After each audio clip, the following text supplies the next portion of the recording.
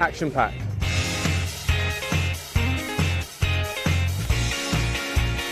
Countrywide.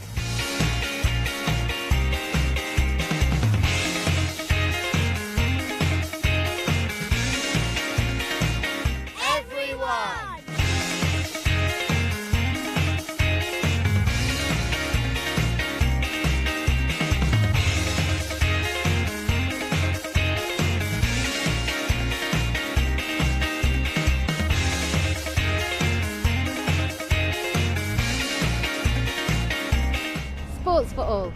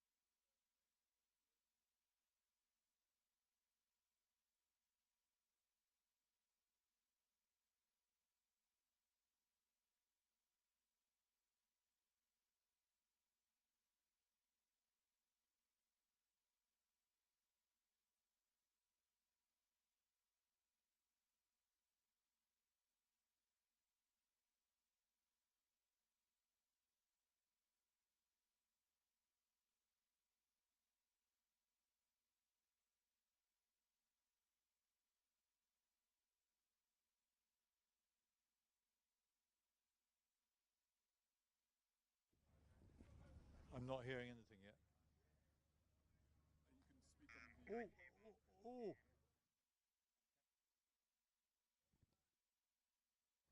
Good morning and welcome to live streaming pointingdc.co.uk, live here from Cornwall. Fantastic, Great Trethew, the East Cornwall Hunt. We've got loads of good racing today, and we start off a really good appetizer. We've got a couple of pony races. The horse is just about to go down to the start, and who knows, a future champion jockey might be taking part. It's happened before. Pony racing, very much a great grounding for jockeys.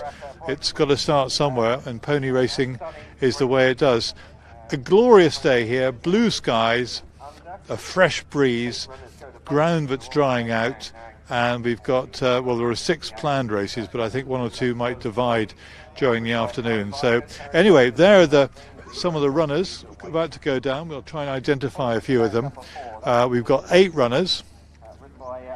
And when we see some of them closer, I'll give you the lowdown. Going down there in the green colours is number 8, Poppet. Is ridden by Nicole Connors, but I'll just give you the runners actually. Brooks Spring is ridden by Summer Yo. Harry Vigers, who's had ridden 5 winners, Harry has. He rides Doe Boy, who was sent up to Friars Hoff up near Kelso the other day to win. Son of Charlie Vigers. Little Galway Girl, Eliza Macpherson, who's daughter of Graham Macpherson. who now has a shared training organisation with Fergal O'Brien. Little Replacement is ridden by Catherine Sprake, daughter of Tim Sprake, who was a top-class jockey until he had a horrible accident. But Catherine Sprake would be worth looking out for. My Steg Ruth is ridden by Myla Coppins. She's had a couple of winners, Myla, and first time she's ridden My Steg Ruth. I hope I pronounce Jack Flash. I can do the last three words okay. Archie Pierce is on board. We've got number 7, Oh My Days, Levi Williams, 11-year-old he is, the jockey, not the horse. And Poppet, ridden by Nicole Connors, who is jointly the eldest rider, 13 years old, Nicole is, along with Myla Coppins, who's also 13 years old. The youngest rider is Summer Yo, who's 10 years old, and they'll go at a fast and furious pace. We'll see. Doughboy is racing in light green with white sleeves. You can see them down there. You see the cars streaming in. And we should get a pretty good view of all the action, especially when the jumping starts. But these ponies were about 2 minutes away for our first race of the day. There's another one coming up at 11:20, 20 past 11, in which we have 5 runners for that. But runners and riders just heading across towards the starting point. I'll try and identify one or two of them, but I'm sure that will happen during the commentary. Brooke Spring is racing in the colours of Luca Morgan, actually, black with pink stars and black sleeves. You can see the orange colours there with the triple diamond, or red with a triple diamond. That's Myla Coppins, who rides My Steg Ruth. What else do we have? We can see those black and white quartered colours, or the navy blue and pink quartered colours actually. That's Little Galway Girl, Eliza Macpherson, 12-year-old she is. She rides Little Galway Girl, who won the other day at the Heathrop point to point.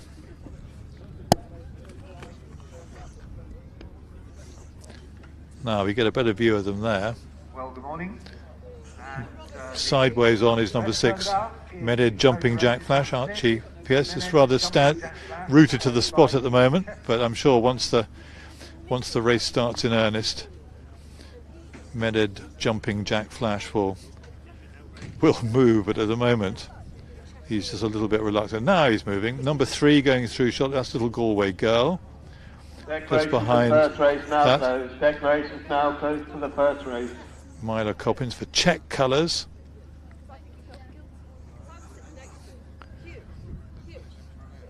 Just going out of shot. Number 2 just going through shot. That's Doughboy Harry Vigers. I'm sure that one will be definitely a player in this first race. As I say, went up to Friars Hoff, just up in Kelso land, to win the other day. And Harry's ridden, I think he's had 5 rides and 5 winners. But this, according to his dad, Charlie Vigers, a little bit more competitive, a competitive race. Number 5 going through shot, we can see in the red colours, that's Myla Coppins on My Steg Ruth. Number 4, that's Little Replacement in the, well, it says navy blue and red diamond. Yeah, maybe it is. Anyway, that's number 4, red cap anyway. Number 7, Oh My Days, Levi Williams, red with a black star. 11-year-old Levi riding that one. So they're circling. Everything seems to be going well at the moment, and I think it's a great way to start the day, isn't it, with a pony race. They become more and more popular, and it's just a fantastic grounding for future jockeys, and the thrill of riding at 12 or 13 years old, to be actually competing like this, it must be an absolute dream, and such a great grounding for future competitors. Either they like it or they don't like it. Most of them are pretty brave riders, and a lot of talented riders as well. Still just being a little bit reluctant to move is Menheniot Jumping Jack Flash, and I do apologise if I'm pronouncing that first word incorrectly. All I can say is I'm doing my best. 7 Oh My Days goes through shot there. That's Levi Williams on board. He's 11 years old. The ages I give you are the rider of the age of the horse, not the of the jockey, not the rider. Oh My Days is in fact a 10-year-old. I can hear that they're nearly ready. The starter is asking the former line, so we will head across for our first commentary of the afternoon. And the flags are up, and we can go across and pick up commentary, and they're off and running. We jump away from the start then for the 138s and under, and it's a little replacement on the inside with a fractional advantage from Little Galway Girl on the outer, with the pink quarters. Following these through is Doughboy. A little bit wider out is Oh My Days, and My Steg Roof follows these through, and Brook Spring and Menheniot Jumping Jack Flash just the back marker. Then as they round the turn at the top end of the course and begin their long run back towards us. So up front, Little Replacement still looks to have got an advantage now, around about 3 or 4 lengths. Little Replacement travels well out in front, very sweetly from Doughboy, who also travels well. Little Galway Girl's back in 3 now. My Steg Roof is 4 on the outside. And following these through is Oh My Days. Poppet's next in behind this, and Menheniot Jumping Jack Flash and Brook Spring, the 2 back markers. So they race inside the final furlong and a half now, and My Steg Roof now is the one that's going to go out and try and catch Little Replacement. It looks to be tiring on the run to the line. My Steg Roof on the outside, then finishing with a good rattle now, and it's just overhauled Little Replacement. My Steg Roof around about by a half length, but Little Replacement comes back for more on the inside. They're clear then of Doughboy. Little Galway Girl is 4. Brook Springs run on well into 5 from Poppets next, and then Oh My Days and Menheniot Jumping Jack Flash will be the final one to finish.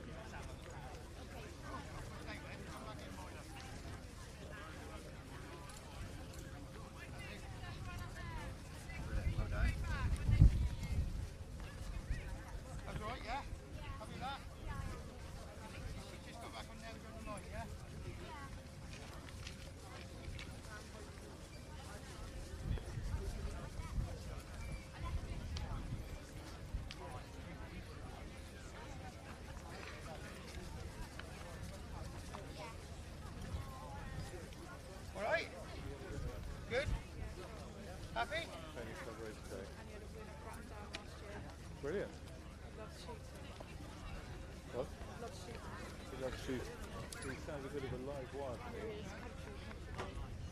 Good, thank you very much.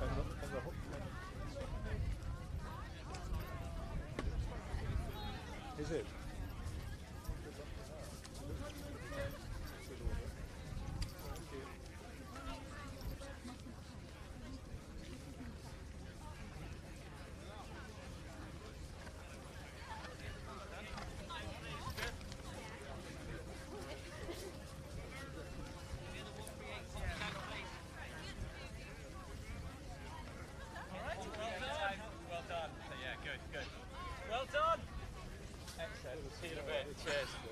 Soft out there.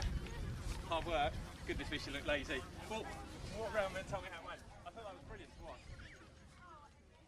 Did you win? Yeah. Sorry? So did you get back up to win again? Yeah. Well done. Because you were headed, weren't you? Yeah. And your dad is Tim? My uncle is Tim Your Strake. uncle is Tim.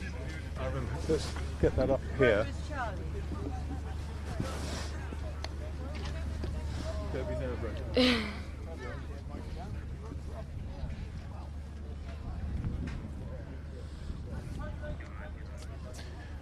Catherine, well done. What a thrilling finish. How exciting was that? Very exciting.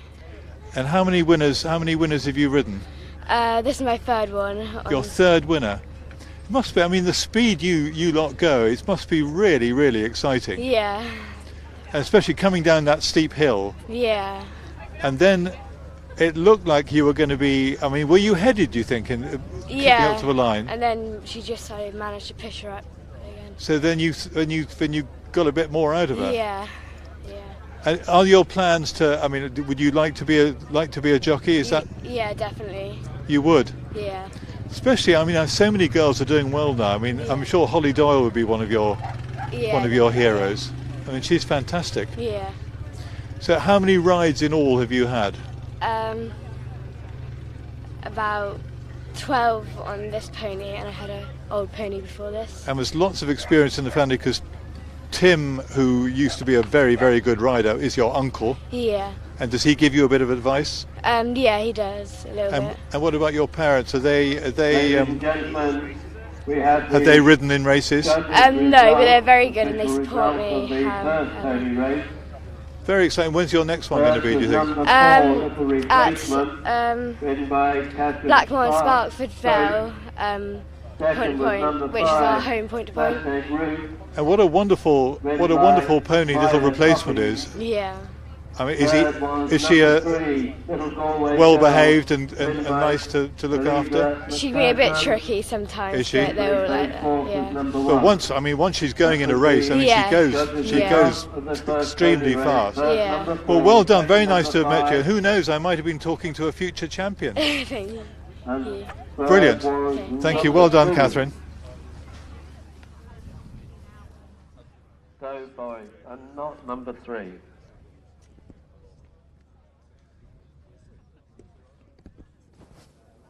What? I had to work quite hard then.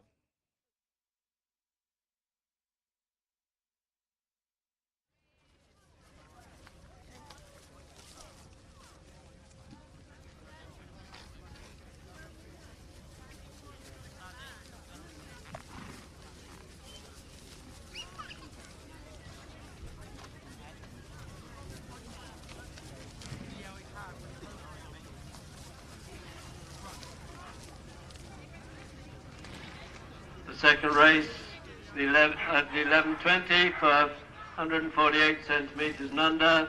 All 5 ponies are running. That's Colonel Mustard, Float Tinaway, My Magic Girl, She's a Lady, and Shotgun Minnie, all running in the second race of the 11:20.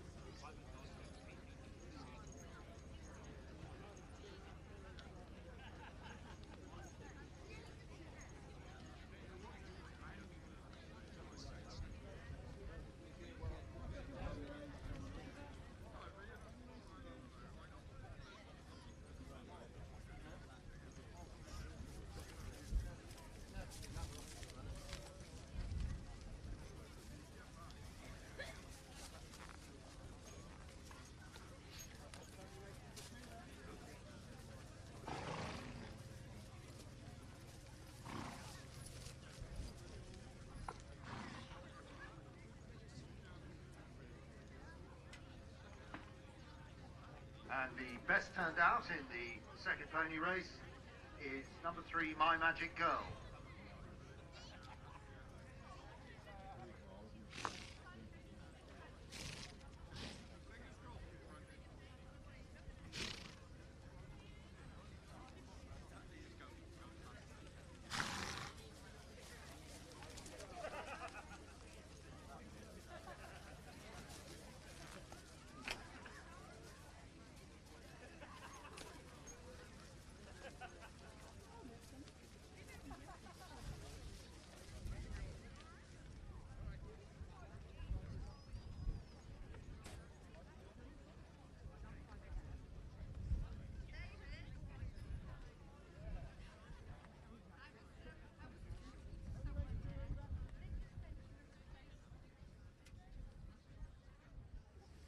So we've got our second pony race coming up quite soon, getting quite a good look at them in the parade ring. The number cloths sometimes are blowing inside out. That's Colonel Mustard.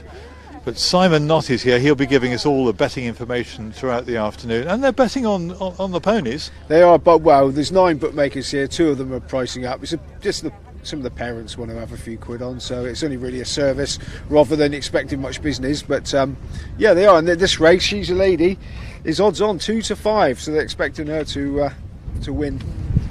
The rest of them down the card: Colonel Mustard 7 to 2, Floating Away 6 to 4, My Magic Girl 5 to 2, She's a Lady 2 to 5, and Shotgun Millie 5 to 1. But like I said, it's a service rather than a business proposition, really. So She's a Lady is a favourite. I think she'd won a race. I've been given a little bit of form. She won a race for Fern O'Brien, daughter of Fergal, who's been riding plenty of winners. Yeah. And Eliza Macpherson. Well, that makes sense, because Eliza Macpherson is the daughter of Graham Macpherson, and Macpherson and O'Brien are now all teamed up, aren't they? Yeah, it could be a good thing. Could be a good thing. Could be the best bet of the day. I've been hearing about 1 or 2 of the jockeys. Billy Broomfield, who rides Shotgun Mini. I don't know whether it's his mother or not, but apparently the jockey is a real sportsman. He likes shooting. He won a Cheltenham pony race on Pony Club race day there, which was pretty good. And we can have a look at some of them. Thank you very much, Simon. Thanks, we'll have Bob. a bit of activity in the market a bit later on. So that's number 3. That's My Magic Girl, led up by Liam Corcoran. You may remember him riding, and his son Rian rides in this one. And it was the best turned out, My Magic Girl. I can't tell you much more. Where's the noseband? We've got a grey, so that's the favourite. That's She's a Lady. Eliza Macpherson is on board, with Graham, her dad, leading up, doing some hard work. I won't say for a change, because he's a hard-working trainer, a hard-working barrister as well. Shotgun Mini is nearest to us. That's Billy Broomfield, who I hear he's a bit of a character, is Billy. He likes everything to do, anything sporting, and good to show a bit of character. Won at Bratton Down last year, Shotgun Mini, and she looks in good form. Billy, who's on board, is 14 years old. Oldest rider here is Megan Ridsdale, who rides number Floating Away. Just on the right of the picture there, that's Megan Ridsdale. The grey is the favourite. She's a Lady. Good to get a good shot of them early on, and then you can identify them when they get down to the start. That's Floating Away in this very compact parade ring just behind us.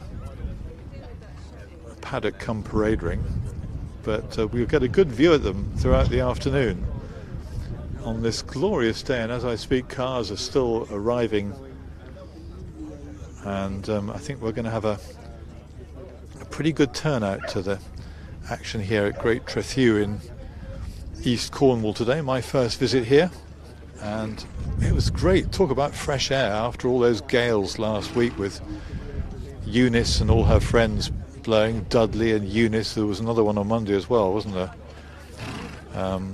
Whose name I can't remember. Began with F. But all those gales have gone now. There's Liam Corcoran with his son Rian on My Magic Girl. So the runners heading down to the start any moment now, and it won't be long before our second pony race is underway. And of course you can follow all the action on pointingdc.co.uk.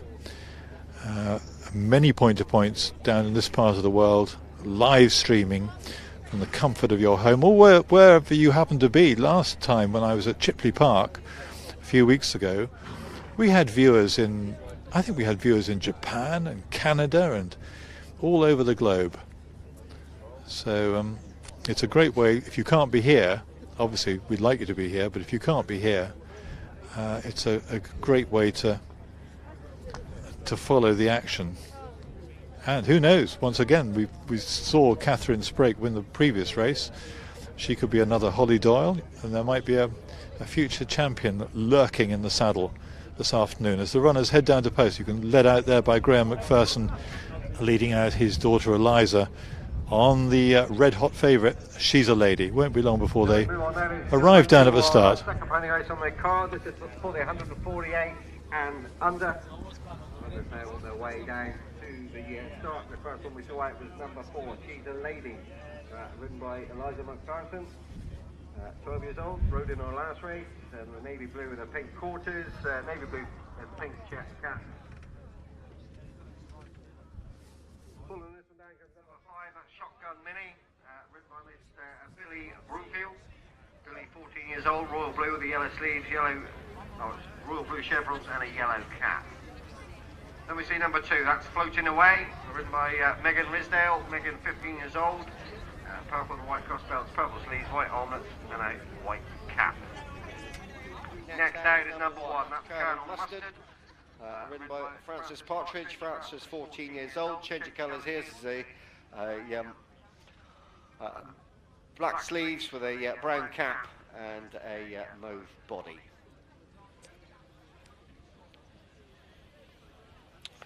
And the final one to go down is number 3, My Magic Girl, ridden by Rian Corcoran. Another change in colours. This is blue with a light blue star, light blue sleeves and a light blue cap. So 5 go to post then for our second pony race, the 148s. They're going to start at the bottom of the home straight, down in the dip, and they're going to race over a circuit in a bit. So they do go past the post, do a full circuit, and then finish. So they're due away at 11:20. So we're on post time now.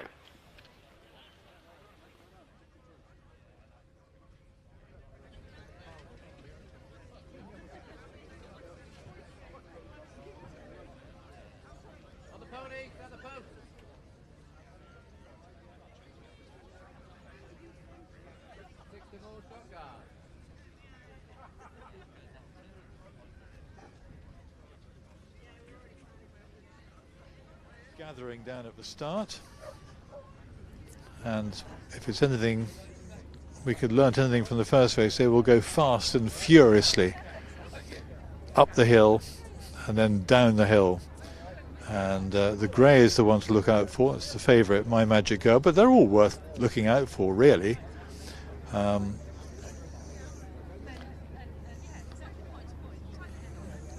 can see the maroon colours. It's the red, it's My Magic Girl.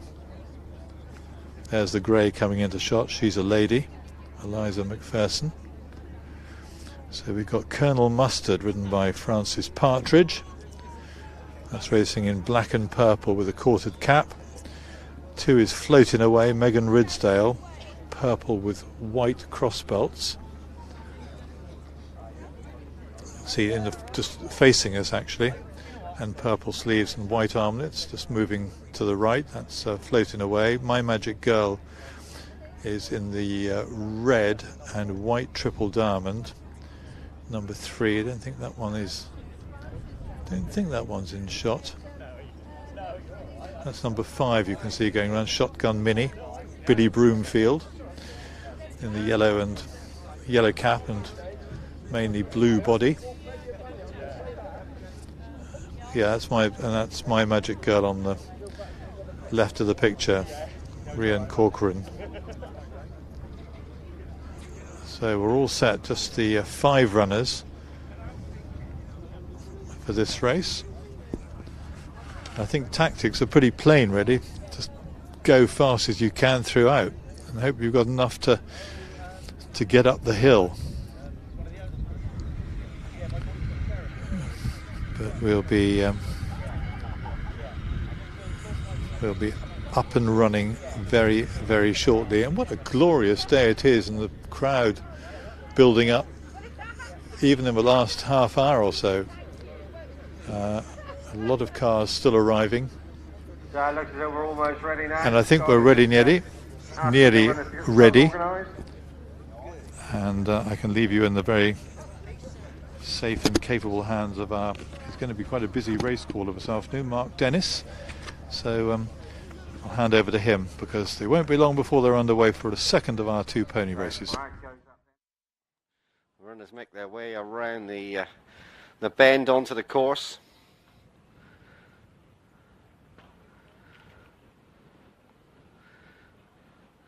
And the flag is down, so they jump away from the start then for this 148s and under, and racing over about a circuit in a little bit. So she's a lady with the advantage. The grey on the inside goes a length or 2 clear, then floating away, who's in his slipstream, and then following these through his Shotgun Mini, and on the outside Colonel Mustard. The one that's struggling in the very early stages to go with the pace is My Magic Girl, around about 12-15 lengths off of the leader at the moment, but is reducing that deficit as they take the turn then at the top end of the course, disappear and reappear from behind the marquee, and now begin their run through the back straight. So she's a lady. We're floating away now, only a half length down in second. Shotgun Mini around about 2 lengths off of these 2, and another 2 lengths to My Magic Girl. We've must have lost one on the bend up there. I can't see Colonel Mustard anywhere, so quite what happened to him I don't know. And he's been dismounted, or he may have parted company, but he's over at the far side. But they race up the far side then, and she's a lady and floating away now. These two pretty much matching strides, and Shotgun Mini around about 3 lengths off of them, and hard ridden now Shotgun Mini. My Magic Girl continues, but around about a dozen lengths off the 2 leaders then, as they prepare now to leave the back straight and take the turn at the top end of the course. She's a lady then with the advantage, a fractional advantage, under Eliza Macpherson from Megan Risdale on Floating Away, as they reappear then at the top of the home straight, and a long run back towards us. Then She's a Lady, Floating Away, Shotgun Mini, and they are well clear of My Magic Girl, who's not reducing the deficit at the moment. So She's a Lady, the grey, with the advantage, led pretty much from flagfall, and has got Floating Away, breathing down the neck. Shotgun Mini now is improving on the outside under Billy Broomfield. But She's a Lady, Eliza Macpherson, all out in front. Shotgun Mini now goes into second in hot pursuit of the leader, but she's still around about 3 or 4 lengths clear as they climb up the hill then to the winning line. She's a Lady, not headed at all in this contest, and is pushed out to the line really stylishly by Eliza Macpherson from Floating Away, and then Shotgun Mini will look back, and My Magic Girl is going to be ridden to the line and pushed out well to the line by Rian Corcoran. So well done to them all.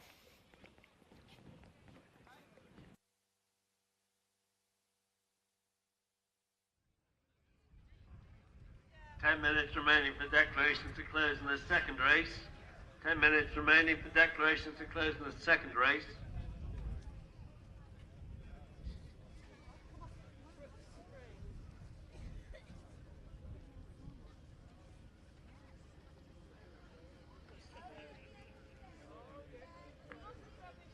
Will the winners of the first pony race, that's ponies are number 4, 5 and 2.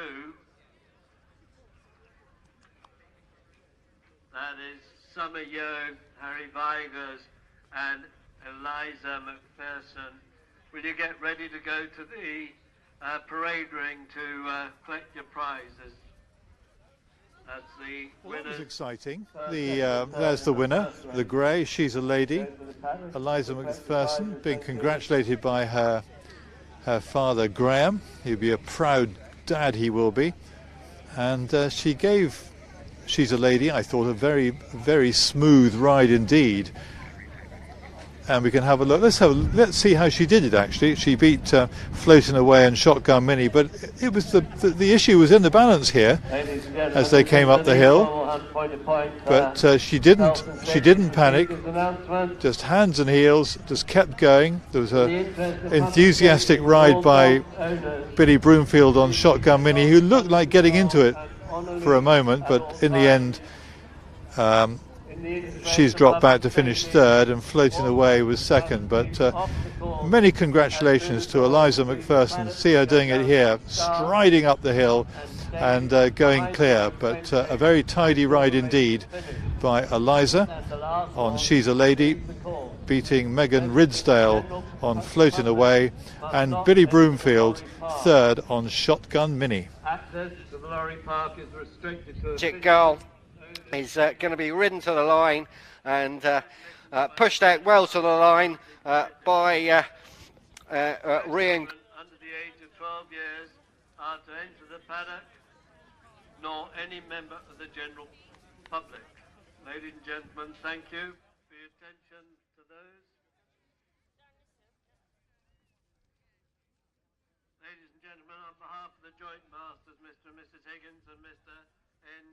Stansmore, we'd like to welcome you here to Great Trethew today for their annual East Cornwall Hunt point-to-point meeting. We have an excellent race card of 6 races and 2 pony races which have just been completed, and the main racing starts at 12 noon. We would like to once again thank Mr. and Mrs. Gilbard for their kind permission for the hunt to use their land for the course. We're also indebted to our sponsors who generously cover their prizes, souvenirs for the races and winners. There is the winner, just to show that the winning trainer can text and lead up at the same time. Your father, we've just seen him on shot, Graham Macpherson, and Eliza, well done, that's brilliant. Thank you. How did it go? It was a very, very smooth ride. She went really well. She stayed at the front for a good majority of it. I was quite happy, yeah. She was favourite, I hear, so that's extra responsibility for you. that. And she'd won for Fern, hadn't she? Fern She'd O'Brien. won for Fern a lot, yeah. So she seems, I mean, is she a nice pony to ride? Obviously she is. She's an amazing pony to ride, yeah. She's amazing, yeah. Interesting race course to ride at here, because you've got a long climb up the hill, and then you come shooting down, and then you've got an uphill finish as well. Yeah, it's quite hard. Did your father give you tactics? My dad was just saying, hold on, and then let go at the very last minute. And how many winners have you ridden? I think this is my 7th. Oh, it's low. So many you've lost count. No, it's just I have a 12 too, so he's quite good, yeah. And you're quite tall. I mean, would you like to be a jockey one day? I'd like to be a jump jockey, yes. You would be a jump jockey? Yes, please. Well, it's great. I mean, there are lots of girls riding both on the flat and over jumps these days, so it's fantastic. I mean, Rachel Blackmore's been a fantastic advertisement to racing in Ireland, hasn't she, with all those Cheltenham winners? Is there anyone you particularly sort of admire and follow closely? Lily Pinchin, she's an amazing jockey. Lily Pinchin has ridden a lot for your stable. Yeah, she did. She's a very good rider indeed. She's had amazing. quite a quiet year, but you've just got to keep on going on, haven't you? Yeah. Well, well done, fantastic. We'll keep a very close lookout for you for the future. Well done, Eliza. Thank you. Thank you.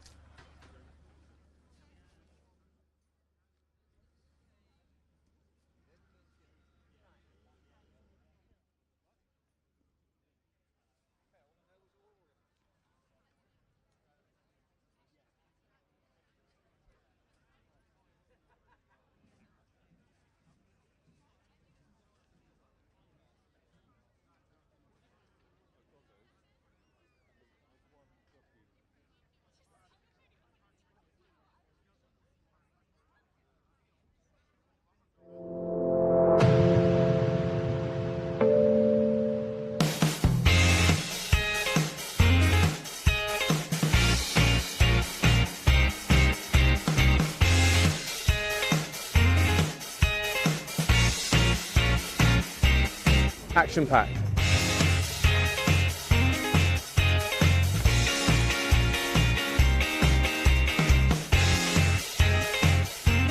Countrywide.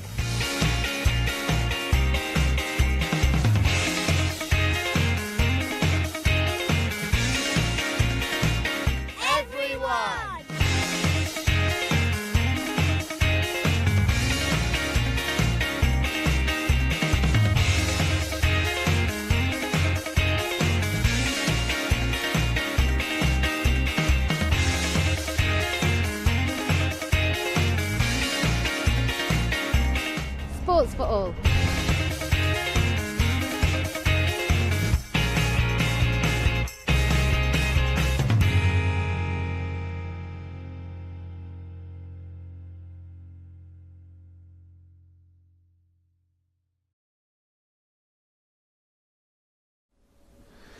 So now you're a trainer under rules, and you and your husband Ed are a business partnership as well as husband and wife. How easy is that?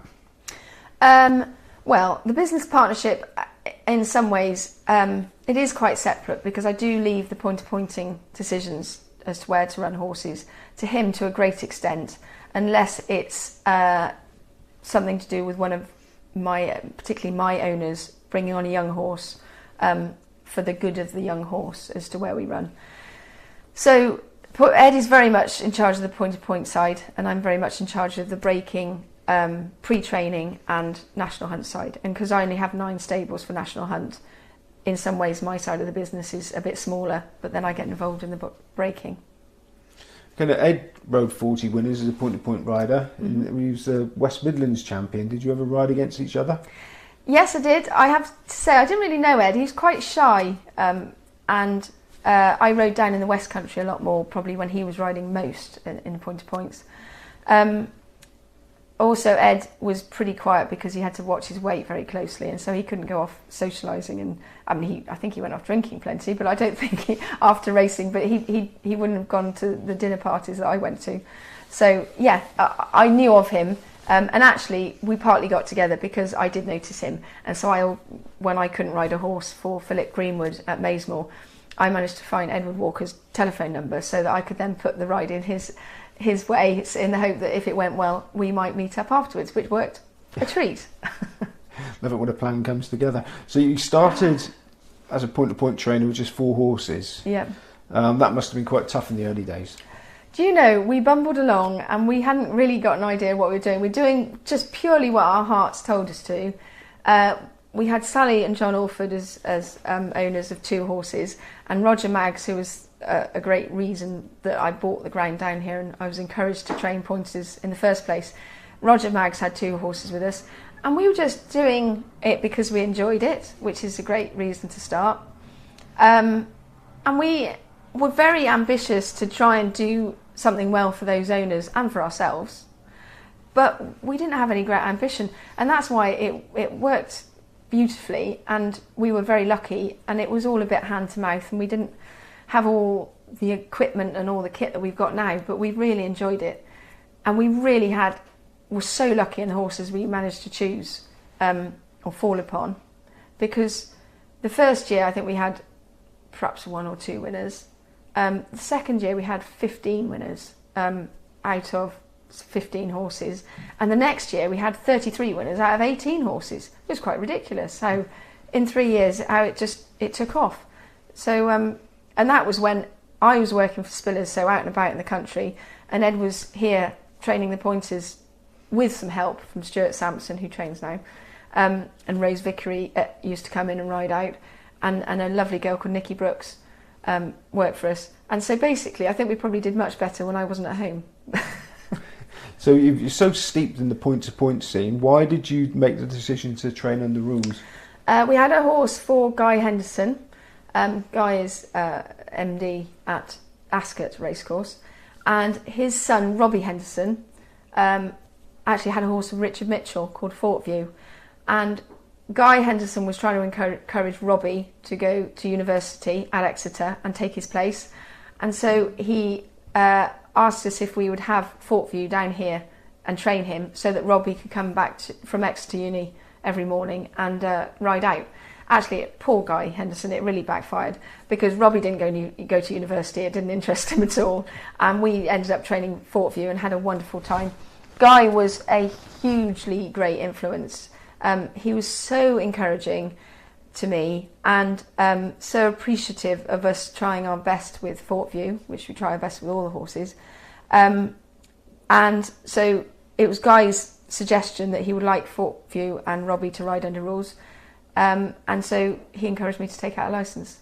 So that's what I did. Are there any particularly different challenges training under rules than point-to-pointers? More so in recent years, the horses in races go faster and faster, and it's more difficult to give horses that nice introduction. You have to get them stinging fit, and they have to be able to jump out the start gate and go like hell. And if you don't train them to do that, they won't see which way they went, which does happen with our horses. I think the reason it happens with our horses is we get optimistic about the horses we've got, and we think that if you ride the nice race on them where you jump out and go sensibly, not too quick early on, they see their races out well, but they're probably not good enough horses, some of them. So it is a challenge that you've got to gallop them a bit more because they have got to be going much nearer their maximum speed from the flagfall. Okay, now just for the layman, and that includes me, Ed trains the pointers, you train the horses and the rules.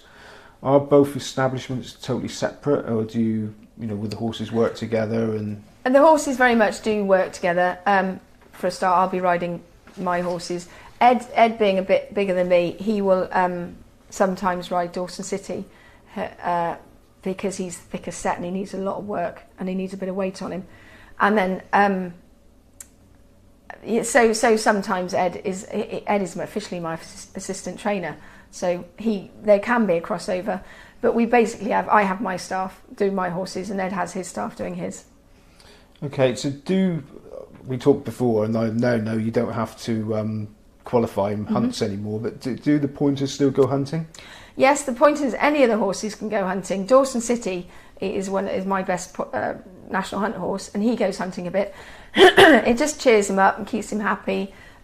He travels better in a race if he's been hunting within a week or 10 days before he runs. The point-to-point horses go hunting for help their education. They go in a lorry, go and stand on the lorry for a bit before the meet. They might be out there for 3 or 4 hours. I never hunt a racehorse for too long because I think you can. You're trying to get them really fit. You don't want to take off any meat. If you're out on them for a long time, they can lose weight, and you don't want them too lean. Not that our horses would ever be accused of being too lean, but yeah. All of our horses can potentially go hunting, and we hunt them for education or to cheer them up.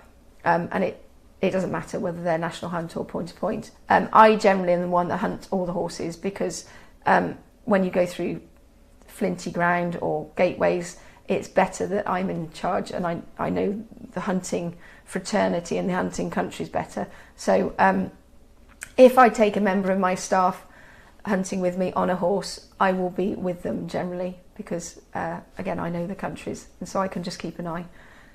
Okay, so another part of the business is breaking horses, which basically taking a wild animal and taming it. Is that what it is? It is. It depends how. If the horses have been well handled as foals and yearlings and 2-year-olds, they're not very difficult to do at all. Some people, one of my very best owners has been Ross Oliver, and he would be greatly developed his opinion that horses should be competitive, naturally competitive.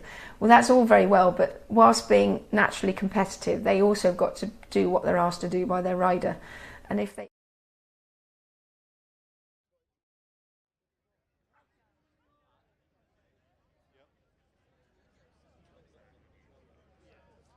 Well, the action's going to start quite soon, but there's going to be some quite frantic, well, I don't know if it's frantic activity in the betting ring on my left here, but Simon Knott is the king of the betting, and we can hear a bit from him now talking to Dave Phillips, bookmaker.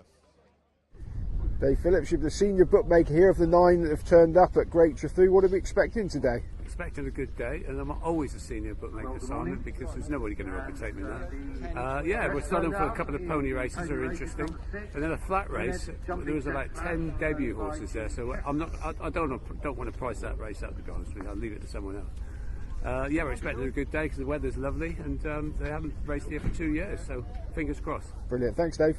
Thank you.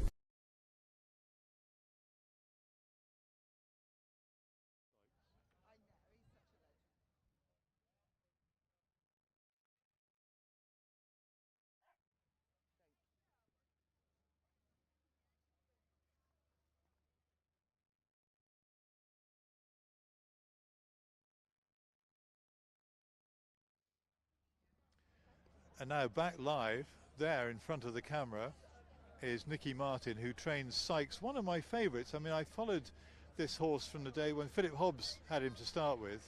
Yep. And then you've had great success with him as well. Well, he won his very first race here. Did he? He won his maiden here 8 years ago. Because how old is he now? 13, so it probably was 8 years ago. He's one of those ageless horses, isn't he? I know. Has he still got the same enthusiasm he's always had? His legs are a bit tireder, but his brain thinks he's 4.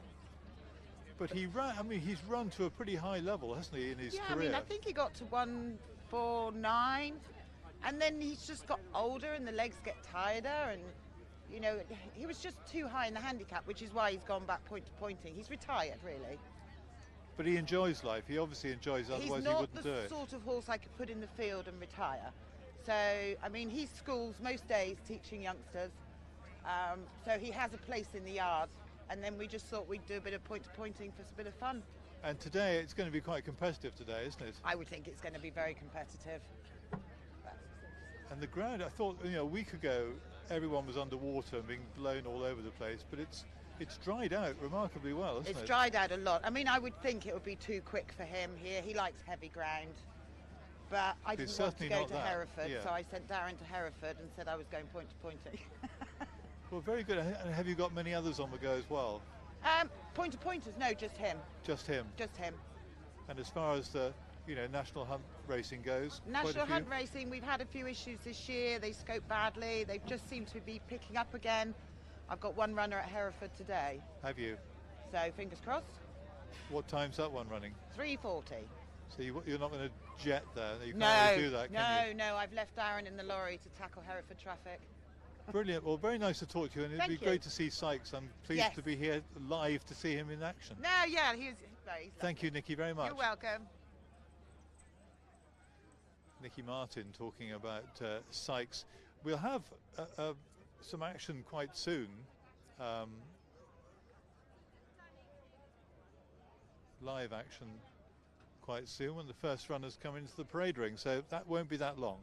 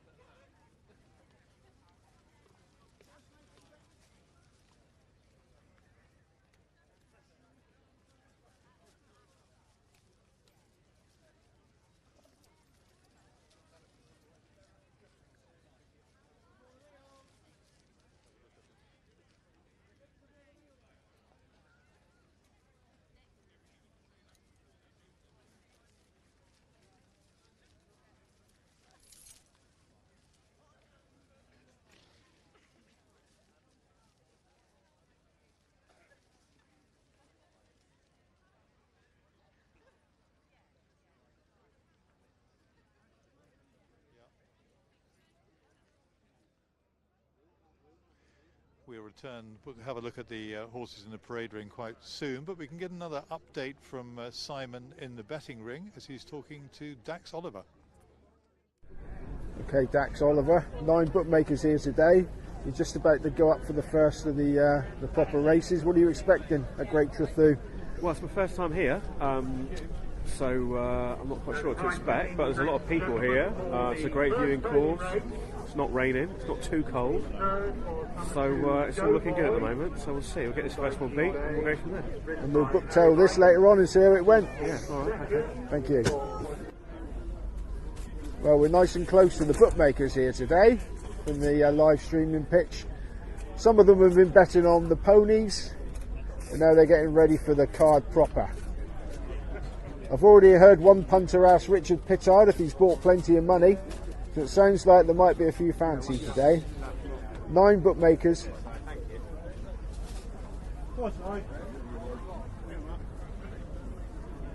All studying the form, or is he looking at something else? Who knows?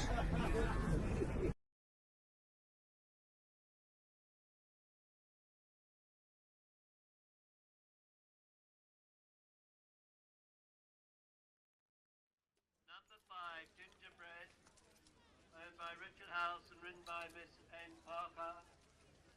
Number 6, Honeymoon Period, owned by Kieran John and Miss Danielle Keneally and ridden by Charlie Sprigg. Number 7, In Excel, owned by Mrs. J. McCullough and ridden by M. McIntyre. Over the page we go to number 10. Yep. Paul the Gin, owned by Sykes. 30 and ridden by G. Andrews. So let's have a look at some of these in the parade ring. We've got this flat race coming up now. We've got 9 runners.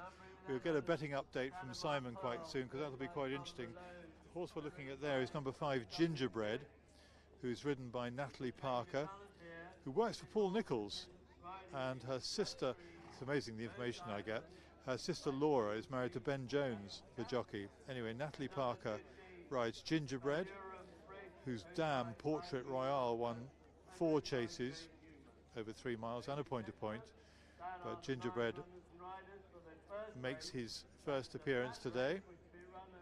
That's number 3, Freddie Fleetfoot, we can see there. Lucy Major rides, 4-year-old, and Freddie Fleetfoot's dam Erdisland won a couple of races in hurdles.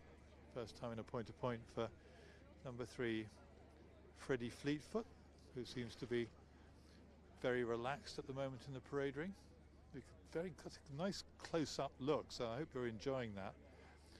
Nearest to us there is so near, I can't even see what number it is. That was Honeymoon Period, just walking away from us. Charlie Sprake rides her. She's a 4-year-old filly by Linda's lad out of Multiview, who finished second in a 2-mile 5-furlong hurdle. Hasn't raced in point-to-points or under rules. That's Honeymoon Period. So very early stages of her career, and a good starting point on the day when the ground, I think, probably has dried out quite a lot. It might just be on the dead side, which it often is at this time of year. You very rarely get, well, you often get very soft ground, but you don't get it riding quick really at this time of year. I think Simon's going to step in any moment if he's got some betting news. That's number 3 we can have a look at. It's Freddie Fleetfoot. We'll look at a few more, and Simon has arrived back at the microphone. Give us some clues, Simon, betting-wise, please. Hello, Bob. Well, it seems like it's going to be quite interesting, because I was talking to bookmaker Richard Pittard before racing, and a punter came up and asked if he brought plenty of money, and he's a well-known, quite big punter. Oh, one just playing up behind us is First King of France. Sorry, carry on. Yeah, and they've just waded into Talimar Pearl here. It was 6-4. Punter's gone in and asked for 600-4. He's got some of it, I think, and they've gone around and backed it elsewhere, so that's now odds on. Tom Malone trained and I believe owned.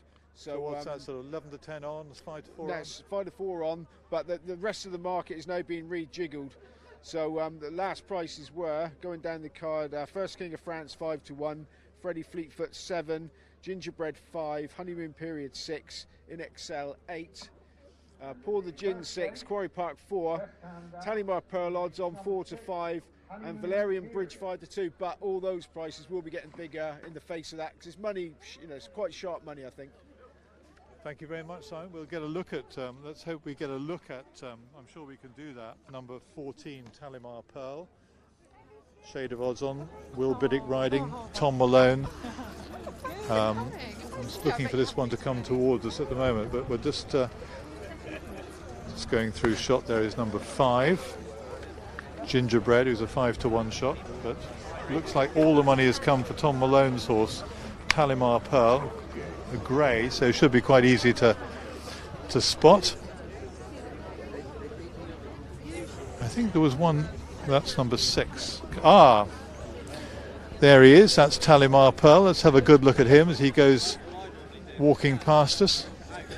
Relaxed, he looks, it's his first unraced in point-to-points, hasn't run under rules, so it's completely a guessing game. Tom Malone, though, has a mighty reputation as, well, he's done extremely well as a bloodstock agent over the years, has got some really many stars.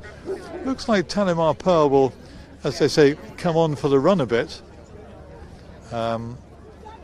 Jockeys are in the parade ring. Will Biddick, top man, is on board, so it's a good team.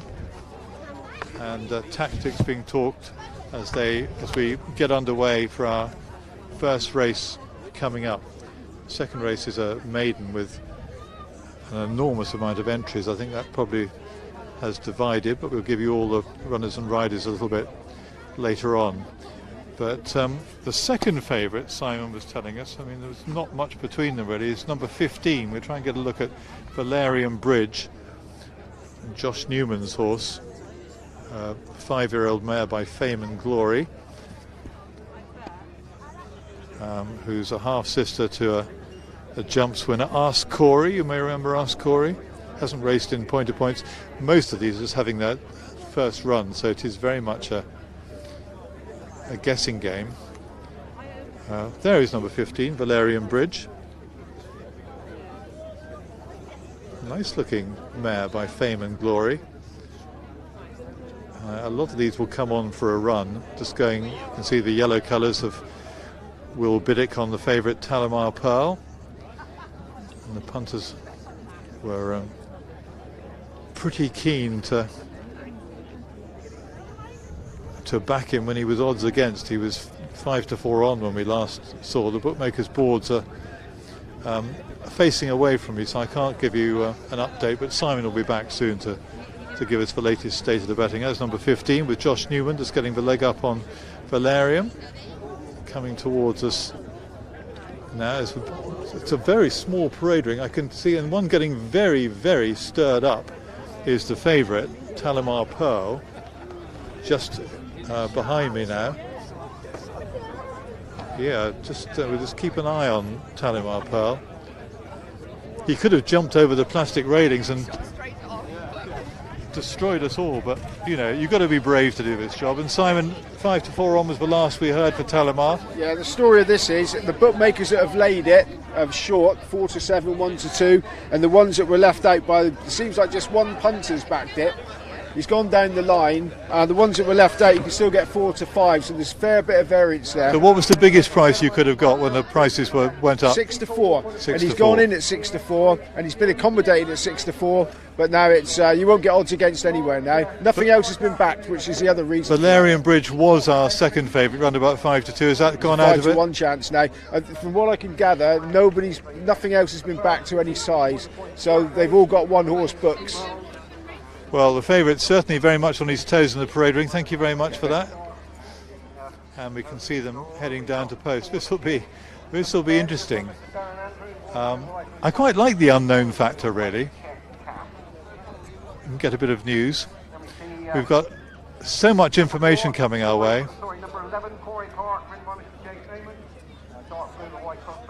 Donna Harris is here today, which is very nice to see. You can just step. Any thought as well watching the horses going down, Donna? I know that you follow. This is very much a learning race, isn't it? This is, but this is a lovely track for maiden horses. Attracted really good entries. I do like Tom Malone's Talimar Pearl, although I did. He was getting pretty worked up in the parade ring, wasn't he? But he didn't look. He looks to be carrying a little bit of weight. I'm not, body weight. Not as lean as some of the others. Maybe he'll. I didn't want to say that he'd come on. He will come on for the run because he looked to be. you know, he wasn't sort of 100% there. No, but Tom Malone's, you can't disregard any of Tom Malone's entries. He's a shrewd buyer of young horses. I do like Paul the Jim. The dam was placed twice at Great Trethew here in 2015. Gingerbread for the Laura Jones team with Natalie Parker on board. They'll have that horse fit. She works for Paul Nichols, is that right? She does, yeah. And Gingerbread's out of a winning chaser that Philip Hobbs had. There's a couple of Jill Dennis's, I think, in this that should go well. But my money would be Honeymoon Period. I like Charlie Sprake, and it's got a mare's weight allowance as well. So. So it's a watching brief, really, isn't it? It'll be an exciting race. I just hope they get home up that steep hill at the end. They run a steady race and do a good job. We'll see them all come back. You don't want to hit the front too soon and have no gas left to get up the hill. Exactly, but it should be an exciting day. It will be, Donna. And we will be speaking to you during the afternoon, I hope. Chat to you later, and I hope that I've managed to tip a few winners in my preview. Well, but, even if you haven't, it's always a joy. 120 odd horses. How do you do it? Well, that's your job, you see. Thank you. Thank you very much. That's Donna Harris giving us the lowdown. One of the ones she mentioned, Gingerbread, she quite liked the look of.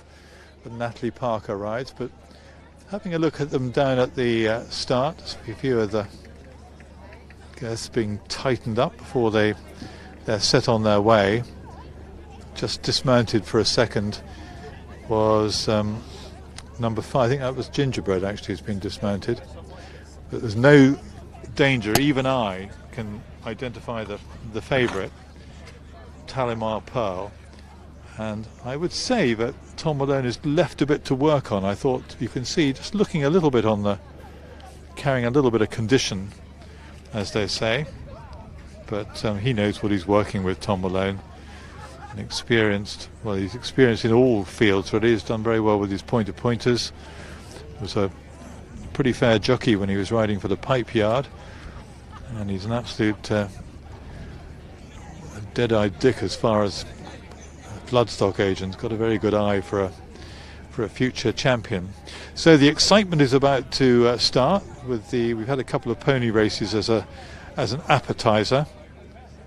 The sort of grapefruit segments of the day, and now we come to just not quite the main course yet, but they're almost ready, and Mark Dennis is our commentator, so I'll leave you with him as they prepare on their journey here for this flat race.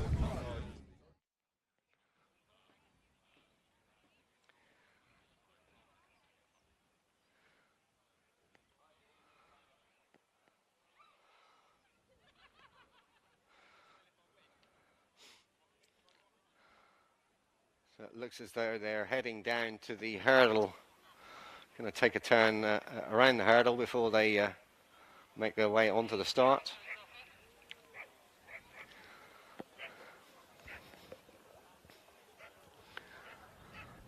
So they make their way to the line now. Under orders then, flag is now down, so they drop the flag and they're away. So they jump away from the start then for this first race of the afternoon here at Great Trethew. The East Cornwall meeting, and Honeymoon Period was the one that jumped away. Had a length clear then.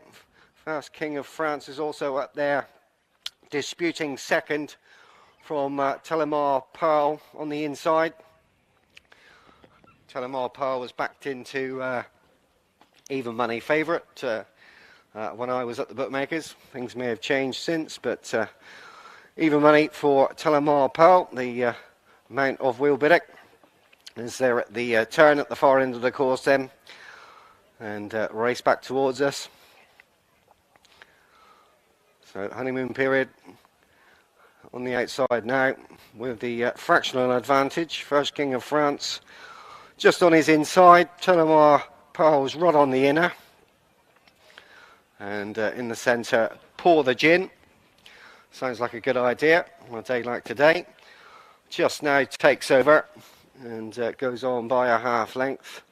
Talimar Pearl on the inside, the grey with the green colours. Following these through is Gingerbread, then Quarry Park is on that one's outside, and then the back rank is In Excel, and Freddie Fleetfoot is just the back marker then. as they race up past us, and a circuit ahead of them to race, by my calculations anyway.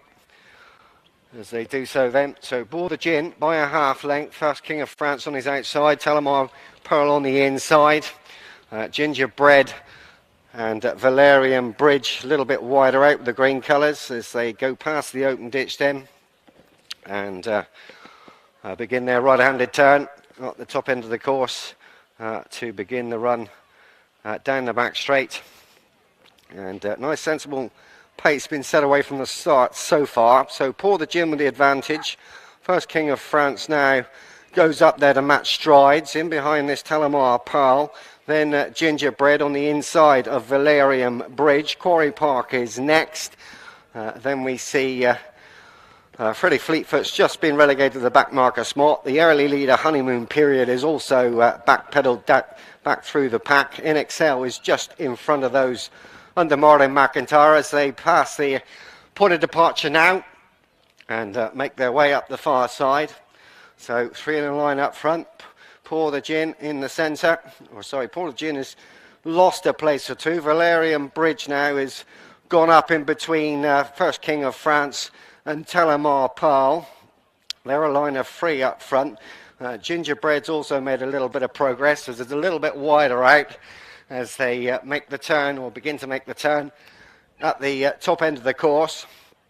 And as they do so, it's Valerian Bridge with the advantage now under Josh Newman as they begin their long run back down over the hill and back towards us then.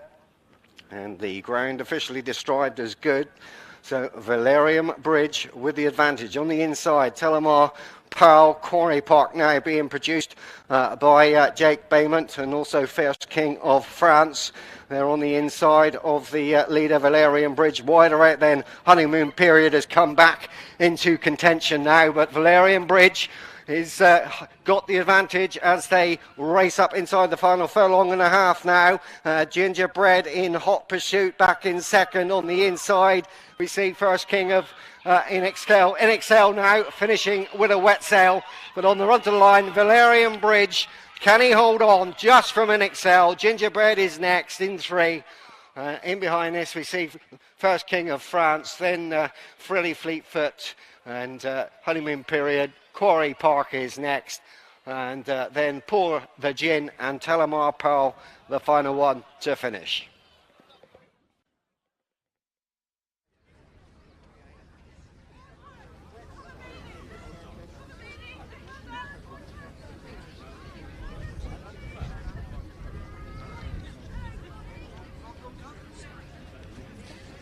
So Valerian Bridge is the winner of the flat race. You can see plenty of racegoers walking away. The favourite was very disappointing, but I'm not that surprised really, because he looked as he was carrying plenty of condition, I thought, in the parade ring, and that's very much how he ran. He was prominent early on, but that's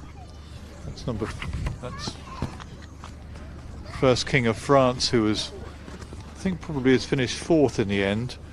The ones in the places, Gingerbread and In Excel. I think In Excel might have finished 2nd. Let's wait for the full result to be called.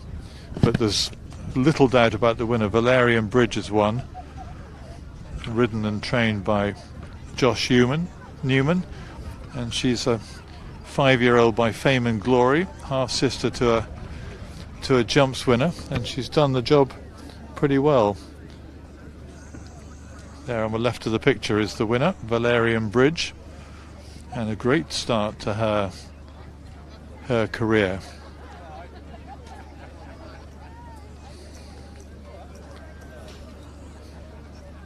Nice looking mare as well, she is, and she looked pretty fit,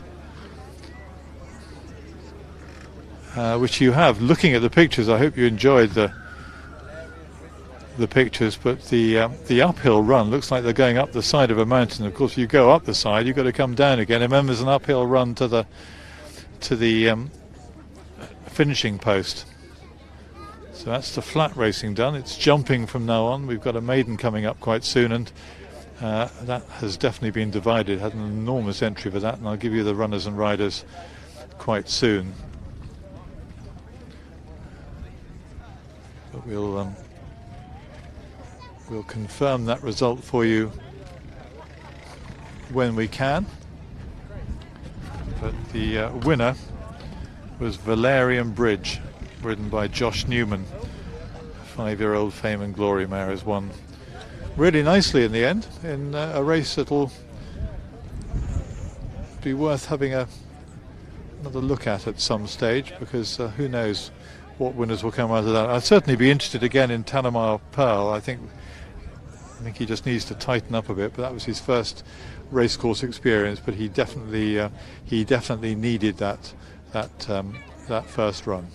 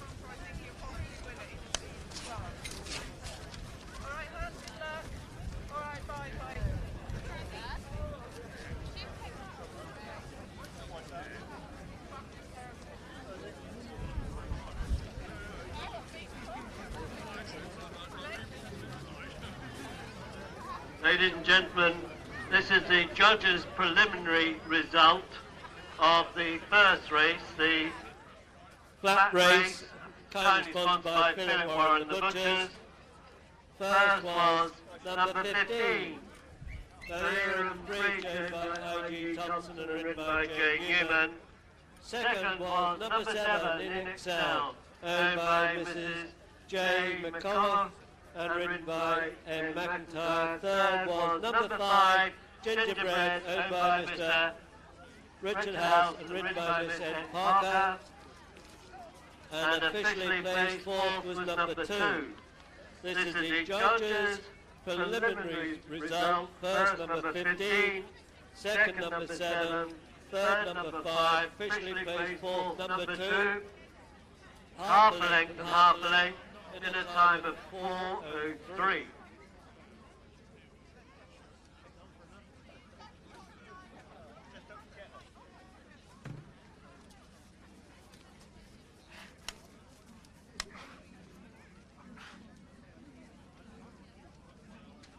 Ladies and gentlemen, we move on to the second race, the Open Maiden Race, kindly sponsored by Messrs. Dorr, Hawkins, Dodd and Briddis and their chartered accountants from Callington. This race has been divided into 2 divisions with 14 runners and riders in each division. So Division 1, the numbers will be as follows: 2, 5, 8, 10, over the page, 11, 15, 17, 18, 22, 23, and over the page, 24, 29, 32, and 36. The runners and riders are as follows. Number 2, Arctic Poet, owned by Mrs. C.J. Dunn and ridden by Kay Kirby. This horse has a tongue strap. Number 5, Barbarian, owned by R.J. Buckler and ridden by D. Edwards.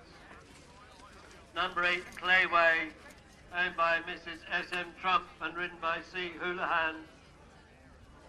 Number 10, Cockspur Bala, owned by the Little Locksbrook Friends and ridden by N. Rahman. Over the page, number 11, Doc McCoy, owned by Mark Booth and ridden by C. Straight. Number 15, Full Spess, owned by Mrs. Maria Lewis, David Lewis and Mrs. B. Blake and ridden by Miss Heidi Lewis. Number 10, Get On Ron, owned by Mrs. J. McCullough and ridden by M. McIntyre. Number 19, Hallowed Rose, owned by Emmy Tucker and ridden by D. Andrews. Number 22, Lady Valkyrie, owned by the Richard King and the Audition Partnership and ridden by Miss C. Emsley. Number 23, Little Peachy, owned by Miss J. Duplessis and ridden by Miss A. Benalik. Over the page. Number 24, Looking for Larry, owned by Mrs. Jill Dennis and ridden by J. Bamont. Number 29, No Risk with Lou, owned by Mrs. Kaylee Woolacott and ridden by J. Newman. Number 32, Quinton's Man, owned by Mr. J. Hearn D. Willis and ridden by T. Dixon. And number 36, Tara Lee, owned by Mr. and Mrs. Robert Fudd and ridden by Miss E. Herbison. They've weighed in on the first race. Let's just tidy up the result of our first race. First home was number 15, Valerian Bridge, ridden by Josh Newman, beating number 7, In Excel, Fly McIntyre, who was second. And third was number 5, Gingerbread, Natalie Parker. So Valerian Bridge, our first winner of the day. And we've got 2 divisions of the maiden coming up. We'll give you all the latest betting soon for that one. Again, we're a little bit in the dark. There's not an awful lot of form to go on, so the betting's going to be quite important for our second race. That's coming up next, our second race, and there'll be another division later on of the maiden as well.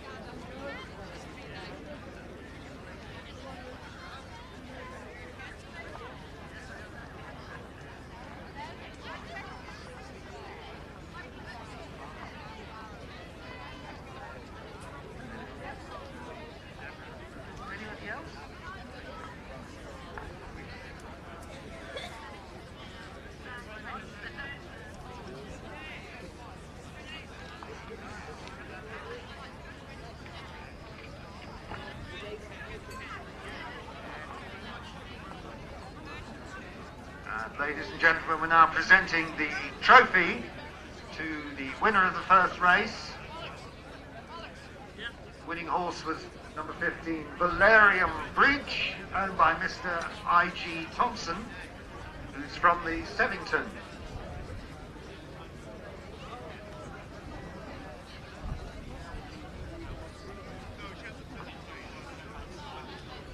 And the winning jockey was J.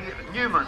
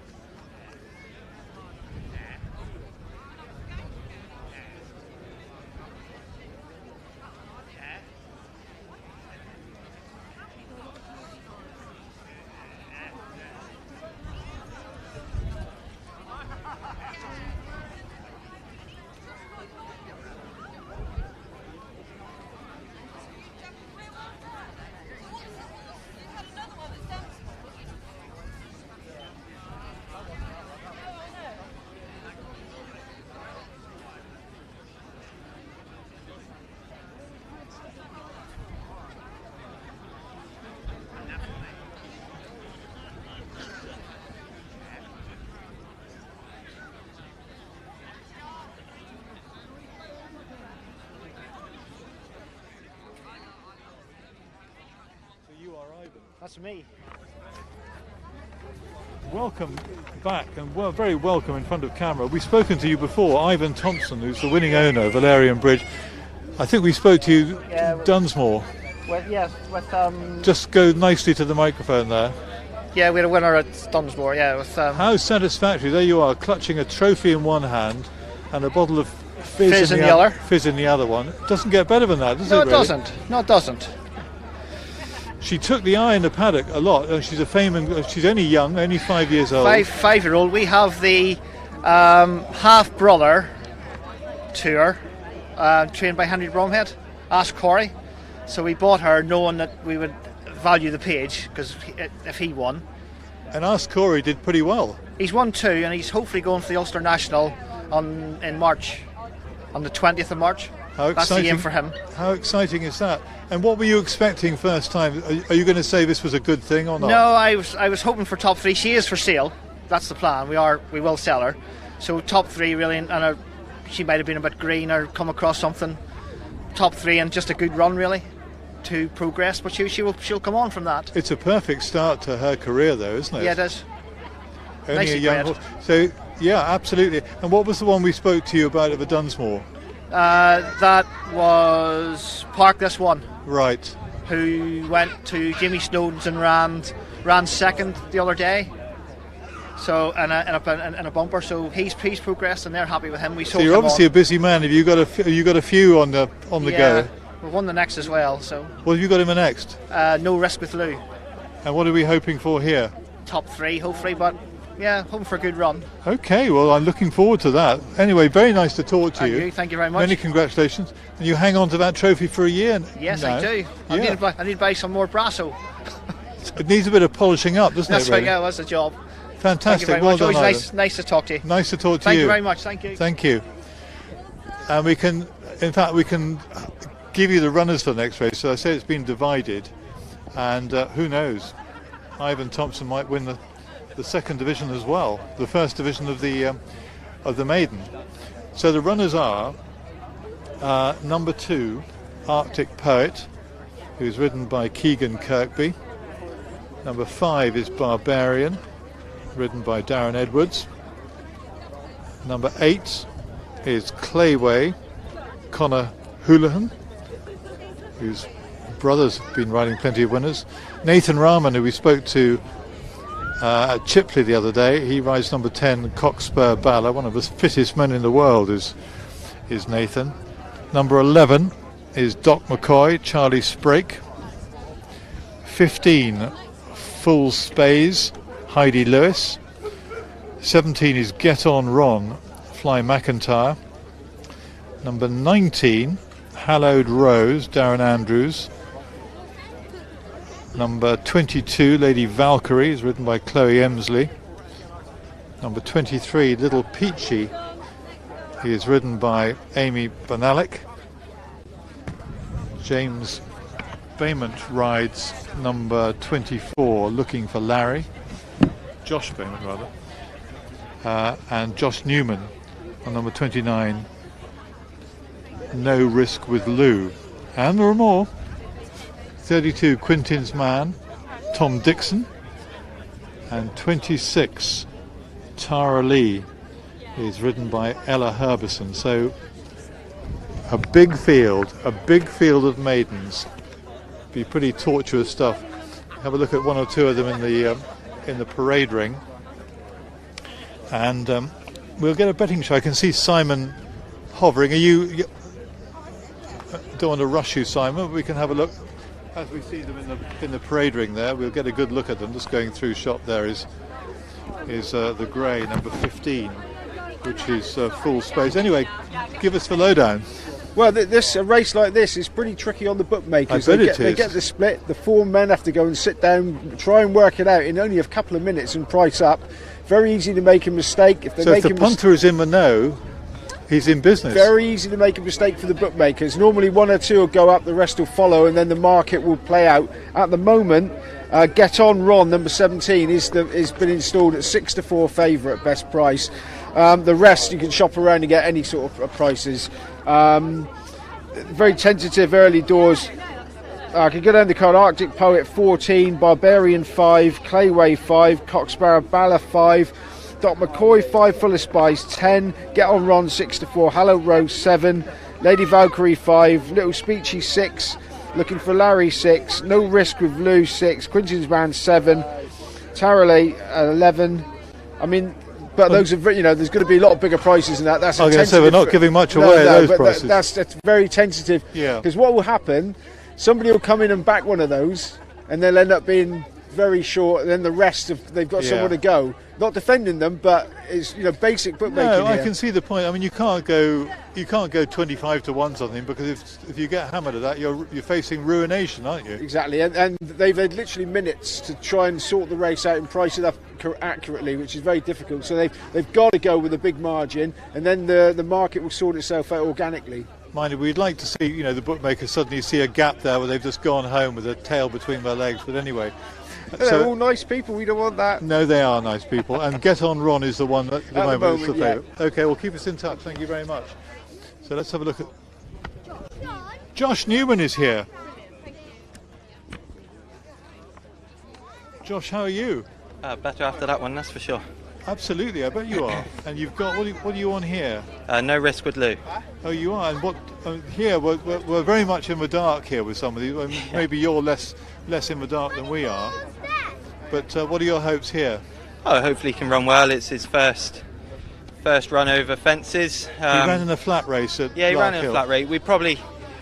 He'd had a slight setback and we probably went slightly too soon, but there wasn't much coming up after there, and we thought, well, it'll benefit with the experience, and it would probably been after Christmas that he would have ran for a bumper then. So it was a long time afterwards, so we just sort of went with it. Absolutely. And have you got a busy afternoon ahead? Have you got anything in the second division or anything later on? Yeah, one in second division, possibly one in the older maiden and an open. But has it been a good season for you so far? Can always be better. It's always good, yeah. It can always be better, but no, good, fine on the whole, yeah. And it's great. I mean, here the ground is just on the dead side of. Yeah, slightly. Yeah, probably more in the 2.5 start area. But the rest is compared to what the weather's been. It's nice to have a bit of a dry spell again, just to get it to sort of quicken up a little bit. And what sort of course is this to ride? Because you've got the sort of climbing up the side of a mountain, and you've got to come down the other side. It's all right. You just have to. You have to remember the bends. You can't ride it too quick because you overshoot them, and just make sure your horse is balanced. Well, anyway, very nice to talk to you. Perfect. Good luck in the next, and well done. Thank you very much. Josh Newman joining us, and let's go back rather than seeing my ugly mug. We can have a look at some of them in the parade ring. There is, what have we got there? Number 23 coming towards us there. No, 19. That's Hallowed Rose. Darren Andrews rides Hallowed Rose, and when Simon gave us a betting show, it was round about a 7-1 shot, but I think that is quite sort of a flexible sort of price. Finished 10th to 13 in a Larkhill flat race. Simon is back with an update. What's been going on? Well, I was just walking along asking the bookmakers what happened. They told me absolutely nothing. Then all of a sudden there's a punter come right down the line having £100 on 11, Doc McCoy. £100 11, £100 11, £100 11, not even waiting for his ticket. Of course, the further he's got down, the more the other bookmakers have been alerted he was getting cut. But he was on at 6-1. So 9 bookmakers, he's probably tried to have £1,000 on in total at 11 on Doc McCoy. He's got most of it, but now it's going to be. So what was the best price they got? It was 6-1. He was going down the line taking the 6-1, asking for £100, which is reasonable. He was getting it some places, he was getting halved in others, but and now, that's the one. And the latest price you gave just now? Sorry? What price is he now? I've no idea what he is now. It's just off. Oh yeah, okay. Absolutely. So I'll come back with that. But that was thank you very action. much, Simon. That's interesting. So we'll have a look at number 11, Doc McCoy, who it's quite interesting. I love it when you have a bit of a gamble here. Jockeys are about to get mounted. I'll give you the best turned out. It's number 15's Fool's Spays is the best turned out. Was trained briefly by Warren Greatrex actually. full space. So Doc McCoy is the one for money. Charlie Sprake rides Doc McCoy. There he is, 4-year-old by Getaway, just behind members of the owners. It's pretty busy in there, isn't it? It's a small parade ring, but we'll get a better look at Doc McCoy in a moment as Charlie Sprake gets on board, unraced in point of points and under rules, so we don't know too much about him. 4-year-old Chestnut Gelding by Getaway, out of an Irish mare called Salvatrice, and I can't tell you much more really. Doc McCoy, but interestingly, with this going down the line and backing them all. Anyway, the runner's about to go down to the start. Where did you think I put it? You haven't got a stand over there.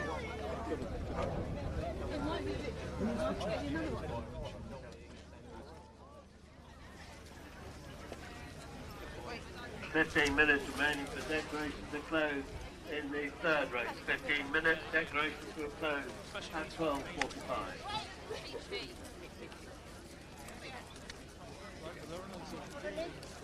Get a nice close-up of some of them. That's number 2, Arctic Poet, about to go down. Brown with orange epaulets. Keegan Kirkby. Not particularly, a lot of more letters than numbers really. Pulled up and fell were the last two for this one. Fell at Buckfast Lee when last seen in action, was a 33-1 outsider.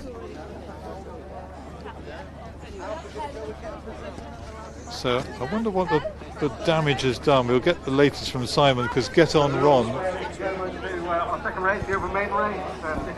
was priced up as favourite, but Doc McCoy is the one they seem to like.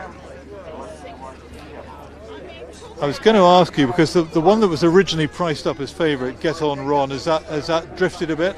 Well, it's drifted in the face of the money for Doc McCoy. Doc McCoy's now favourite with most bookmakers, because nearly all of them have laid it. So there's a 6-4 chance from 6-1. Get On Ron's a 2-1 chance. But I've just been told that this gamble looks very, very small. Well, you were saying there were £100 all down the line. No, there were. There was money for it, but the actual stature of the horse. Oh, the actual horse. Yeah, it looks very small. I was thinking it was quite a big gamble, actually. No. Well, you've done the right thing, but the trouble is they just had one chap that went down the line so the others could see him coming. They should have all gone in at the same time, one each. Small can be beautiful. Absolutely. There are a lot of very, very, very fast and good jumping small horses. But anyway, we'll keep an eye. Doc McCoy, very interesting market move for that one, as the runners, great sight of them all gathering down at the start in the either late winter or early spring sunshine. And I'll try and identify something that's... I found a £10 note on the ground. Thank you very much. No, I'm sorry, it's mine. Well, I know it is, so I'm taking it. Have you had a bet in this race? Yes, I have. Yes. What have you backed? Number 10 and number 29. Well, good. Are you a lucky man? No. Okay. It very rarely happens, but a £10 note comes going my way. He's about 10 and 29. I think probably better off keeping his money with me, actually. 29, No Risk with Lou. Josh Newman rides, who we've just been speaking to, actually. There they are, looking at the first fence. Number 19 just turning away from us. Is Hallowed Rose. If you spot Doc McCoy before me, races in purple with white seams and green sleeves. We'll try and get a good shot of that one. Purple with white seams and green sleeves. Charlie Sprake. But the runners have had a look at the first, as the runners gather down at the start. So Doc McCoy is the one that's been very well backed. Small in stature, but the gamble is big in its size, money-wise. And Get On Ron, who was priced up as favourite originally, 6-4, 2-1 was the last we heard for Get On Ron. We know a little bit more about that one, really, because Doc McCoy's never set foot on a racecourse before, whereas Get On Ron got beaten 10 lengths in a point-to-point flat race, and then got beaten 9 lengths behind His Own Star, who was a winner last week actually in an open maiden at Buckfastleigh. So I think that's quite good form. That's a horse trained by His Own Star by Stuart Sampson. I think Darren Edwards was on board on that occasion. So number 12 we can see. That's not number 12 actually, because there isn't a number 12. I'm just trying to get a glimpse of number 11. Yeah, just going through shot. Yeah, not the biggest in the world, but looks to be cool, calm and collected on this sunny, breezy day. A few people walking in front of our camera, but there are so many people here today. I'm not surprised. It's absolutely a massive humanity, which is a great thing to see. Great support for Point to Points here at Great Trethew, and to all of you viewing on pointingdc.co.uk, a warm good afternoon. And I heard earlier we've got viewers in the Canary Islands, in France. We've got no one in Russia watching at the moment, as far as we know, and also in the Orkneys as well. So viewers from all over the globe, and it's just wonderful how, you know, a day at the races, a day point-to-pointing, grassroots racing at its very best, just takes one's mind off all the horrors in the world. There are awful things going on at the moment, but we've had a pretty rough 2 years in this country, just coming out of that. So it's nice to have a little bit of an escape, certainly more of an escape than many people in the world are able to enjoy at the moment. So let's hope you enjoy the action, coming to you live streaming on pointingdc.co.uk, and we're delighted to have you with us this afternoon. I try to bring you all the information.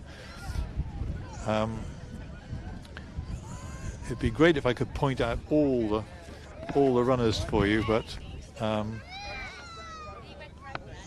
just side on to us I can see number 23, I think it is. That's Little Peachy in the black and red sash. One that was well backed. Darren Andrews rides Hallowed Rose, who's racing in black and orange hoops. And it shouldn't be that long before they start to form a line. Oh, the flags are up. Let's go, they're off and running. Away for the first jump race of the afternoon, the reduced trip 2.5 mile open maiden race, 16 fences to take, 14 runners, and they head towards the first now. And it's Barbarian in the centre, on the outside Tara Lee, Lady Valkyrie also up on the outside, on the inside No Risk with Lou. Josh Newman just ridden with a bit of restraint as they take fence number 2. Get On Ron is in the dispute in 4th now. In behind this we see Doc McCoy. On his inside is Coxball Bala, and on his outside Hallowed Rose as they cross the next, looking for Larry and Clayway. There follows these through. Full Spares is in behind this, following this one through his Arctic Poet, then Quentin's Man, and then we've got the back marker Little Peachy as they now begin to race down the back straight for the first time, and No Risk with Lou with the advantage. Josh Newman partnered the winner in the flat race just over half an hour ago, looking for a quick double, and Tara Lee in second, 2 lengths then back to Coxball Bala. Nathan Rahman on this one, Barbarian with Darren Edwards is next. Get On Ron's a couple of lengths down behind this, then Doc McCoy and Charlie Sprake. Clayway and Connor Houlihan in behind this. On his outside there is Hallowed Rose and Lady Valkyrie, and Chloe Ems is a little bit wider out as Clayway's just getting a wake up from Connor Houlihan in mid-division as they take the middle one in the back straight. Little Peachy continues as the back marker, but the leader is set a fair gallop away from the start. No Risk with Lou, ridden fairly confidently by Josh Newman so far, and has got this 14 runner maiden quite spread out in the early stage over the first 3/4 of the circuit as they take the fence back towards us at the top of the hill then. No Risk with Lou, Tara Lee a little bit wider out over in second, and Coxball Bala in 3. These 3 have gone a little bit wider out from the rest. On the inside, Doc McCoy. In the centre, Get On Ron and Mark and McIntyre. And Barbarian follows this one through with the red sleeves. On the inside is Clayway. So they pass their point of departure then and race up back towards us. 2 plain fences to take before they pass the post. And no risk with Lou. As I said, ridden very confidently, jumped that beautifully. Saw a nice stride there. Length or a half length clear then of Doc McCoy, who's also come up there and travels quite sweetly on the bridle for Charlie Sprake as the rest of them take it. They pass the judge. Full circuit ahead of them, the race, and up towards the open ditch then for the final time. And the leaders just come into it now. They're all over safely. And the rest of them file out over it. Little Peachy still the back marker. As the leaders then reappear from behind the marquee and begin their run down the back straight for the final time. So no risk with Lou. Around about 3 lengths clear then of Doc McCoy. These 2 have broken clear by about 10 lengths to the favourite Get On Ron with Cockspur Bala on his outside. Following these through is Clayway, who's ridden along vigorously now by Connor Houlihan to get up on the inside of Get On Ron. And in behind this, Quentin's man, then looking for Larry's about 4 lengths off of these. Tara Lee has been shuffled back through them. Barbarian's a little bit wider out as the leaders then have taken the first one in the back straight and continue their climb up the hill and onto the middle one. And as they do so no risk with Lou. Out over, joined now on the outside by Doc McCoy. Clayway and Connor Houlihan hard at work back in 3rd, trying to reel in these 2 leaders as they reach the final fence in the back straight. The leaders safely out over it now as Tara Lee is being pulled up. Also Get On Ron's being pulled up as well. So they're on the turn back towards us then. And now prepared to take this 3rd last. This is 3 out coming up then up the top of the hill. And Doc McCoy has taken over. And he's gone clear now. He's 5 or 6 lengths clear then of the early leader. No risk with Lou. Looking for Larry now. Running into 3rd from Cockspur Bala. But they continue their descent then over the hill. And out in front we see Doc McCoy, Charlie Sprake. He's only dangers probably are in front, although looking for Larry is finishing fast. So they race towards the 2nd last now. Doc McCoy just looking to get a little bit weary at the 2nd last, though jumped that brilliantly. Looking for Larry over in 2nd, but Doc McCoy comes to the final fence. This is impressive, jumps it really well, and is pushed clear to the line. Looking for Larry, jumps the last, and they'll finish in 2nd. Cockspur Bala over in 3rd, and Clayway's next. Then Lady Valkyrie and Full Spez and Little Peachy will be the final ones to finish.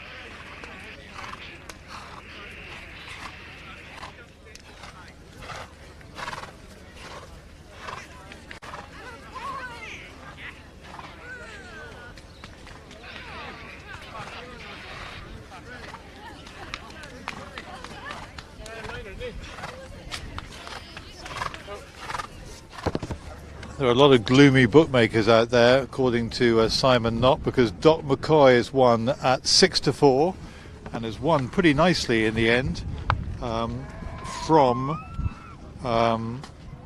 second home was Looking for Larry, and 3rd was Cockspur Bala. But as Simon Knott was saying, the punters were going down the line with pocketfuls of 10 and 20 pound notes backing Doc McCoy. Charlie Sprake, the winning jockey. We'll get a bit of winning reaction in a moment, But let's just have a look and see how he did it, and it was pretty impressive. For the third race now closed.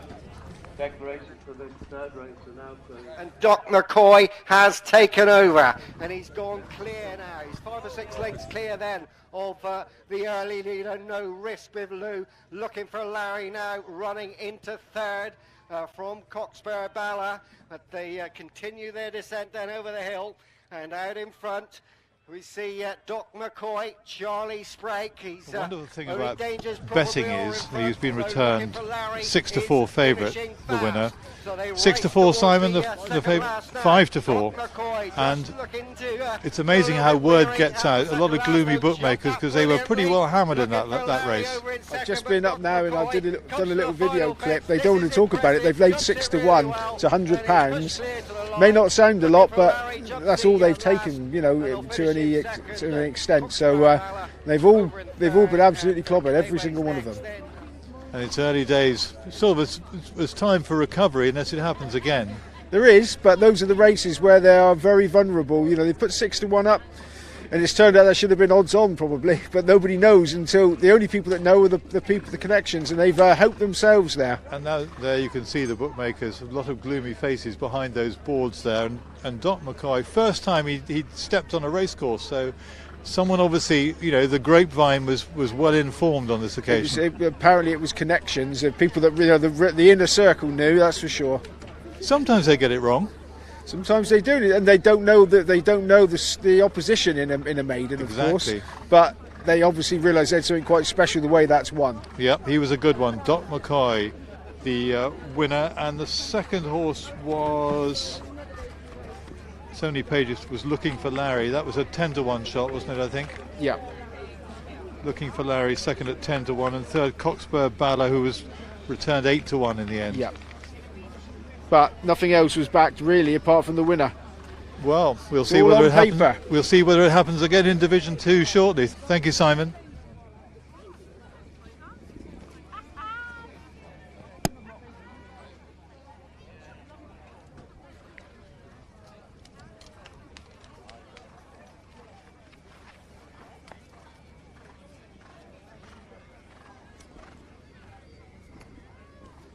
Horses away, horses away.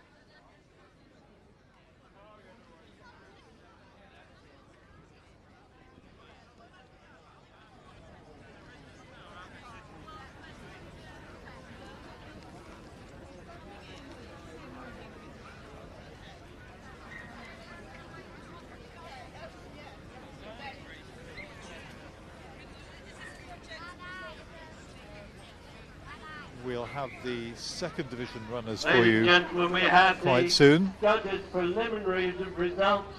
The Division 1 of the second race, the Open Main Race, kindly sponsored by Dawn Horton and Dodd Chartered Accountants. Winning trainer owner. First was number 11,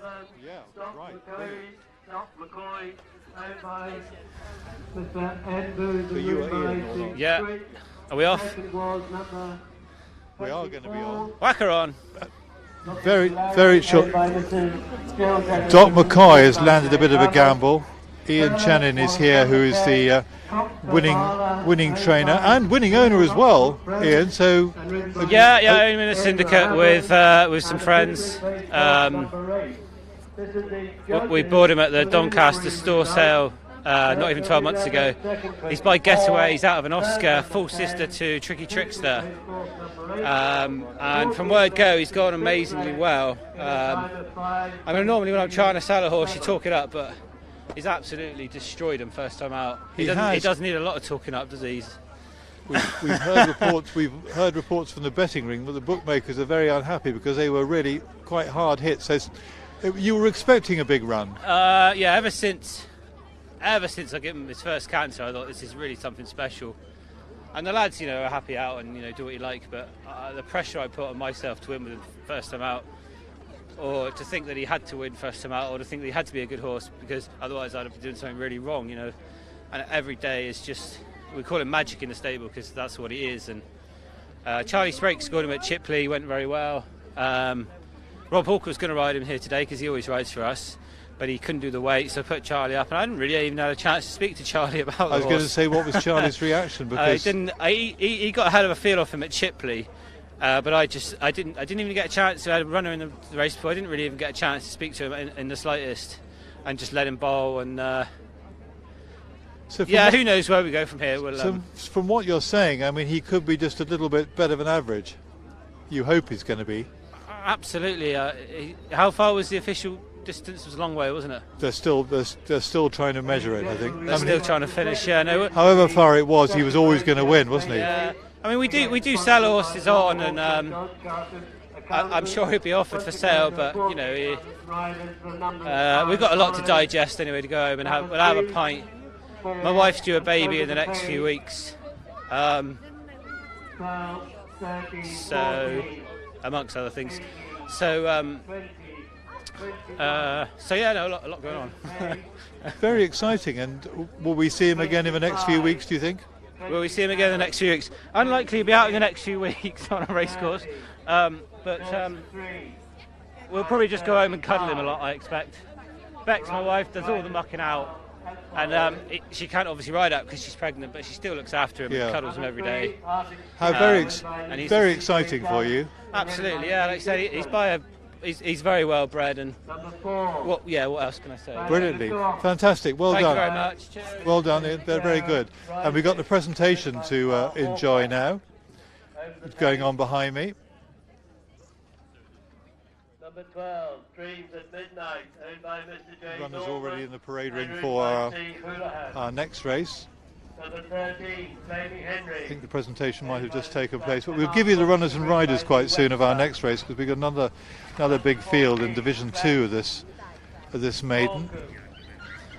I'm colour coded. I've got these ones. Previous ones were in green. I've got it in red, but you're probably not interested in that. But just so I don't repeat the same horses that ran in the previous race.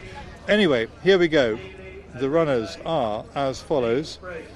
Number 3, Arctic Stream, is ridden by Tom Dixon.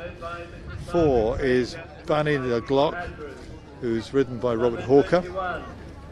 Number 12, Dreams at Midnight, Connor Houlihan. Number 13 is Flaming Henry, ridden by Vinny Webster. 14, Flash Gorkham, Keegan Kirby.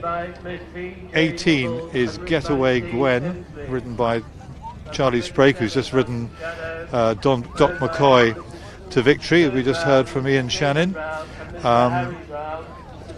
Number 20 is Highland Legend, who's ridden by Darren Andrews. 21 is Izate, Fly McIntyre. Chloe Emsley rides number 25, May the 4th be with you. Clever naming. Number 27 is Mountain Shadow, Nathan Rahman. 28, No Escape, Jimmy Cole. And number 30 is One Tree Hill, who is ridden by Pippa Glanville, and there are a couple more. Number 33, Rock the Motion. Number 33 is Rock the Motion, who's ridden by Darren Edwards, trained by Dean Summersby. Be an interesting one. And 35 is Sake of Secrecy, who's ridden by Josh Newman. 14 runners riders for Division 2. There we go. The second race.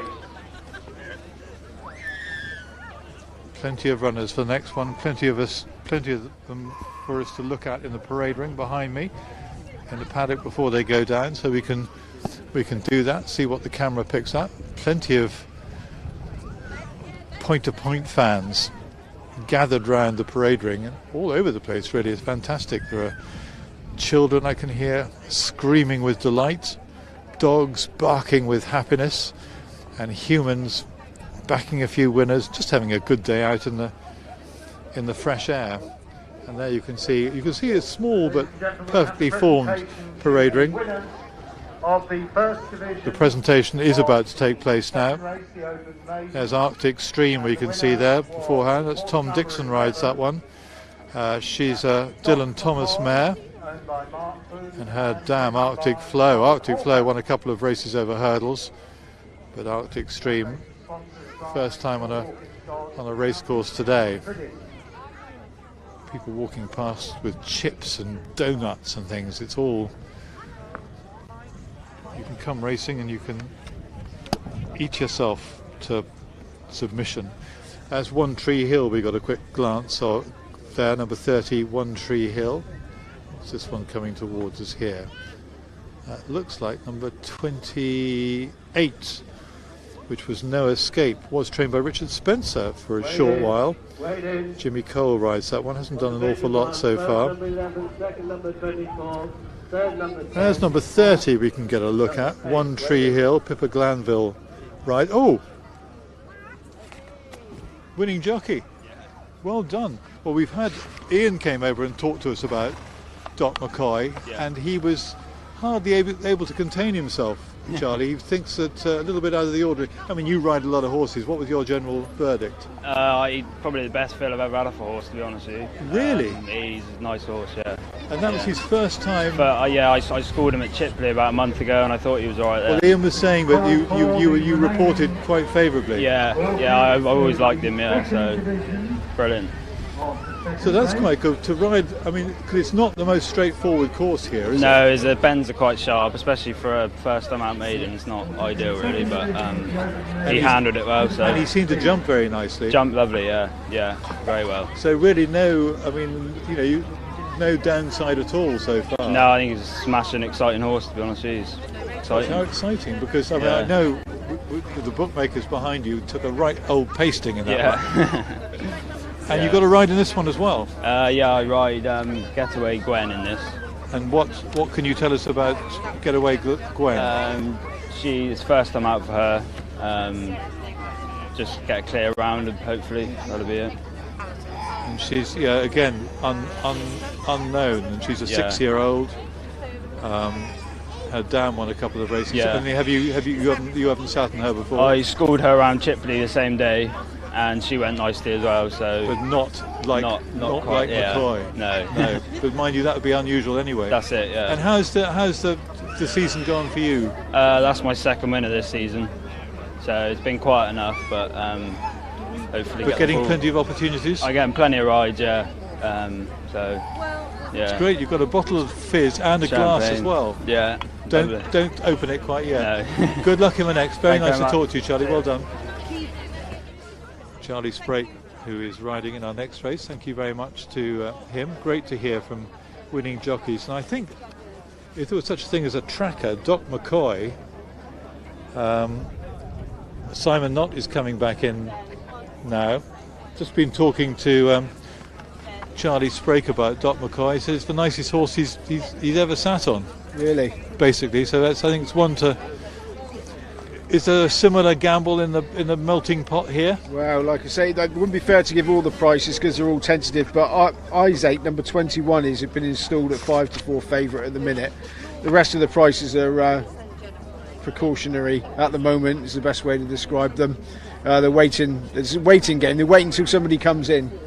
So that's what they're doing at the moment. Very little going on. It's quite exciting that though, isn't it, when that happens, when you suddenly see, do you see sort of a move, sometimes you see sort of a ripple down the line as the punters go in. I was lucky enough to be right there as the punter fairly stealthily went down, and he was having £100, not even waiting for his ticket, so I'll be back for my ticket to try and get down there before the word got out. So was it just the one punter backing Doc McCoy? Well, apparently a couple of other faces did back it on their own, but then this one guy just decided to go down the line, and he did the right thing. Rather than try and get £1,000 on with one bookmaker, and alert everybody and end up with probably nothing. He's got on, he's got most of what he asked for, I would imagine. And do you ever get it when you get sort of 5 or 6 people having a bet all lined up and they all go in at the same time? That's the professional way. If they do that, then the bookmakers are absolutely in trouble because there's no way out. They've just got to sit there with that money. And when one book, say you're the first bookmaker to be hit with that winner, would the news spread instantly down the line? It depends how lively their floor man is, and if they've got a floor man. The floor man should be the eyes and ears. I mean, how far down was the first one hit? Was he towards It was right down. They went right down through. I mean, no one's missed out. Dave Phillips has laid it on the end at 6-1, and they started at the top. So fascinating, fantastic. Anyway, let's see what happens in this one. Report back a bit later on. We see a few more in the parade ring. A few anxious faces there. A few cameras, a few phones. A lot of humans, a lot of connections in the parade ring, and we'll try and penetrate them. I see a grey horse going through there. Should be able to identify that one. It might be Dreams at Midnight, number 12, Conor Houlihan. Right, but we'll find out. There's number 3 I can see just coming through the mist, Arctic Stream. I think we saw that one again. We'll try and get a look at number 21, Izate, because that's the one that Simon was saying is favoured at the moment, may not go off favoured in the end if a gamble is instigated. But 21 Izate, trained by Chris Barber and ridden by Fly McIntyre, is the current favourite. So we'll try and get a look at number 21. Number 12 goes through in front of us. It's great we haven't got rugs on. I sometimes find reporting on a cold winter's day. That's number 14 just going through. That's Flash Gorcombe.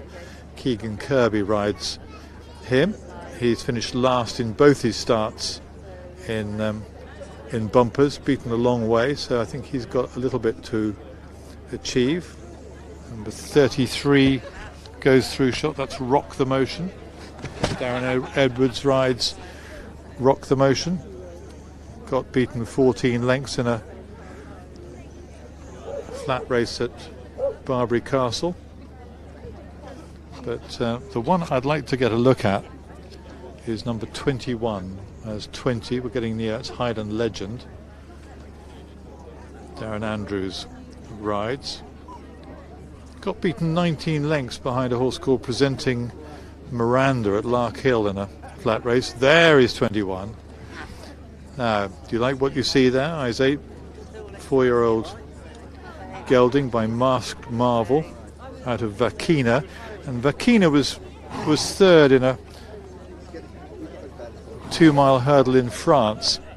I keep my finger on the pulse of all racing all over the globe, but that was Vakina's claim to fame. But Izate looked fit enough in the glimpse we had. Plenty of paddock watchers. Some people I know just completely ignore form. Well, there's not much form to go on here, and just go by paddock views. And I think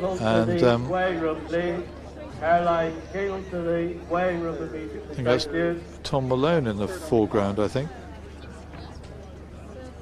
I might be wrong. If it isn't, it's a look-alike. Not many people look like Tom Malone. Seeing whether he's got a runner in this race. I don't think he has. He has later on. Number 20, Highland Legend. Best turned out horse I've heard is Highland Legend, number 20, who has at least got a little bit of experience. Ran, as I say, at Lark Hill just before Christmas in a flat race. Hasn't had a run over fences yet, so that's a completely different discipline. Just going through the picture there is number 3, that's Arctic Stream. Tom Dixon's mount, one heavily rugged up there. I think that was number 28, No Escape. 12, always rely on a grey for identification purposes. Dreams at Midnight is for grey. And he had one run for Kaylee Woolacott. Got beaten a long way in a bumper at Kempton. That was back in February last year, and has not been seen since. So a new discipline. but with a good trainer, that's for sure.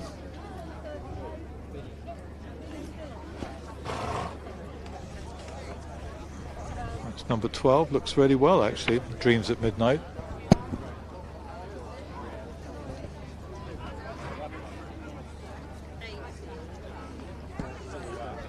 Jockeys will be in quite soon. There's plenty of activity in the parade ring behind me. I've been handed up a cup of coffee, so if you hear any slurping, that's me. Just putting it down safely on the ground where it'll probably fall over. But that's not a good shot of number 33.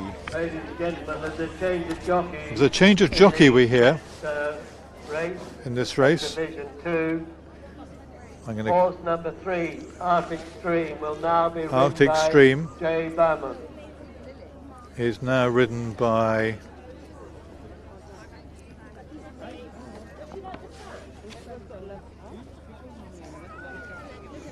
I'll get the jockey in a moment. I'm just going to find out who the jockey was. Who is the jockey on number 3? Donna knows everything. They've just changed the. No, he's just, no, we just changed the jockey. James Bayment. There we are. James Bayment rides number 3, Arctic Stream. I'm not sure whether Tom Dixon, the 1 or 2 came down in the previous race, so I hope Tom is okay.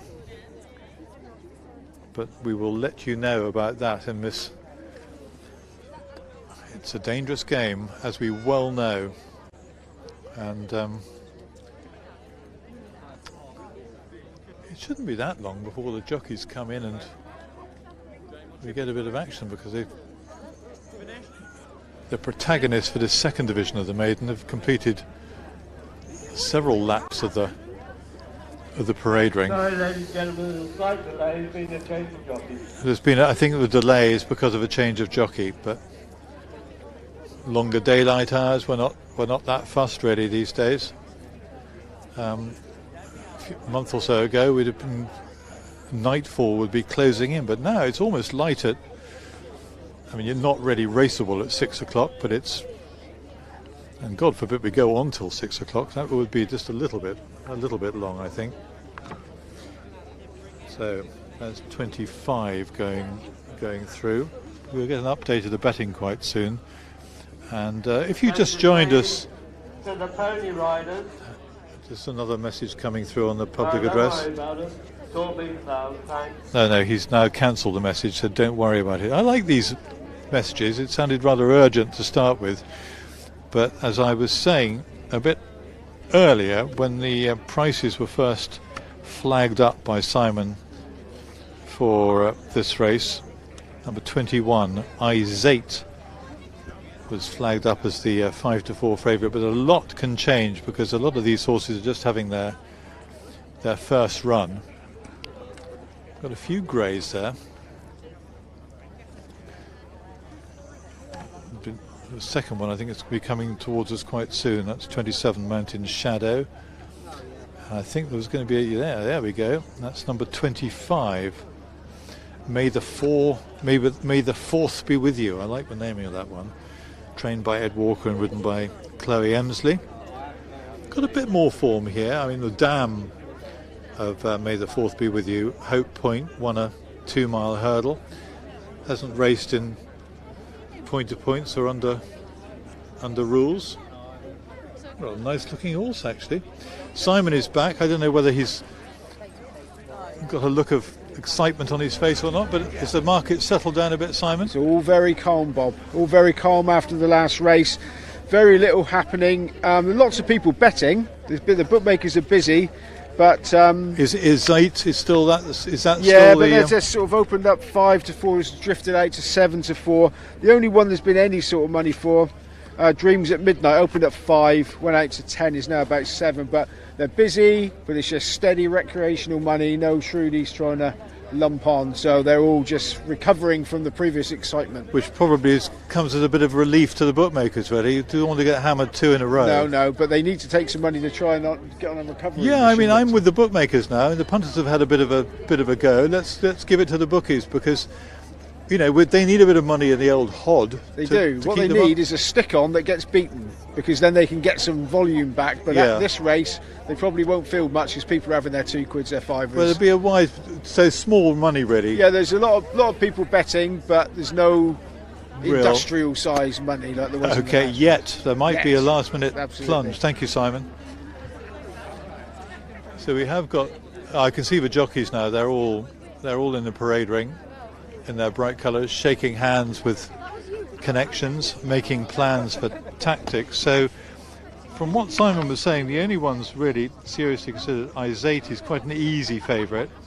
That race is in yellow and blue diamonds. We'll get a look at Fly McIntyre quite soon. And the only other one that was backed a bit is number 12, Dreams at Midnight, Conor Houlihan, who 2 brothers are very successful jockeys indeed, and Conor is a good rider in his own right. And that race is in, well, it's a grey anyway, Dreams at Midnight, one of the greys. Race is in red with white cross belts and a black and white hoop cap. Who's this coming towards us? That could be Robert Hawker, I think, who rides Ballynacloch in the green and white diamonds.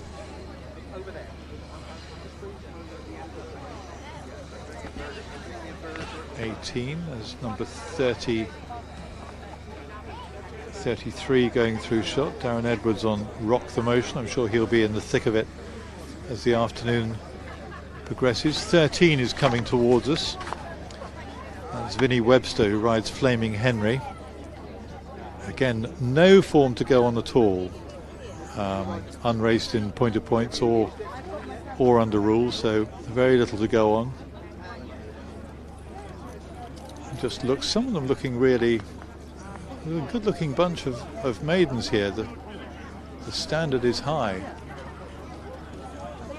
28 has gone past us, looks a tiny bit on the woolly side. That's No Escape.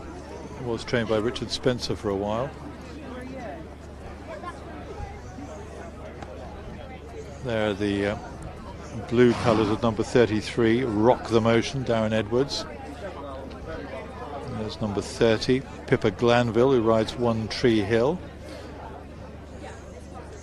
Just coming past us now is number 13, Flaming Henry, and Vinny Webster. So we move on now, ladies and gentlemen. So the runner's heading down to the start. There's his 8 there. That was the market leader at the moment, the yellow and blue diamonds, Fly McIntyre. So if you're looking for the favourite, that's the one to keep your eyes peeled on.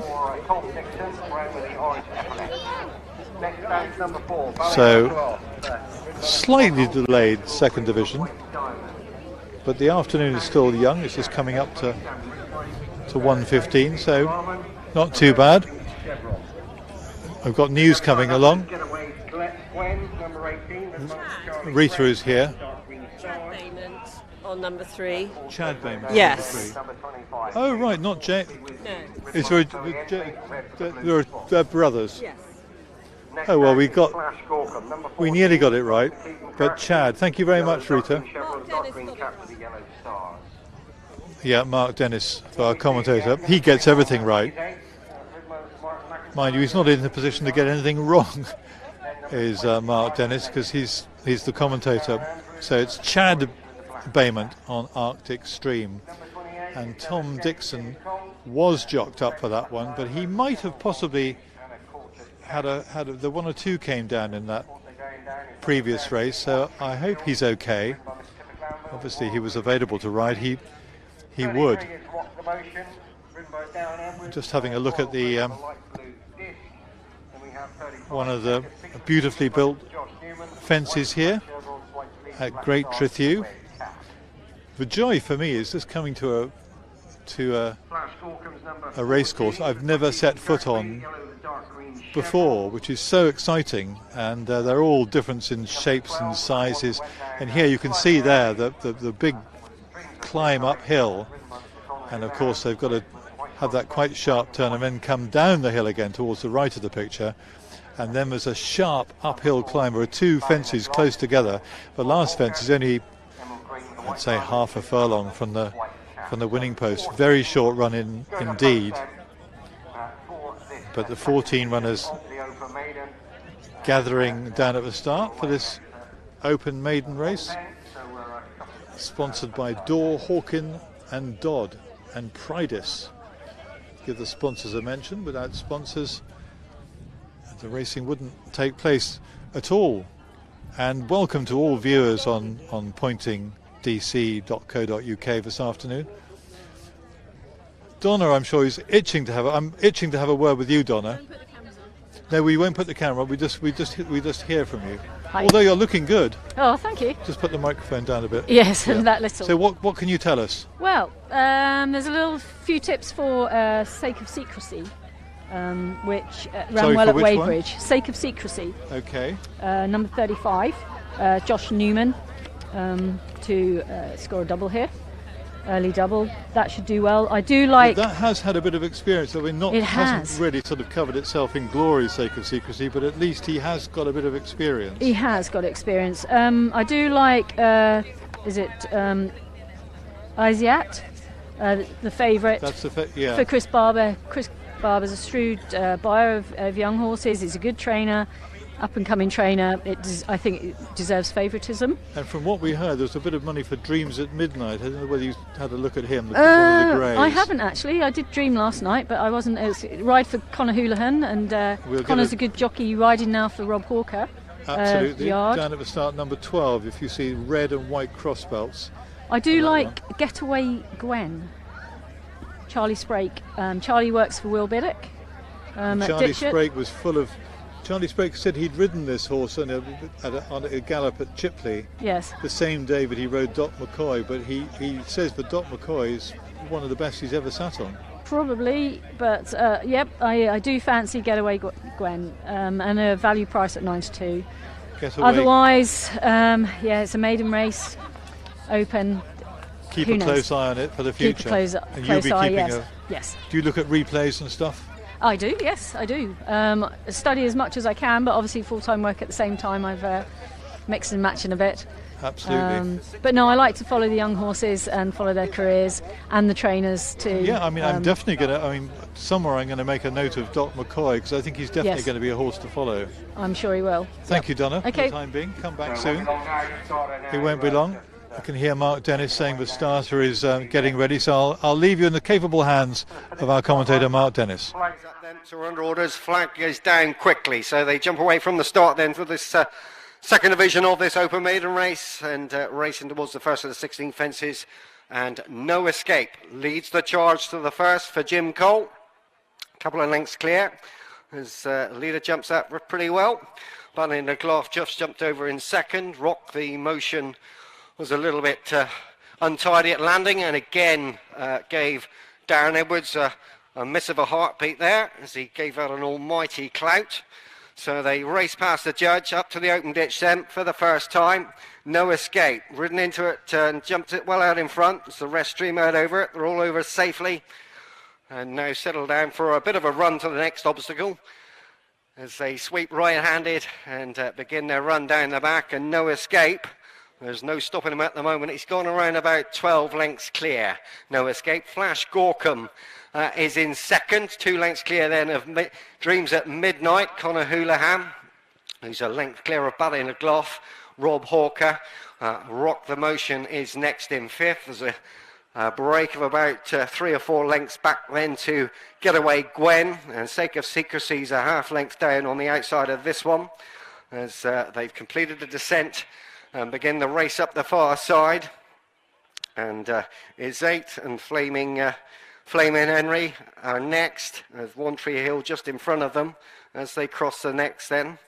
And Arctic Stream's a little bit wider out from May the 4th be with you, and Arctic Stream, the back marker as they cross the middle one in the back straight. The leader's already preparing to take the one at the top of the hill. And he's out over that safely. No Escape partnered by the local legend Jim Cole, who's making his seasonal reappearance here at Trethew. I haven't seen him riding so far this season. So No Escape comes to the next and jumps out pretty well, and has gone a little bit further clear, I'd say. Maybe 15, maybe 20 lengths clear then of Flash Gorcum, who shows in second, and this leader has really strung them out over the first circuit of this maiden race. So No Escape just about to pass the point of departure. Looking back then, Flash Gorcum still in second from Ballylulgoff, who's in 3. Then Dreams at Midnight, the grey a little bit wider out. Sake of Secrecy with the red cap is widest of all, as the leader takes the next then, and jumped it pretty well as he comes to what will be the final fence in a circuit's time. And on this part of the course, he's almost a fence clear. So he passes the judge then with a circuit left, as the rest stream out over it now. As the leader is on to the open ditch, kicked into it, jumps it well for Jim Cole. And now on the turn, Flash Gorcum comes to it. Is 8, is gone into 3 now. Sake of Secrecy is 4. Then Ballylulgoff and Dreams at Midnight, as they now prepare to try and reel in this leader now. No Escape. He's around about 30 lengths clear then of Flash Gorcum, as he continues down over the hill, and he's got them busy in behind. No Escape and Jim Cole continue down to the bottom of the course. Flash Gorcum in second. In 3 is 8. In 4 is Sake of Secrecy. Dreams at Midnight is next. Rock the Motion. Then Ballylulgoff and Getaway Gwen's in behind this, and Highland Legends a little bit wider out, as the leader then has taken the first one in the back and continues on then to the second. He just may have reduced the deficit now a bit, but as they take on the next, Sake of Secrecy now taken over in second, as the leader looks to be tiring, and tiring dramatically. So they've almost reeled them back in now, as Flash Gorcum is pulled up, as the leader comes to the fence at the top of the hill. He's out over it safely. Sake of Secrecy's over in second, and with is 8 for company now. These two are just about to overhaul No Escape as they turn and race back towards us and on towards the third last now. No Escape has been pulled up before that, so that's lead left Sake of Secrecy. Couple of lengths clear then. Is 8 is back in second. It's in behind this. We'll try and pick that one up. It is Getaway Gwen, I think, who's up into third now from May the 4th Be With You and Highland Legend. So they race down to the bottom of the hill now, and inside the final 2 furlongs, Sake of Secrecy and Josh Newman with Is 8 on his inside now, looms up large. Getaway Glen is back in 3. So this is 2 out there, and in Is 8, and as they jump and land together on the outside, Sake of Secrecy again, they're neck and neck at the final fence. Sake of Secrecy the better jump there, and just goes on by a length now from Is 8 in second. Good race for third. One Tree Hill's just going to get up on top of Getaway Gwen, and the rest have been pulled up.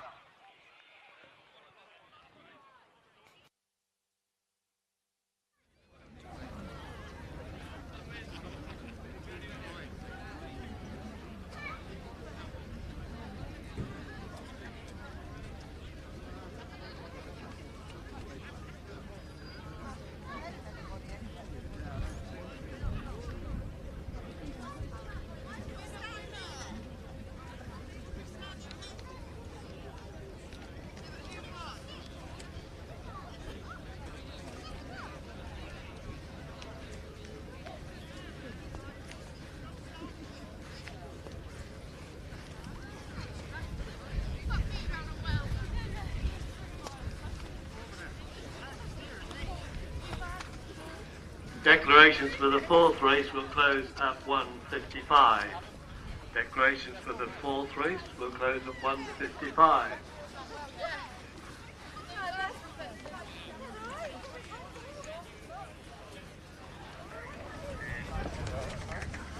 our closest finish of the day, and Sake of Secrecy. Another winner for Josh Newman, has won. Strongly challenged by Izate in the yellow and blue diamonds, but a really good race. Back in third place was Getaway Glen. But let's just enjoy the closing stages again, particularly if you fancied Sake of Secrecy to win. Getaway Gwen, I think, who's up in third now. From Sake of Secrecy. They took no prisoners there because we had No Escape, who set went off far too fast and eventually pulled up. Sake of Secrecy. It's getting a bit urgent now as Izate starts to close and almost gets a nose, a nostril in front, but just on the run between the second last. Again, nothing in it at the last. Jump it together, but just getting away from it just a tiny bit faster for Sake of Secrecy. And if I was the judge, I think I'd say around about half a length, 3/4 of a length, the winning margin.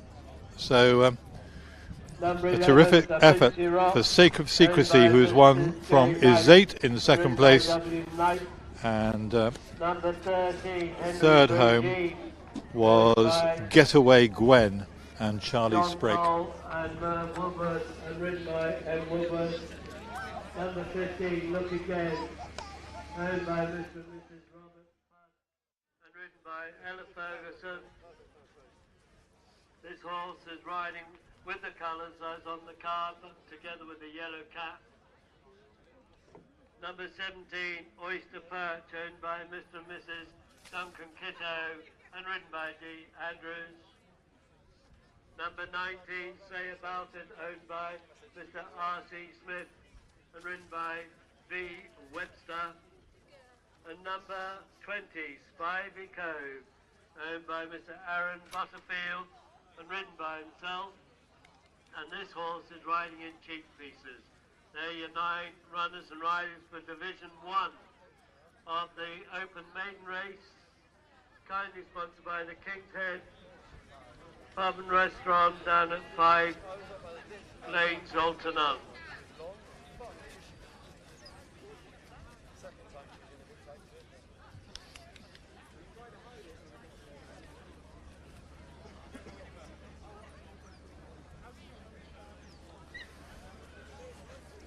We can give you a bit more on the last winner. Sake of Secrecy has won a thriller ridden by Josh Newman, and Becky Keeley is the winning owner. And how thrilling must that be, Becky? Step up to very exciting for us. Because it looked pretty over the last 2 fences. There was nothing to choose between them. No, not at all. No. And did I hear you say that was your first winner? That's my first winner. I asked Kaylee a couple of years ago to look out for a point-to-pointer for me, and this is what she's come up with. And how long have you been owning? I've had him since he was 3, and we brought him on slowly. And he's 6 now. Yeah. And he'd run in a couple of flat races and hadn't shown an awful lot, or had he shown a bit of ability? Well, because of COVID, there was no point-to-point, so we had to do something with him, and that's what we did. It's so rewarding, isn't it? It's lovely. We're absolutely thrilled to bits. It must be fantastic. It's the first horse I've had, and now he's won. You make it sound very easy.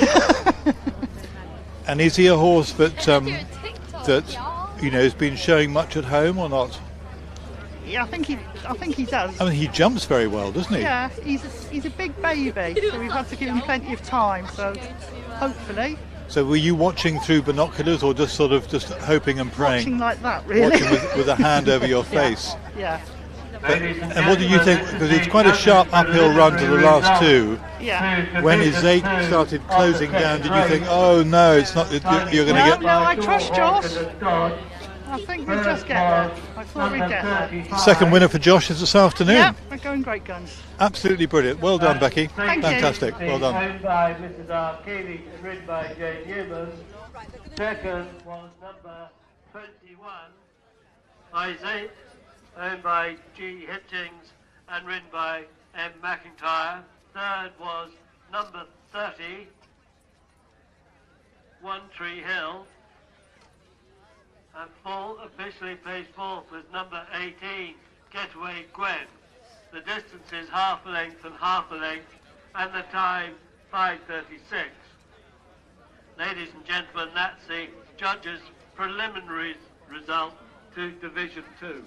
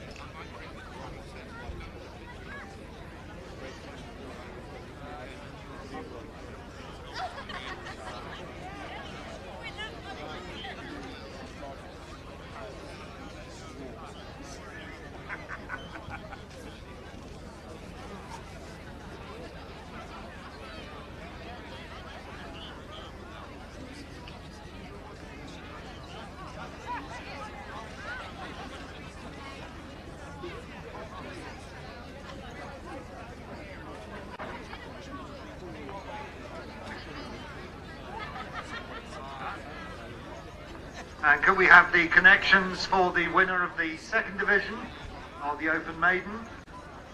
It's number 35, Sake of Secrecy, for the presentation to the paddock, please. That's the connections of the winner of the second division of the Open Maiden.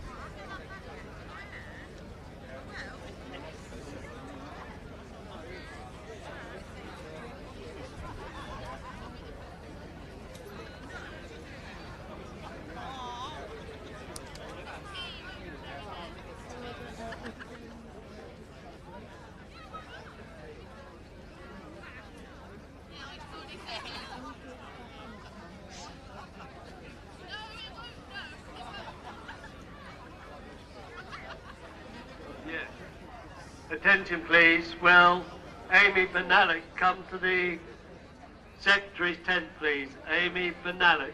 Thank you.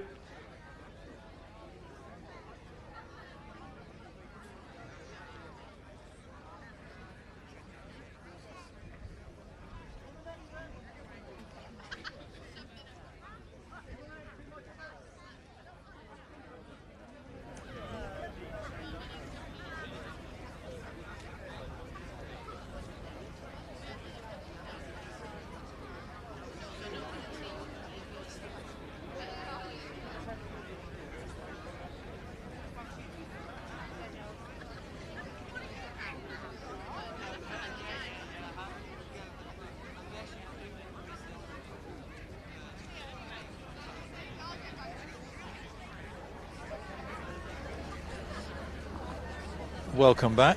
It's all go here. We've got an Open Maiden coming up. Division 1, I think, of an Open Maiden. There's going to be another division of that, which is, well, it's encouraging. There are loads of runners. I've been talking to a professional sheep shearer. Travels all over the world shearing sheep. He comes from Scotland. He's been to the Falkland Islands. He's down here helping with lambing. Interesting, isn't it? It is. Has he come down the back one? He didn't look as if, the way he was holding his pint of lager, he didn't look as if he was going to get stuck into the next favourite. Can you give us any early? We'll give you the runners, in fact, very shortly. But Simon will give us the early indication of how the betting's going. Yeah, well, they've priced it up. Number 2, halfway there, at 6-4. And number 19, Say About It, at 2-1. Those are the two that I think it's going to be between, with number 11, Da Vinci Rock, at 3. But once again, they're just putting out feelers to see if anybody takes those prices, and then the market will develop around them. But early doors at the moment. Well, we've got a bit more form to work with here, because I mean we've been going completely blind, haven't we, with those two divisions of the maiden and the flat race. Yeah. So halfway there, at the moment, just favourite number 2. Yeah, I think they took such a clobbering early on that they'll be happy just to break even on the day. That's what they're looking at. I mean, it really was bad for them. But the day is yet young, though, isn't it? But the volume of money is, it's mostly recreational punters having small bets. Which is no good if you're behind the 8 ball, as it were. No, that's right. Yeah. So they'll be hoping for a few more stick-ons. Okay. That come unstuck. Okay. We'd like to see a stick-on coming unstuck. Yes. Thank you very much, Simon. The runners behind me no, they're not. Pantomime moment. They're not behind you. But anyway, they will be quite soon. So we'll just await their arrival. Let's give you the runners and riders. The Division 1 of this open maiden race. There we go, number 2 halfway there, who's the current 6-4 favourite, ridden by Heidi Stevens. 7 is Chapel Rock, ridden by Amy Benalik. 10 is Cornish Cavalier, ridden by Holly Ann Drown. 11 is Da Vinci Rock, who is ridden by Will Knight. 13, Henry's Regime, Merv Woodward. 15, Look Again, ridden by Ella Herbison. 17, Oyster Perch, Darren Andrews. 19, Say About It, Vinny Webster. And 20, Aaron Butterfield rides Spivey Cove. So there we have it, a smaller field here, but they still feel the need to divide. There you are, you can see the car parks are pretty full. You can see there are plenty of people around the tents in the food and recreational areas. I thought for a moment that was an ice cream van on my left, but I don't think it is. Even being an avid ice cream fan, even today would be a little bit on the chilly side, but that's for long shot view. A great view as well, isn't it, really? You can see they go up that left hand side. It's a pretty steep climb, and when they come round quite a sharp bend. They have weighed in for the last race of Division 2 of the maiden. Second, number 21. Third was number 30. So plenty of movement, plenty of cars, plenty of horses, and they'll be making their way to the parade ring behind me quite soon. And the presentation is about to be made for the winner of the second division of the maiden. State of Secrecy was the winner of that. The winner for Newman.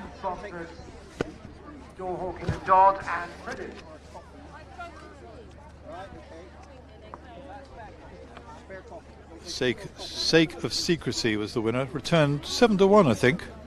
No, I don't think, I know, because Simon told me Sake of Secrecy, and we heard from the winning owner, Becky Keeley, whose first winner this was. Very exciting moment for her. She was absolutely delighted. And Sake of Secrecy winning Division 2, and the very talented Doc McCoy winning Division 1.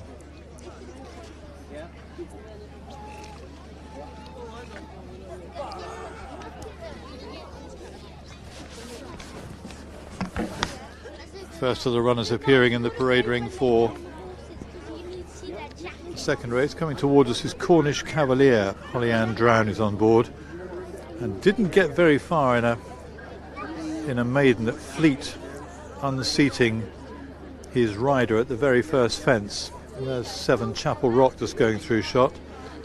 Hasn't really been running that well either. Amy Benalik rides. Finished second at Lark Hill, but there were only 2 runners, and the ensuing 3 runs, Chapel Rock failed to get round, so it's pulled up, so things can only improve for the 10-year-old Chapel Rock.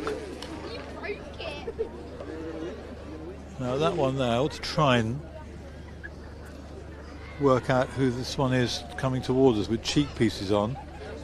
It's number 20, that's Spivey Cove, Aaron Butterfield rides, got cheek pieces on. Again, more letters than numbers really. Came over from Ireland, finished second in a conditions race, so has the talent to win a race, but hasn't really been running that consistently. Was up there with the leaders when unshipping his rider Spivey Cove in a maiden race the last time out, and pulled up the time before. That's number 11, that's Da Vinci Rock. Was trained in Ireland by Eugene O'Sullivan, ran over hurdles 8 times, was placed in a steeplechase ridden by Will Knight today. Got beaten 25 lengths behind Trucker's Pass, that was at Dunsmore in a maiden, and then was beaten quite a long way by a horse of Tom Malone's, Jeremy Central, at Buckfastleigh. Oh, someone's waving.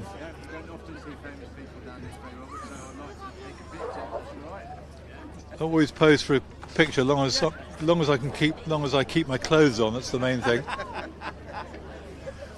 I wouldn't want to remove any item of clothing on quite a chilly day. The sun has rather gone in at the moment, but it's still a pleasant enough day. I can see one of those wind turbine things going around, not at a furious pace, but nothing to the gales of last week. It must have gone, couldn't see it was going so fast. That's Cornish Cavalier coming towards us again, and Chapel Rock. The one we'd like to see, coming up there, number 2, that's Halfway There, who Simon was saying was the favourite on the early skirmishes in the betting ring. Ridden by Heidi Stevens, got beaten 4 lengths in a Wadebridge maiden by Ask Di, and then was beaten 15 or 16 lengths by a horse of Paul Nicholas's called Further Marlborough. That was at Chipley. I was there on that occasion. I remember talking to Darren Edwards afterwards. So that's 2 fair runs, so you can see why Halfway There, who looks really, really well. He's had 2 good runs, and form-wise, I'd have thought he would take quite a lot of beating. A 9-year-old, and has been running well enough. An open maiden race, you can't really do much better in an open maiden than finish 2nd and 3rd. You just need a number 1 to make you a maiden no more. So Halfway There, we'll keep a close eye on him.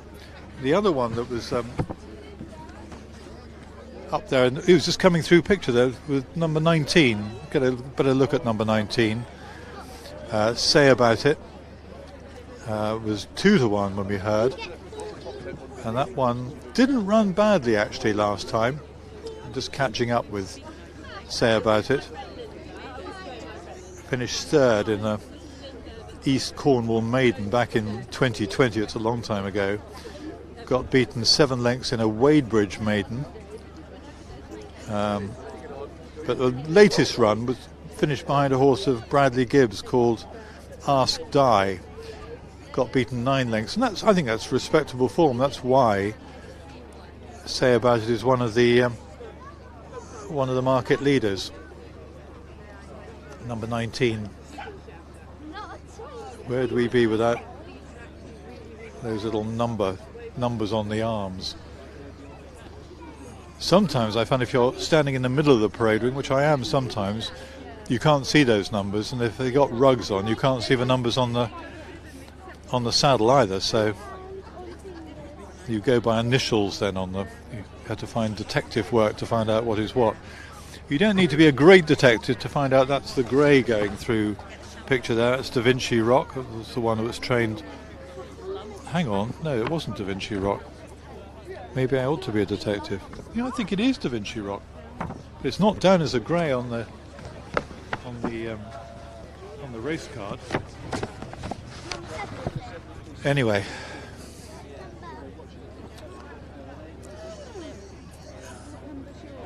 coming towards us now. I was going to tell you a bit earlier because Tom Dixon was replaced in the previous race and he had a fall early on and he has broken his collarbone, poor Tom.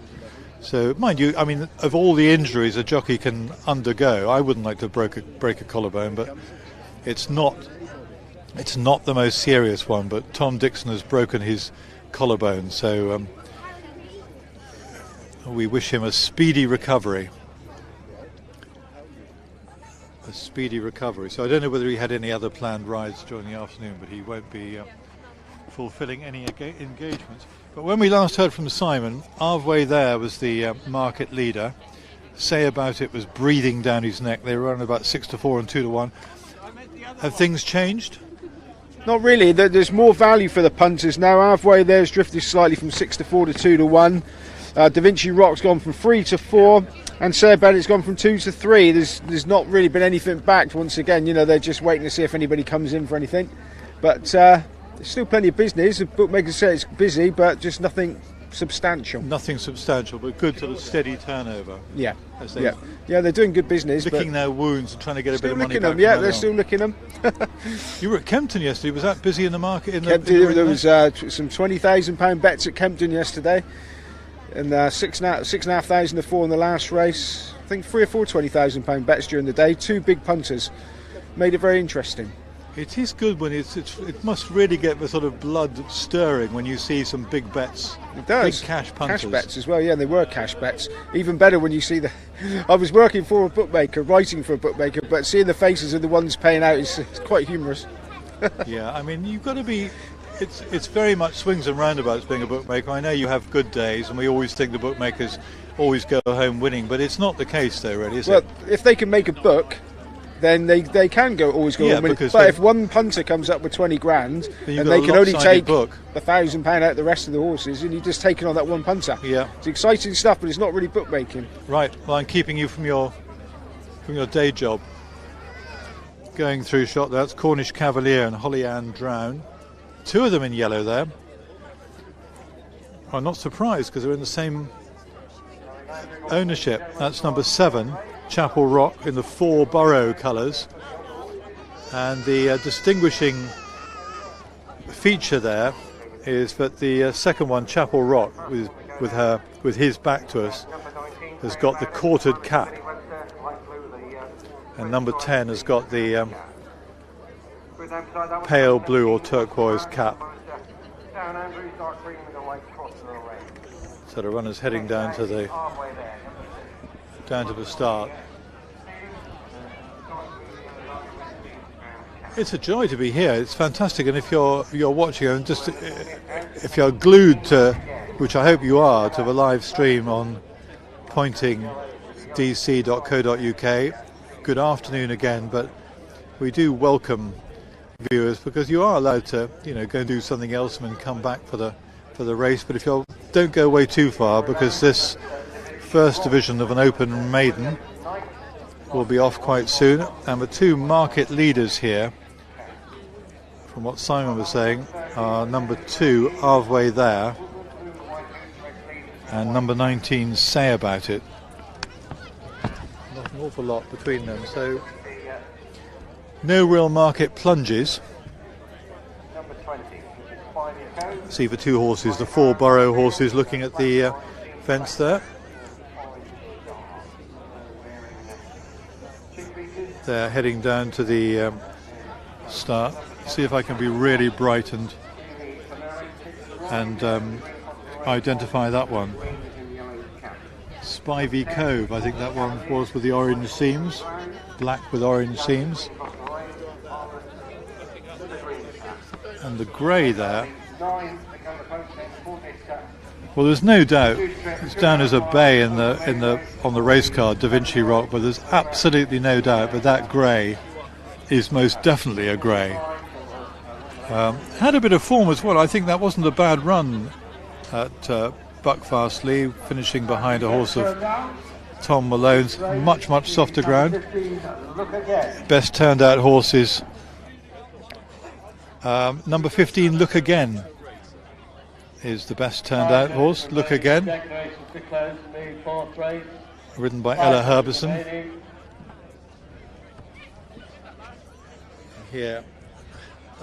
Happy hum of humanity, and I can see a lot of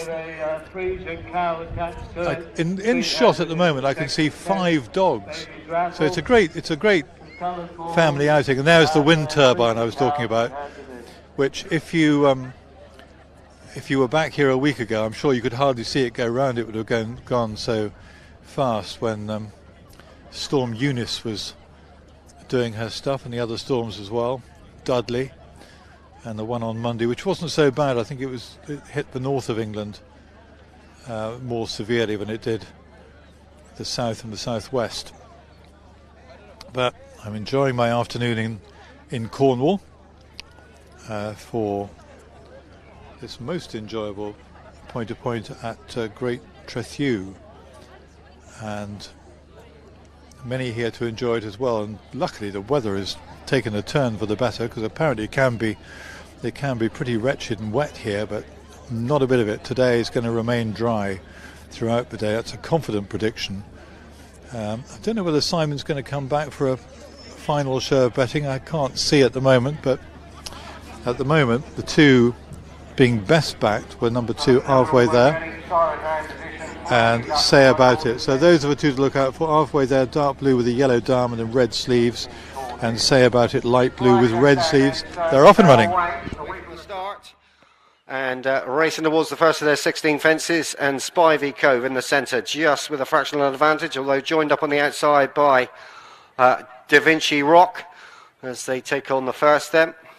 Comes to it, Da Vinci Rock took off in the lead there. Cornish Cavalier, the back marker, just a little bit untidy on landing there as they cross the next then. And they're all over that safely, and race past the judge, 2 seconds ahead of them to race. Spivey Cove now leads the charge up to the open ditch for the first time.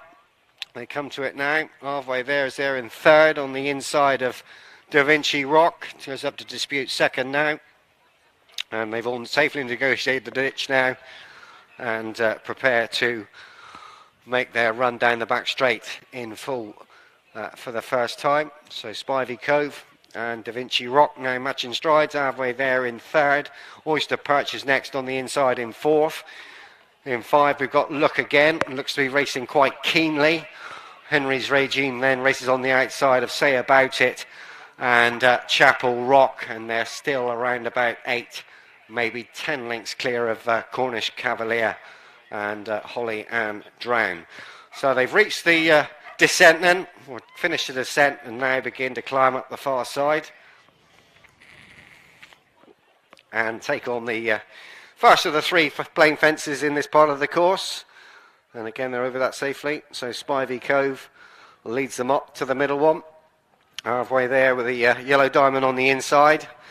Oyster Perch also up there on the inner under Darren Andrews. Wider out is Da Vinci Rock and Will Knight. Look Again also wider out. Henry's Regime follows this one through as they cross the next then. Cornish Cavalier still the back marker, but a little bit closer, maybe 6 lengths off of them now as they turn and race back towards us and take on this fence at the top of the course. As they do so, they come to it now, and Halfway There may have just taken over fractionally from Spivey Cove on the outside. These two now matching strides pretty much, and they're about a length clear of Oyster Perch on the inside of Say About It, Da Vinci Rock and Look Again. They're a line of 4 right across the track. Following these through then is Chapel Rock on the inside, and a little bit further back Henry's Regime and Mervyn Woodward, the back marker of the main group. Cornish Cavalier continues, although it's lost ground, up to about 15 lengths adrift of them now as they race on to the next then. Another plain fence, and they run on to the next, which will be the final fence in the circuit's time. And pretty much 3 in a line together there as they pass the judge and make their way on to the open ditch. So Spivey Cove comes to it now in the centre. Halfway There on the inside, on the outside Look Again. Halfway There got the benefit of the inside and just goes on by about 2 lengths as they race into the back straight once more. 2 lengths clear of Look Again.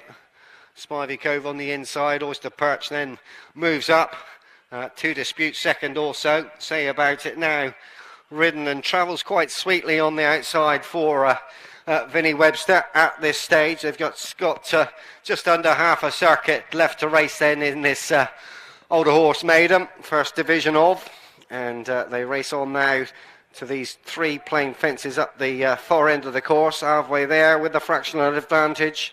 Say About It now in second. Look Again now ridden, as is Spivey Cove, to keep in touch with the leading trio. Oyster Perch continues with the green and white cap on the inside. He's halfway there now. This goes on by a half length. Say About It still travels there quite well for Vinny Webster. Da Vinci Rock is also struggling as Chapel Rock has been pulled up, as they now leave the back behind them and take the bend at the top end of the course then, and prepare then to race towards the third last now. Halfway there, comes to it now in the centre. Say About It now has been switched to the inside. Oyster Perch is back in 3.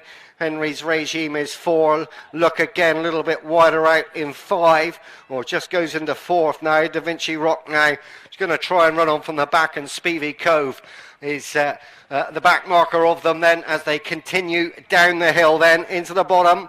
As they do so, halfway there, now taken on by Say About It. Say About It now overhauls the leader, 2 lengths clear as he races towards the second last then. 2 out coming up then for Say About It. Out over for Vinny Webster, jumps it well, holds him together as he races to the final fence, and Oyster Perch is finishing fast back in 3, and halfway there a bad jump at the last, that's cost him second, but no doubt about the winner. Say About It takes the first division of the older horse maiden from Oyster Perch. Halfway there, Da Vinci Rock. Then we see Look Again, Henry's Regime, and Spivey Cove will be the final one to finish. Declarations for the 4th race are now closed. Declarations for the 4th race closed.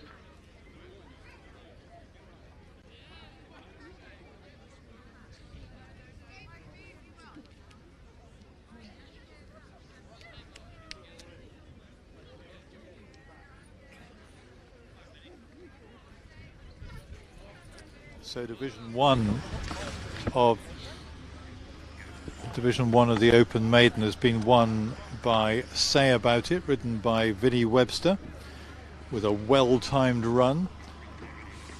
And as we join the replay, in the lead at that stage was halfway there, who was beginning to come to the end of his tether. The back marker of them then as they end. Second home was Da Vinci Rock, but let's have a look at the closing stage. Da Vinci Rock, you can see, comes from quite a long way off the pace to grab second place, but you can see that halfway there he's just beginning to struggle there as Vinny Webster takes over on Say About It, jumps it well, getting tired in second place. He's halfway there, and as they come to the last, the winner jumps it well. Second, pretty weary in second, gets overtaken by Da Vinci Rock, who grabs second, and third halfway there. So Say About It, the winner, ridden by Vinny Webster. Second home was Da Vinci Rock, and third home was the horse return favourite, halfway there in third. 18, 21, middle of the page, 22 and 24.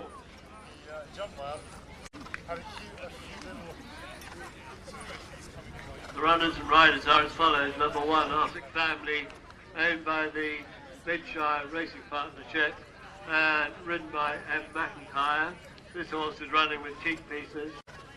Number 3, Aunt Lily, owned by R.J. King and ridden by C. Emsley. Number 4, Autumn Gold, owned by David J. Adams and ridden by R. Hawker. Over the page.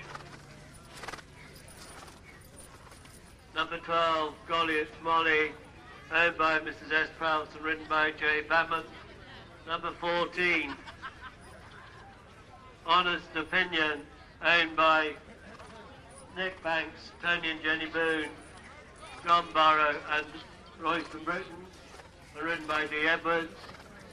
Number 18, Filey Course, owned by Mr. and Mrs. Robert Pudd and ridden by W. Biddock. Number 21, Tarrytown, owned by Mrs. Melanie Dixon and ridden by C. Houlihan. Over the page,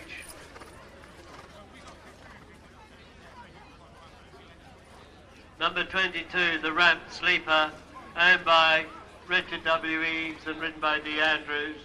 And number 24, Wise Garden, owned by P. Emmings, S. Connors, E. Risdale and J. Tickle and ridden by C. Sprake. They're the 9 runners and riders for Division 2 of the Open Maiden, kindly sponsored by the King's Head Pub and Restaurant down there at 5 Lanes, Alton.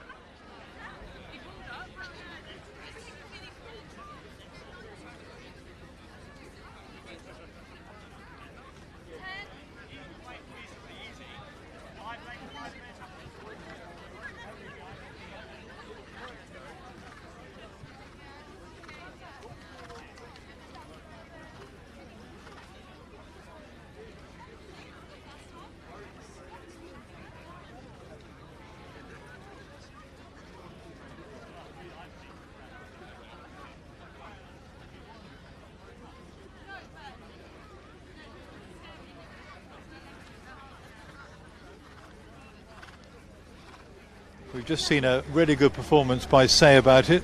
A sparkling performance in the saddle. Always flatter the winning jockey by Vinny Webster. Well done, Vinny. Thank you very much. How did it go for you? Because, to be honest, it's been a bit hit and miss with this horse, to be honest, since last year. He was running a very big race at Copplestone. He probably fell 5 out, a long way from home, but I think that would have been his day. Jumping's been a little bit slow coming to par, but he's ran a lot of form on the flat, like, so I know he can gallop. Travels through his races. It was just a matter of getting it all together, really. And he'd run quite well at Weybridge. Yeah, again at Weybridge, I probably left it a bit too late to come at a challenge. Like, going down the back, the first 3 quick, very far clear, and I thought I'm going to reel them in, and then walk through the last 2, probably cost him his race. Like, but we've had a couple of quite close finishes. It was in the melting pot, wasn't it, coming to the second last? Yeah, I knew turning the top, to be honest with you. I know it's still a long way from home, but I knew coming back down the hill. I think halfway there looked to be getting a bit tired. Yeah, unfortunate for Heidi, because I work with Heidi at Victor's, so that horse was knocking on the door. But I knew coming down the hill I had enough horse. It was just to get him up to his gear and go through with it with the rest. Like, you work for Victor Dartnall. Does Heidi mornings as well? Yeah, mornings as well. Yeah. Oh, so really? Did you have a chat to her on the way round or not? No, I just left her alone. If she knew I was there, she probably would have quickened off again. So, how many opportunities are you getting these days? Well, to be honest, I'm getting plenty of opportunities, and I appreciate all the help everyone's given me. But my issue, now this one's gone, broke his maiden tag. I have a lot of maidens to ride. So yeah, I'm riding every Sunday, but probably not as much as I'd like to. So and during the week, working hard for it's all good. How's his season going? It's a bit hit and miss. We're knocking on the door. It is a bit hit. I mean, he's such a good trainer as well. Yeah, he's a shrewd man. I'll tell you, he's a shrewd man. But have you got the ammunition?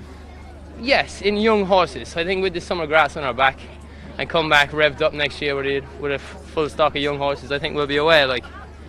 Well, no, it's good today. I'll just give my partner a mention if I can. She's at home looking after our 3-week-old daughter. Willow, that's it. How did I know that? Rita, thank you very much. How exciting. Yeah, so she's quite good to me. How old is Willow? 3 weeks old today. And is she what? Not is Will? I suppose. Oh, my partner will be. Your partner will be watching, and Willow will be watching. Yeah, she will. And it's something for her to look at in the future now, isn't it? Would you want Willow to be a jockey of the future? No, maybe not.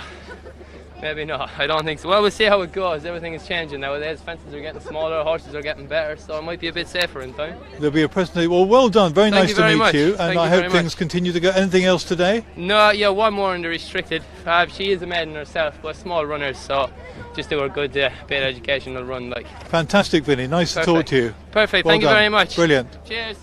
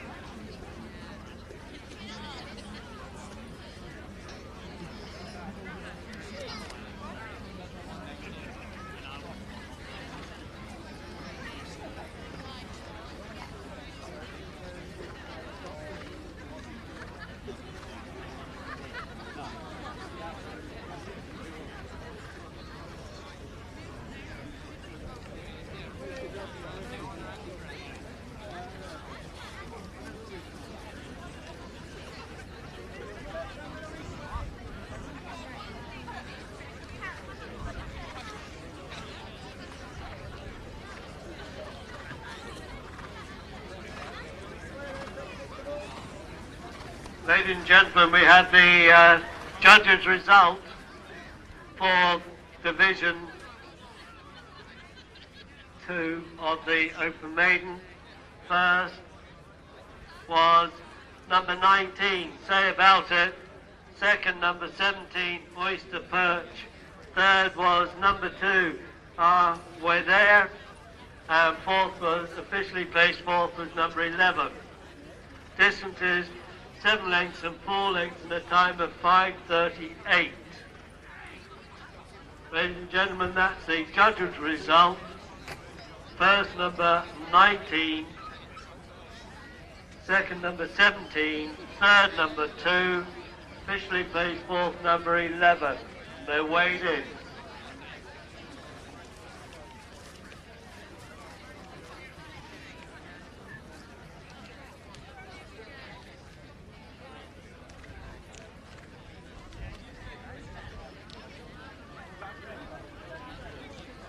So, ladies and gentlemen, this is the presentation to the connections of the winning horse in the first division of the third race, number 19, Say About It.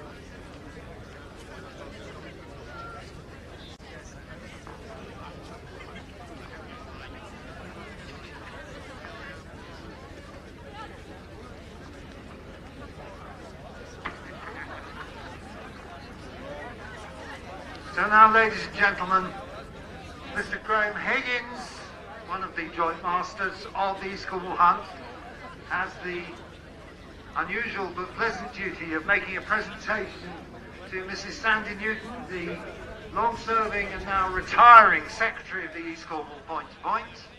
And I will hand you over to Mr. Higgins. Good afternoon, ladies and gentlemen. I have in the paddock stood with me Mrs. Sandy Newton. Now, Sandy has been our secretary for 10 years. She's been an amazing secretary, worked very, very hard, very dedicated, and our meeting would not run without her. But this is going to be our last meeting, Sandy. We thank you for all what you have done for us, all the organising, the doctors, the paramedics, the horse stewards, keeping Graham Higgins, the chairman, in order. But Sandy, we really appreciate what you have done for the East Cornwall Point to Point, and on behalf of the Point to Point Committee, we'd like you to present this small thank you for all what you've done.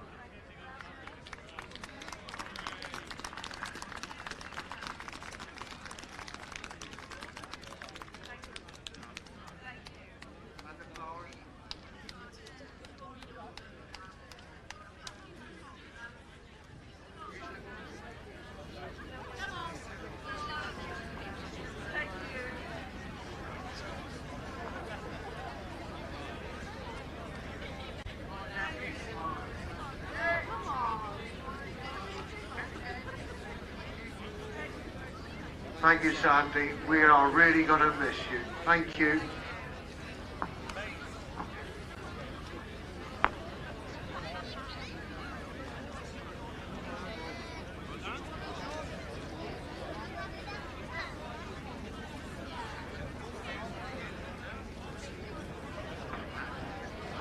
And now, could we have horses, please, for the second division of the Open Maiden?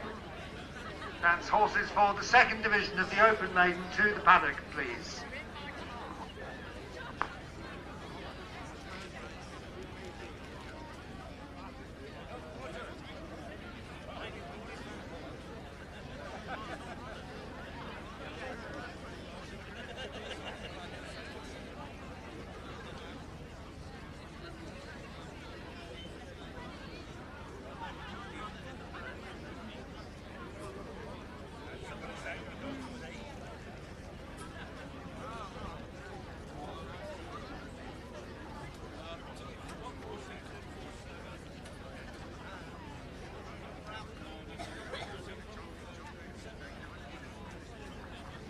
That's horses for the second division of the Open Maiden to the paddock, please.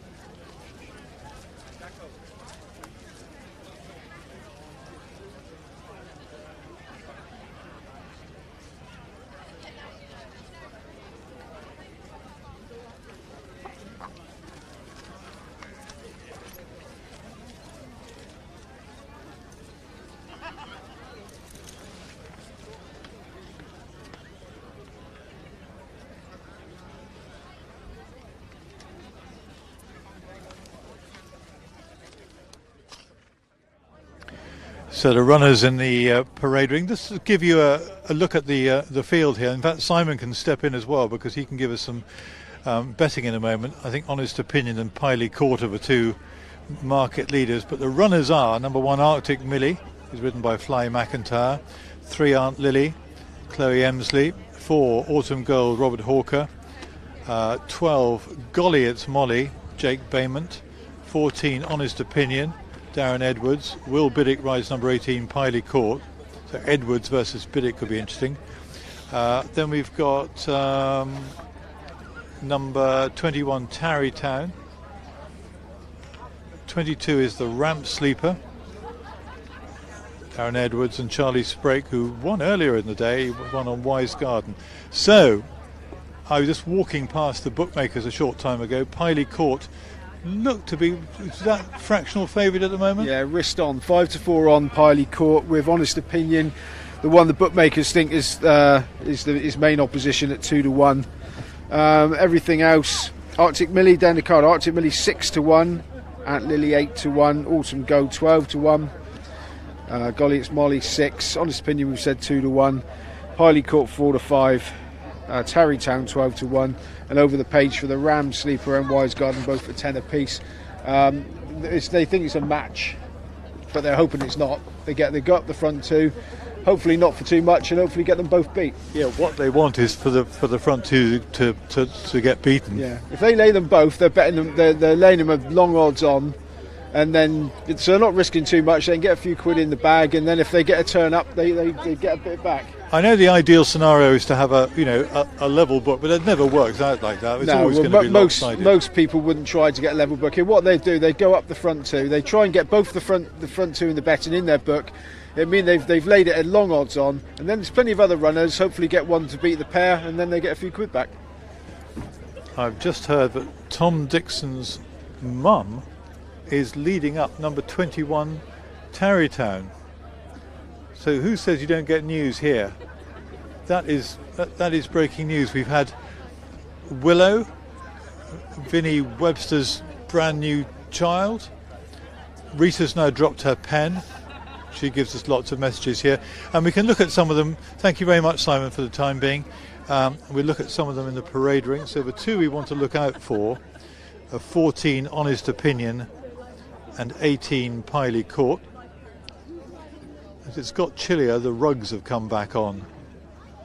I'm not that surprised, but I think we've been jolly lucky with the weather actually so far. And I have no idea. It's best to be honest. I saw a glimpse of number 4 there. That was Autumn Gold. It was with Johnny Farrelly for a while. But until they come round, when they come round this way round, I can look on the inside. I can find a bit of 24 goes past us. That's Wise Garden. Charlie Sprake rides that one. Just coming past me now is number 12. That's got the stripy rug. A nice looking dog, that. Number 12 I've just seen going past. I'll be able to identify that one for you, which is Golly It's Molly, Jake Bayman. There, the one in the stripy rug there. Golly It's Molly, who's got a little bit of form, has been off since finished second in a Bratton Down maiden back in May. It hasn't run since, so probably would need the run, you would have thought.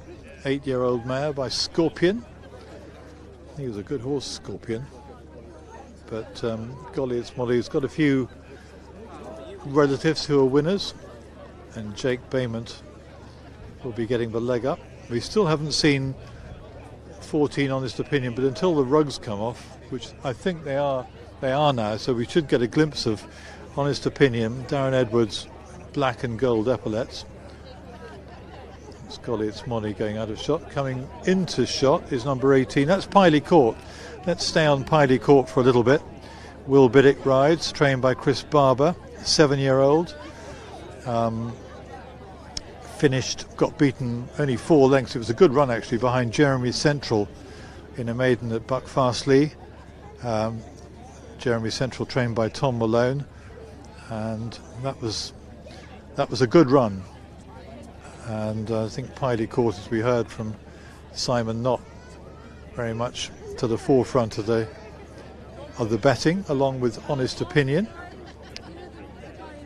Honest Opinion races in black and gold epaulets and sleeves. Who's this coming towards us here? That's number 12. That's Golly It's Molly. We've seen that one before. Just going through shot there is number number 13, I think that was Henry's Regime, and that's number 24 for sure. Wise Garden and Charlie Sprake. As the runners head down, so we'll get a look. I hope we get a look at Honest Opinion when they're down at the start. Still one to go down with a pair of cheek pieces on. Is number 1 Arctic Millie, trained by Les Jefford and ridden by Fly McIntyre. Finished 4th in a Chipley maiden a few weeks ago. Got beaten 10 lengths. And in behind them comes Autumn Gold, number 4, from Hawker. That looks like Honest Opinion. That is Honest Opinion. Just going through shot there, we get a brief glimpse of. Here we go. That's Golly, it's Molly again. But we've got a brief glimpse of Honest Opinion. Dean Summersby's very consistent horse, and surely it's a matter of time before she gets off the mark. Honest Opinion. She's been second in 4 maidens. She only got beaten 3 lengths behind Jeremy Central in that maiden at Buckfastleigh. Same race where Piley Court finished 3rd, so there's only a length between those two. They meet again. Honest Opinion was 4th and Piley Court was 3rd, so on that form not much separated them, but they say then they're not. Oh, the best turned out. Honest Opinion is the best turned out. Oh, one just a little bit awkward going down to post is the top one, Arctic Millie, giving Fly McIntyre just a half an anxious moment. Declarations closing for the 5th race in 10 minutes. And the final one to go down is number 1, Arctic Millie, ridden by Martin McIntyre, red with the black stars, blue sleeves. Runners already gathering down at the start.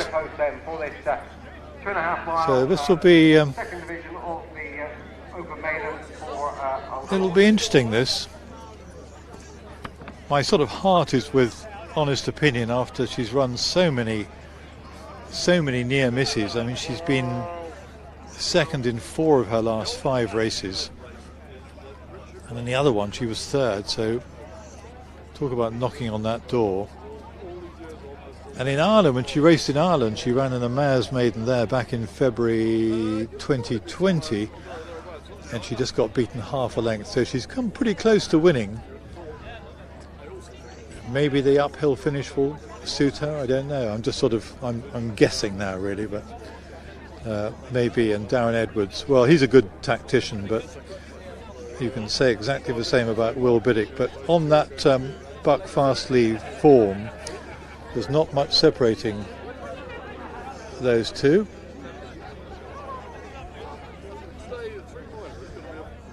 So the blue sky we had earlier, I can see in the distance, but it's rather gone now. It's turned a bit grey, but I'm definitely not going to grumble about the weather. I'm going to get Donna back in because always nice to hear. Let's put the microphone down a bit. Thank you. So Donna, hello. I was just saying that the luckless horse, his Honest Opinion, has had so many near misses, and quite narrow ones as well, narrow squeaks. Could today be her day? I think my money would be on Honest Opinion, taking on the Chris Barber Piley Court. Chris Barber's team's well informed. But they're very tightly matched, aren't they, on that maiden last time? I think it could be a duel up the hill for those two. But there again, who knows? Something might come out of the. Outside the front two, we've sort of concentrated on Piley Court and Honest Opinion. Are there any others we should be keeping an eye on, do you think? Not that I've personally looked at, whether they're booking as. And the form looks quite patchy, really. I mean, Arctic Millie got beaten 10 lengths at Chipley in a maiden. We'll see. Anyway, thank you, Donna. All right. Flags are up. They'll be underway very shortly. So let's get back to the commentary for our second division of the Open Maiden. Sorry, Donna. How about Terrytown with Conor Houlihan? Okay. Could be a roughly thereabouts as well. They're off and running. We look out for that one, Tarrytown. Jumped off at the back, but the race then away from the start for this second division of the Open Maiden for older horses, and prepare to take the first of the 16 fences. Golly, it's Molly in the centre, Honest Opinion on the inside, and Aunt Lily on the outer. They're a line of 3 up front, all disputing the lead at this stage. Tarrytown just knuckles slightly on landing over the second there for Connor Houlihan. Wise Gardens on that one's outside. Autumn Gold a little bit wider out again. Then we've got a line of 3 at the back. Piley Court, the favourite, is on the inside of the Ramp Sleeper, and Arctic Millie just a little bit wider out with Wise Garden, who's just preceding them. So they've all safely negotiated the ditch, and now race slightly right-handed before they make their journey up the back straight, or down the back straight, for the first part anyway. So Honest Opinion now just taking over the lead, goes on by about a length and a half to Golly, it's Molly. Tarrytown just shows in third from Aunt Lily. Wise Garden is next, then Piley Court. Autumn Gold, the Ramp Sleeper, and Arctic Millie still the back marker, but no more than about 10 lengths between first and last of these 9 then, as they finish the descent and prepare to climb up the far side. Honest Opinion, second favourite in the betting under Darren Edwards, and jumped that well enough out in front as they continue their journey on then to the middle plain fence in this part of the course. So Honest Opinion again jumps it pretty well. Tarrytown is right in the slipstream of the leader. Piley Court's right up the inside. Wider out is Aunt Lily. Golly, it's Molly there. Just disputes second on the outside of Tarrytown, as they're all safely negotiated the final plain fence in the back straight, and now sweep right-handed at the top end of the course for the first time as they come back towards us now. Honest Opinion comes to it, skips over it nicely. In fact, they all are. Autumn Gold gave that a mighty whack and lost a fair bit of ground there, and is the back marker by about a dozen lengths now, Autumn Gold. But they continue their descent down the hill then as they prepare to pass their point of departure. So Honest Opinion with the advantage. Golly, it's Molly and Tarrytown. They are 2 and 3. Arctic Millie's now improved a place or 2 up to dispute 4th. Aunt Lily is the widest of all under Chloe Emsley as they cross the next then, and they're all over that safely as Autumn Gold has been pulled up. So Honest Opinion kicked into it nicely, saw a nice jump there, and Tarrytown a perler of a fall there. Connor Houlihan stood no chance, and we'll wait. Connor's just getting up to his knees now and is up on his feet okay as they take on the ditch then, and they're all over the ditch safely. So Honest Opinion now with a lead of about 3 lengths as they sweep right-handed then at the top end of the course, as Wise Garden now has gone into second, just dispute second from Golly, it's Molly on the outside. Aunt Lily a little bit wider out, disputing 4th from Piley Court now. In behind them, Arctic Millie and the Ramp Sleeper, the back marker of the 8 then, as they continue downhill in the back straight. So Honest Opinion and Wise Garden now with Charlie Sprake just goes up on the inside of Honest Opinion as they set themselves up then for these final 3 plain fences in the back straight.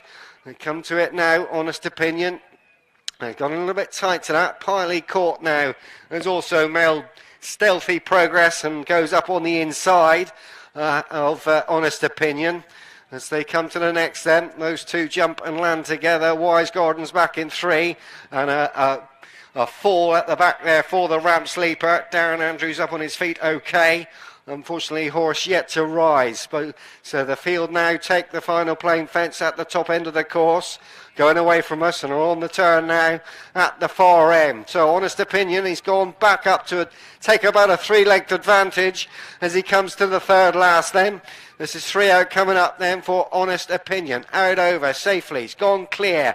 Piley Court was a little bit flat-footed at that top bend, and just comes back on the inside now, four-wheel Biddick, but Honest Opinion with about 3 lengths in hand. Aunt Lily's in the slipstream of the leader. Wise Garden now, the red colours up into dispute third, and running in between them is Arctic Millie and Martin McIntyre. So about 5 in with a shout now as they reach the bottom then and prepare to climb up the hill towards us. Honest Opinion just running around a little bit on the run to that. Honest Opinion now, Aunt Lily finishing with a rattle on the outside, and the Chloe Emsley. Honest Opinion pulls out a little bit more. These two jump and land together, but Aunt Lily almost lost Chloe Emsley there. This is going to be a head bobber. Judge will have to split them. Wise Garden back in 3. Arctic Millie is 4. Piley Court's been pulled up, as has Golly It's Molly.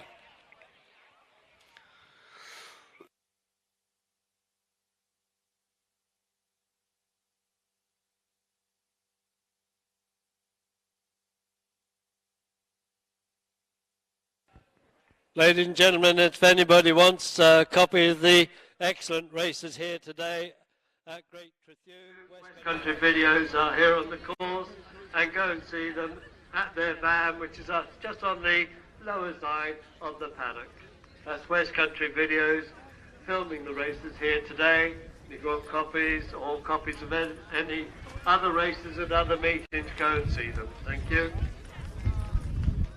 It's a close one, and Chloe Emsley, she went into the winner's enclosure for Aunt Lily. It's a tight one between her and Honest Opinion, who I think might have finished in the money again. Had a lead at the last, a narrow lead, wandered around on the run-in, and I think Honest Opinion, who, well, honest in regards of finishing in the money, but just so unfortunate, just finding one too good. But it hasn't been called yet. But I think, looking at the angle that we saw here, I didn't actually see it in real life. I saw the same pictures that you were looking at, but I think that Chloe Emsley might have just stolen it on the line.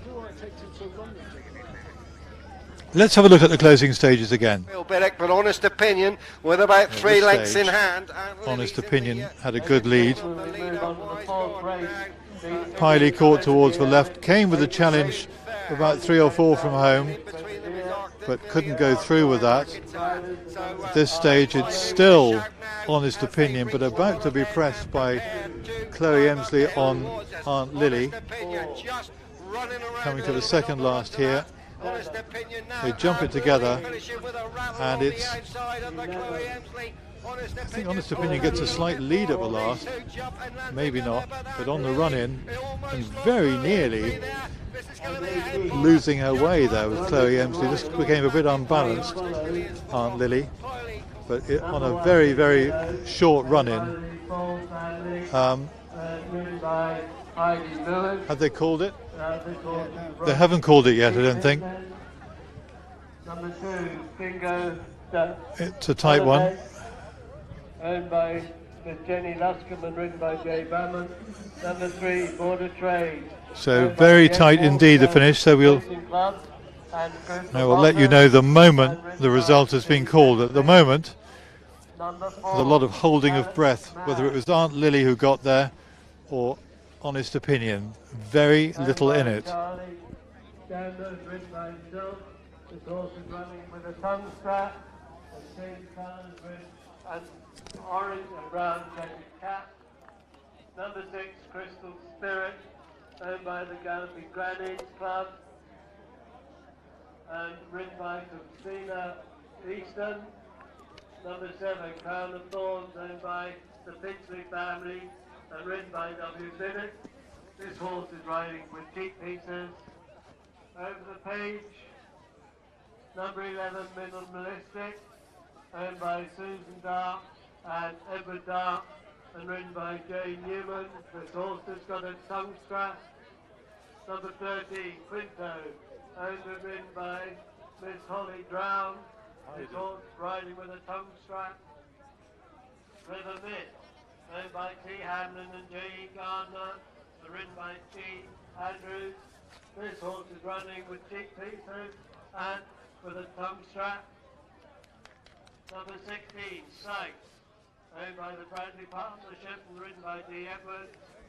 Number 17, Talk of the South, owned by Peter and Helen Barnett, ridden by Chad Barman. Number 18, This Briac, owned and ridden by Miss A. Benalik.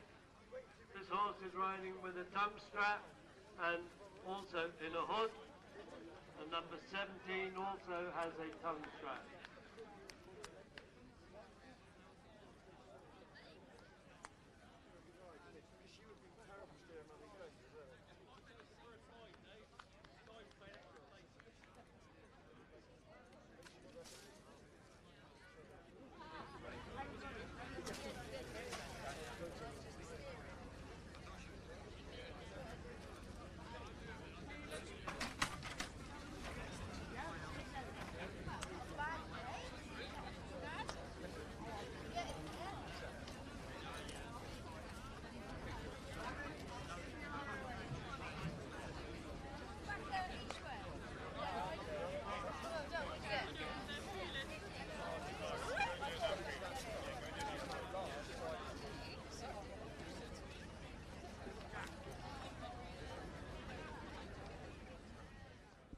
Well, we're still waiting for this result, Simon, aren't we? It's taking a long time. We are. We've no idea what's going on. We know everything about the forthcoming race, but we don't know anything about what happened in the last. So. No, we had a lot of chapter and verse about the next race coming up, which we will be talking about quite soon, which is the Mixed Open. Looking forward to that. We've got a bit of form to go on there, but whether we don't know officially whether Aunt Lily or Honest Opinion have won the second division of the Open Maiden. The bookmakers floor man was up here. They desperately want it to be Aunt Lily because then they've got their front two beat like we were talking about. So we want to hear number 3. The bookmakers do. What sort of price was Aunt Lily? 8 to 1. 8 to 1. So yeah. It was it was only the front two. They get them both beat. They've got a few quid back. Yeah. It was money for both. Well, there was a lot of sort of anxious looks and waiting, and horses walking around. Horses going round in circles. Punters holding on to their tickets, not knowing yet. Jack said Darren thinks he's got it. Apparently, we think Harvey's back the runner-up. But Darren Edwards thinks. Does Darren Edwards thinks? Told Jack he thinks he's got it. That's what. Here come. Well, see whether Darren Edwards has got it or not. The wait will soon be over. Come on, give us the result. Here it comes. First was number 14. Honest Opinion has won. At long last, Honest Opinion has won and has beaten Aunt Lily. Second was number 3, Aunt Lily. Ridden by Chloe Emslie. It must have been very, very close indeed, that. Third was number 24. And the third horse was number 24, which was Wise Garden and Charlie Sprake.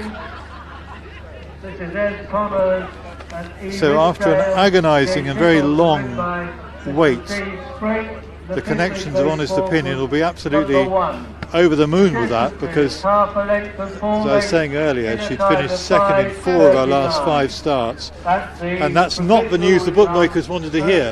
Well, the bookmakers didn't want that one. It's a half a length as well, Bob. It was it? It's called a half a length. So the bookmakers desperately wanted it to be Aunt Lily. But well, it's the longest wait I've ever had for a half-length win. But looking at it on the screen, you can't tell because they were wide apart and at the wrong angle. The only way is if we had a strategically placed person on the line, but we didn't anyway. But anyway, the result is Honest Opinion has won, and I suppose the bookmakers, Piley Court getting beat was good. I can tell you that punter that was stood talking to you while we were waiting for the photograph was the one that asked the bookmaker if he brought plenty of money. Oh, and he really? backed the winner. So he backed the winner. So he's backed the winner. That little yelp of delight was from him. It was. Especially when he came over and I told him that Aunt Lily... And then he told us that the jockey thought that they'd won. So he's definitely made at least one bookmaker's day even worse. Oh well, time is running out. We've got the Mixed Open coming up now. The sponsored by INEOS, the INEOS Grenadier Mixed Open, and we'll give you, we'll have a full graphic of the runners and riders in this race, but most of the big guns are going. I can see there are 4, 5, 8, 11 runners for this one, so it's been really good fields today. And Darren Edwards has weighed in. Number 3, first, number 24, and the 50 place for number 1.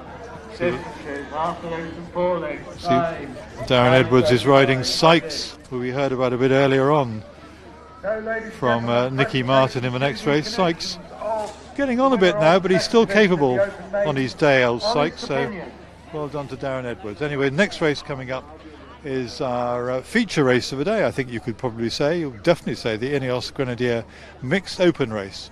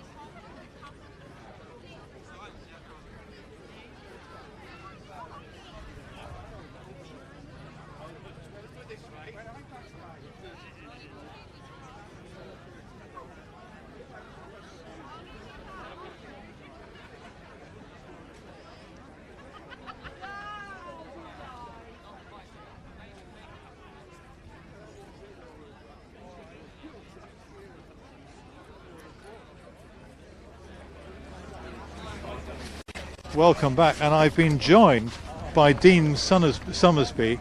And Dean, after, I mean, she really deserves to win, doesn't she, honest to be? After all those near misses. She's had 4 seconds, and she stays and she tries her heart out. She's a grand mare, really. And approaching the second over the last 2, what were your feelings over the last 2? Because they were both getting very tired. They were getting tired, and I did bottom of the hill. I thought, oh, she's going to get swallowed up. But I knew deep down she'll stay, and she was probably a length down at the last, and still kept battling and battling and battling. That's about. And they took ages to recall the results. I mean, I'd heard news that Darren thought he'd won. It was half a length in the end. Yeah, it seemed a bit odd for half a length, but to be honest, he wasn't 100% sure. He thought he had gone up, but he said he didn't really see where the line was when he crossed it, but he knew he was gaining and getting there. He just hoped he got there on the time. But, and you certainly confirmed form because Piley Court and your mare had finished quite close the other day. They did at Buckfast Lee. I think Piley Court finished just behind us, and yeah, that was the big danger today. And you saw him off today, didn't you? Yeah, 2.5 miles not her trip. She's a 3-mile stayer, really. So has she just been a bit unlucky? She's bumped into 1 or 2 all the time, horses that have gone on and won under rules, and she's bumped into some decent when maidens. She was trained over in Ireland, she only got beaten half a length. Yeah, she's always been unlucky, I think, and we were beginning a bit concerned that will she ever get there, and I said if it carries on like this, I'll put her in a restricted, because she'll probably win a restricted. So what would your plans be with her? We'll keep going pointing. We've got our local track coming up, Kilworthy, in a couple of weeks. She'll probably go there.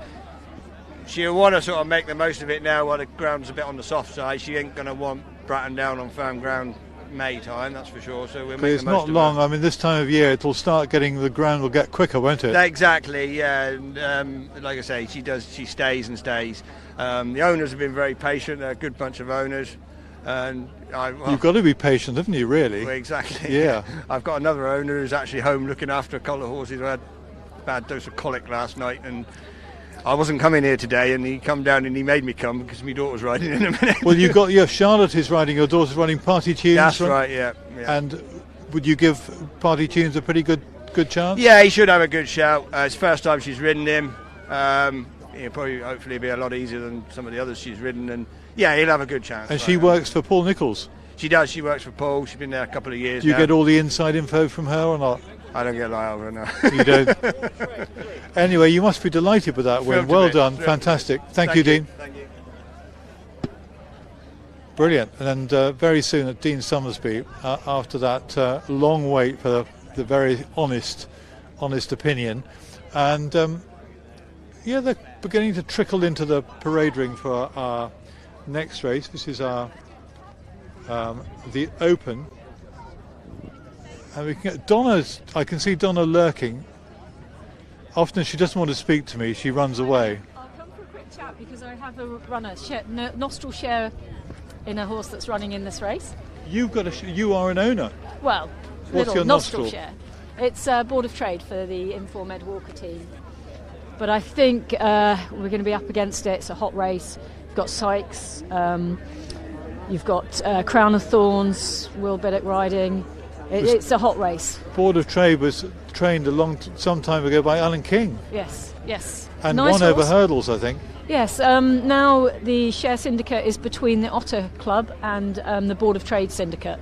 So shares available at a reasonable price. It's the first run for him, so he might need the run. Coming out, and like I say, it's a tough race. He obviously stays well because he ran. I mean, he ran quite well in a 4 mile plus, 4 Yes. mile and a furlong race.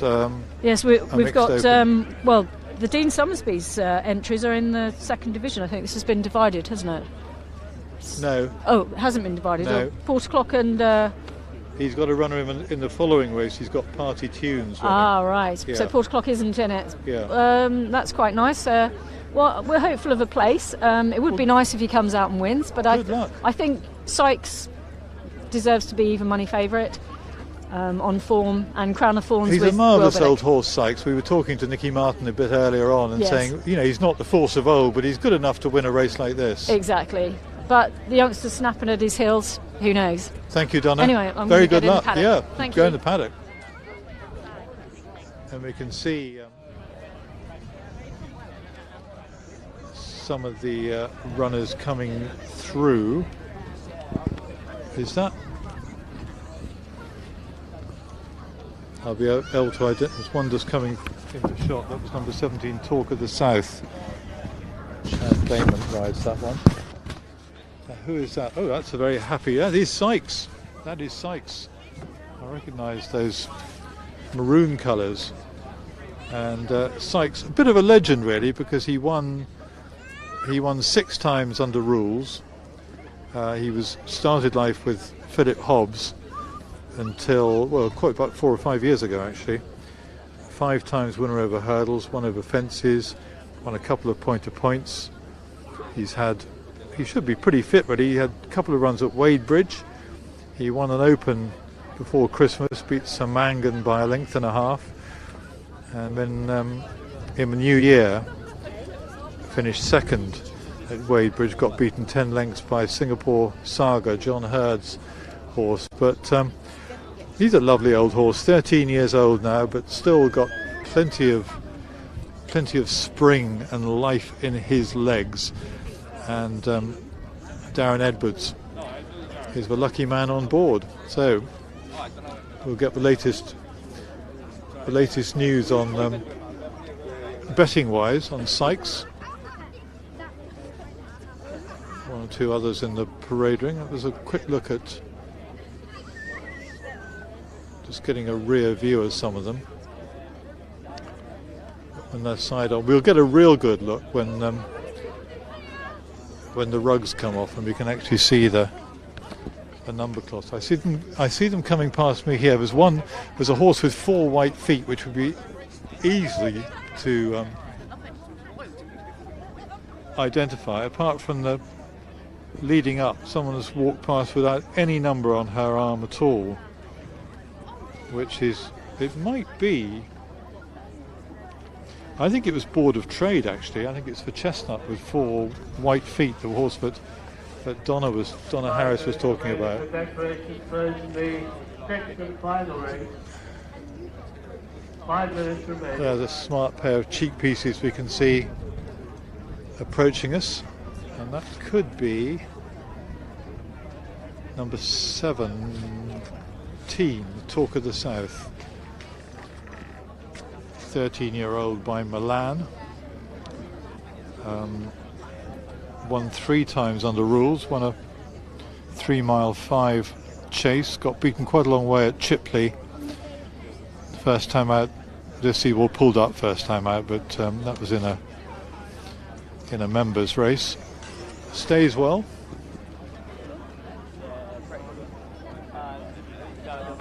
Number 11 has just passed us.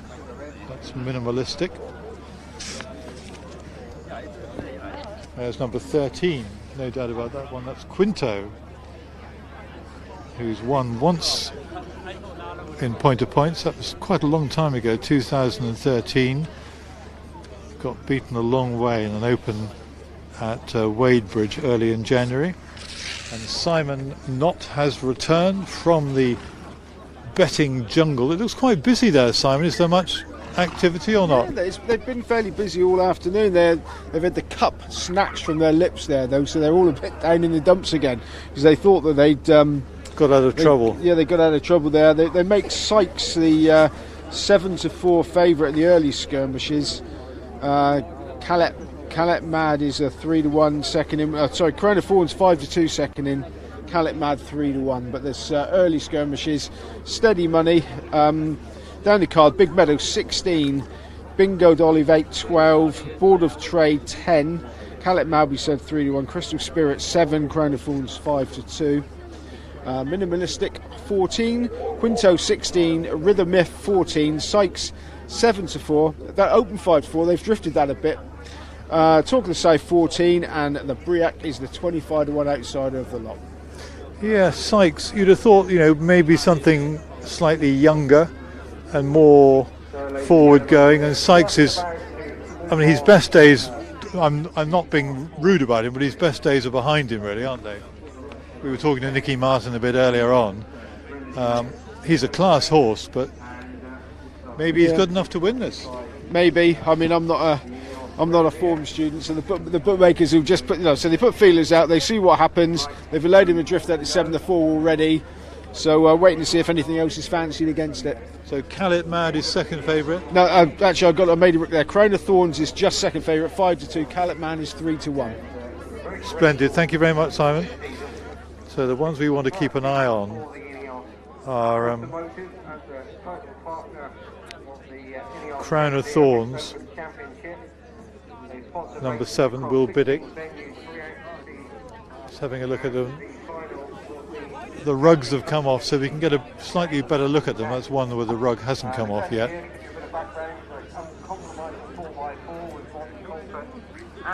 Let's give you the declaration. Let's give you the runners and riders, which we haven't done yet, but as we've heard, Sykes is the favourite. Number 1 is Big Meadow, ridden by Heidi Lewis. 2 is Bingo D'Olivati, ridden by Jake Bayment. 3 is Board of Trade, Chloe Emsley. 4, Calette Mad, Charlie Dando, was trained by Nigel Twiston Davis. Quite a classy horse actually, Calette Mad in his day. I almost take a chance with him. Then number 6 is Crystal Spirit, ridden by Thomasino Easton. 11 is Minimalistic, ridden by Josh Newman. 13 is Quinto, Heidi Drown. 14, Darren Andrews rides River Myth. 16, Sykes, Darren Edwards. 17, Talk of the South, Chad Bayment. And Amy Benalek rides number 18, This Briac. So the runners on their way to the start for the feature race of the afternoon over 3 miles for INEOS Grenadier Mixed Open. Runners just about to leave the winner of the best turned out. Callet Mad was best turned on the out. way down to start, and the first one we see out is this bridge, ridden by Miss Amy Banalak, yellow with a blue star. Seeing some of them going through shot. There's number 2 just going through the picture, Bingo Dolovati, who hasn't really been showing an awful lot recently, and coming out onto the track very shortly.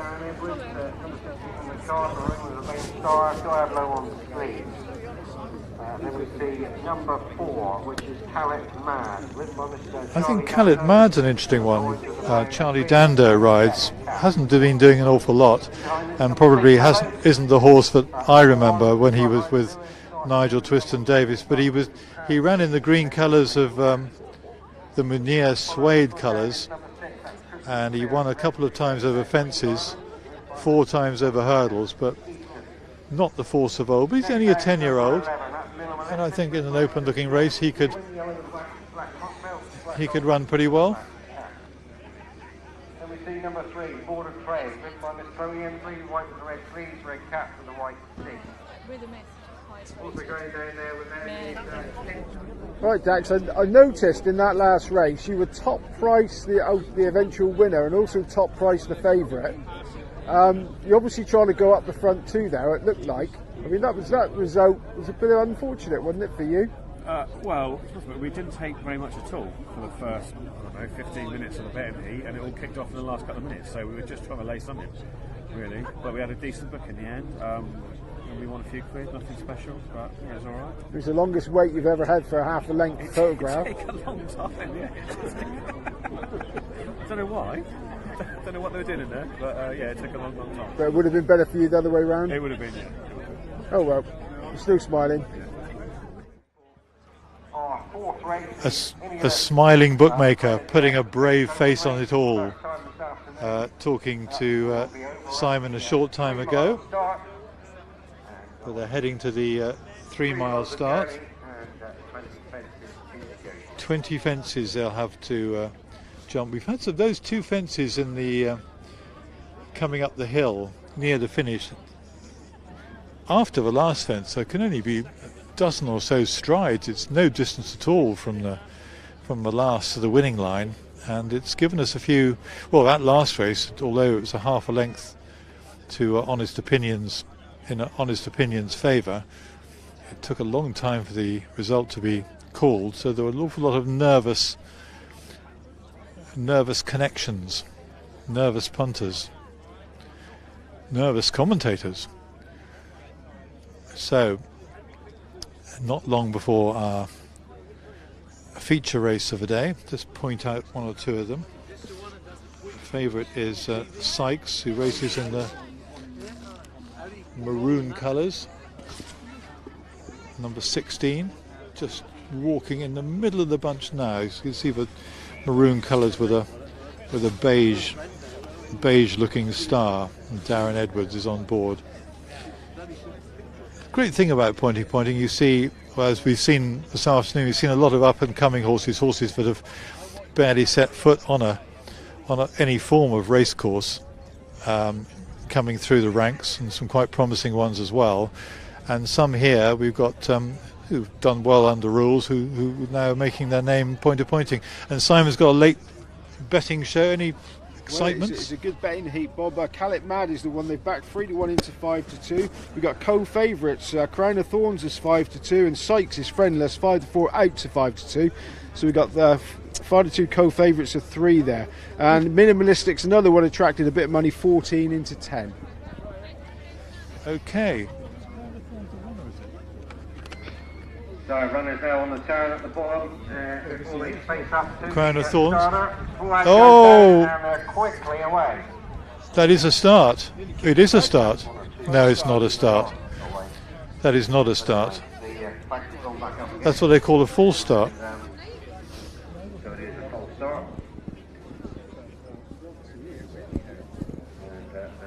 Crown of Thorns. So we've got Calip Mad, Crown of Thorns, and Sykes vying for favouritism.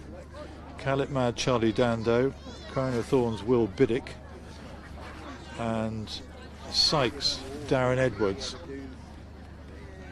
Calip Mad, if he was just showed a shadow of his Twiston Davis form, he won a listed hurdle at Perth. I mean, a few seasons ago, but he was a quality horse. Sykes, we know, in this sort of sphere has been running really well, and Crown of Thorns won 5 points back in 2019, and they're off. Jump away from the start then for this mixed open race, and they take the first of their 20 fences, and they're all over the first safely. Sykes has got the lead and races on to fence number 2. And Board of Trade is also up there. Crown of Thorns also up in the front rank as they cross the next. And Bingo de Olivat, just the back marker at the moment as they take the turn at the far end of the course for the first time. And begin their run back towards us, jump this fence at the far end of the course. And they're all over that safely. And Crystal Spirit now just joins Bingo de Olivat at the back. Up front we've got Crown of Thorns with the white colours and the cheek pieces on the outside of Sykes, and then Big Meadow on the inside, a little bit wider out, Board of Trade. Minimalistic with the yellow colours is also wider out under Josh Newman. Josh had a double this afternoon so far, he's looking for a treble obviously. So racing on to fence number 4 of the 20. 4 and 5 come up pretty quickly before the ditch. They come to it now. And Bingo de Olivat has made his way from back marker spot up to the lead now as he jumps that. And got the lead. And is about a half length clear of Minimalistic. Sykes is in 3 on the outside, or on the inside, sorry. Crown of Thorns is next. This is the open ditch, and the leader jumped it pretty well.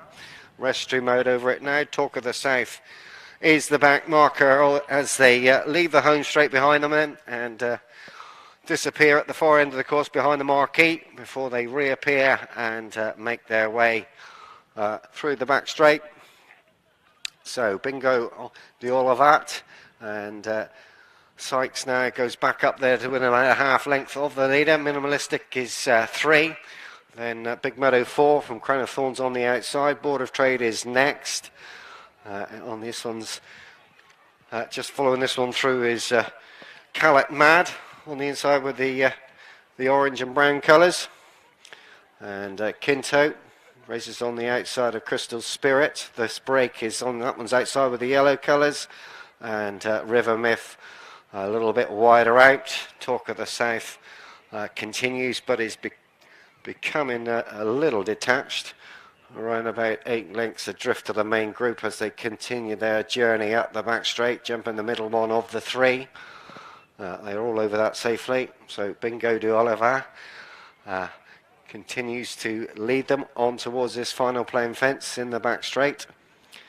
And they're all over that safely. Talk of the South still a little way adrift. River Myth, the back marker of the main group then, as they sweep right-handed and begin their run back towards us for the second time. Take this fence at the far end of the course, and they're all over that safely. So Bingo de Olivat and Jake Baymont with the lead. Sykes on the inside under Darren Edwards. Minimalistic wider out. Big Meadow in the green colours and the sheepskin noseband disputes 3rd in the slipstream of the 2 leaders. And Crown of Thorns has also been switched a little bit wider out in the white and red colours with Board of Trade on his outside. As they race on then to the next 2 fences in quick succession. Come to it now. Sykes was kicked into it, jumps it well, responded for Darren Edwards. Crown of Thorns was the one that knuckled slightly on landing there after Will Biddick. Will had to pick him up. He's almost down on his nose, but they race past the judge then. 1 full circuit ahead of them to race. So Sykes with the advantage takes them up towards the ditch then. And Minimalistic, Bingo de Olivat and Big Meadow, they dispute 2nd. Board of Trade is next. Kinto and this break. 3 lengths gap then back to River Myth and Crystal Spirit. as they race right-handed and begin their run down the back straight. And Sykes has been set about his job now by Darren Edwards, a second down at Weybridge back in the new year. And it's gone about 5 lengths clear now of Minimalistic in second. Josh Newman gives chase to this leader, Bingado Oliver and Jake Baymont. Big Meadow, Border Trade, they're clear of this break, and Kinto in behind this, then River Myth and then Crystal Spirit. And Callet Mad has been pulled up, and we're also missing Crown of Thorns, I think, but don't know where he's got to. So they on the run up the far side, and Sykes with the advantage, 4 lengths clear of Minimalistic. Border Trade's gone into 3 from Bingo to Alavat in 4. Big Meadows on that one's inside. This break is next in Kinto, and Crystal Spirit now the back marker as they continue up to the final plain fence in the back straight. They come to it now. The leaders are safely out over it. Sykes still with the advantage, about 4 lengths clear now of Minimalistic and Border Trade.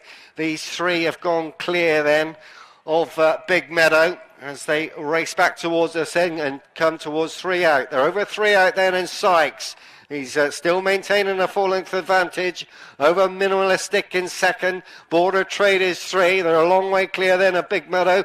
This break and River Myth continues from Kinto and Crystal Spirit. So Sykes is now almost completed the descent, but he's got Minimalistic, who's breathing right down his neck now. Minimalistic and Border Trade as they reach the bottom of the hill and begin their climb up the far side. Sykes now being tackled by Minimalistic. They've got to bypass the final fence as they better bypass it. Anyway, they race up the hill, then Sykes still with the advantage from Minimalistic, who's real game back in second, but Sykes has got a little bit too much. Takes the men's open race, or mixed open race, from Minimalistic. Border Trade is next. Then we'll see Big Meadow ridden out for 4th. This break, River Myth and Kinto, and they're the only ones to finish.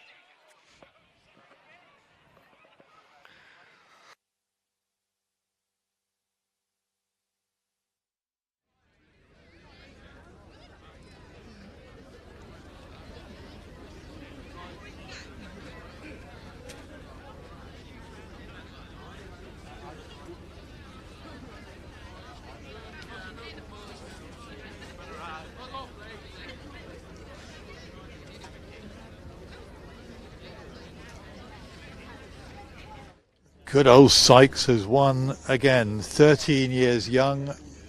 Darren Edwards on board for Nikki Martin. We spoke to Nikki a bit earlier, and she must really love this horse, and it wasn't all plain sailing. I thought he was going to win very easily when most of his market rivals had dropped away, but Minimalistic, as we shall see in the replay, made a real fist of it, putting in a strong challenge under Josh Newman. Stick in second, Border Trade is 3. They're a long way clear then of Big Meadow. This break and River Myth Sykes with a pretty handy advantage here. Mark Dennis started saying Minimalistic breathing down his neck. Well, it was quite a long neck at the moment. Back in third, Border Trade has run a fair race. Donna was talking about that one a bit earlier, the one she owns a nostril in, so she will be pleased. But jumping the last, well, this was the last because they went round the last. They didn't actually jump last, but on this very short run-in, old Sykes just had enough in reserve. He was a fantastic horse. I mean, Nikki Martin has had him for some time. He was with Philip Hobbs until 2017, and he won over fences.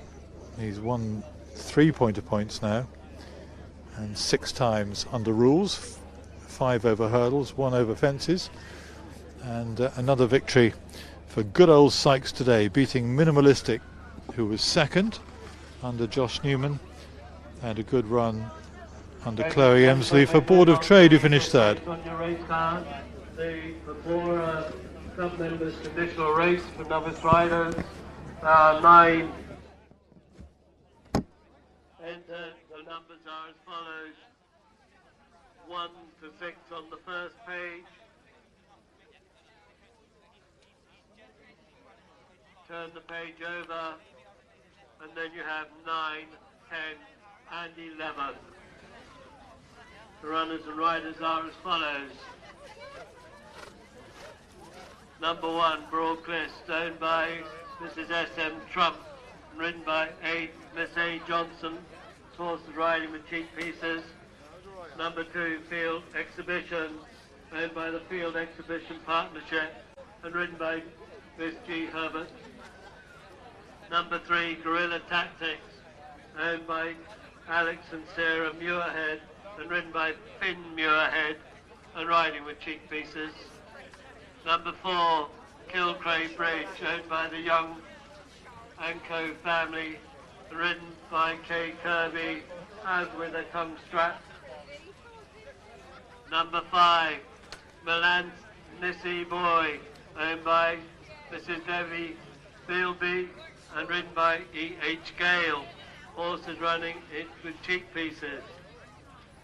Number 6, Party Tunes, owned by Mr. D. Summersby, Rita Underhill, and Ruth Burrow. Ridden by Miss C. Summersby with cheek pieces and a tongue strap. Over the page. Number 9, Syracuse Dream, owned by Mrs. D.J. Trenier, and ridden by Michael Trenier.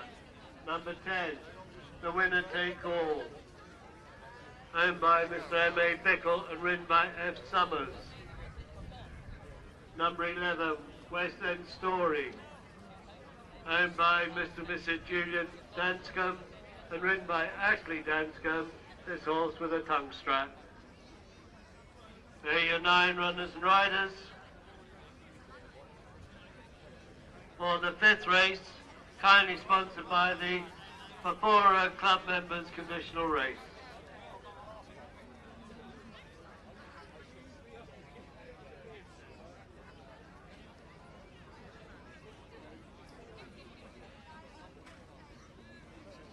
Horses away. Ladies and gentlemen, we have the judges' provisional result of the 4th race. First was number 16, Sykes, owned by the Bradley Partnership, ridden by Mr. D. Edwards. Second was Minimalistic, owned by Mrs. Susan Dark and Edward Dark, and ridden by Jane Newman. Third was number 3, Border Trade, owned by the Ed Walker Racing Club and Group of Otters, and ridden by Miss C. Emsley, and officially placed 4th was number 1.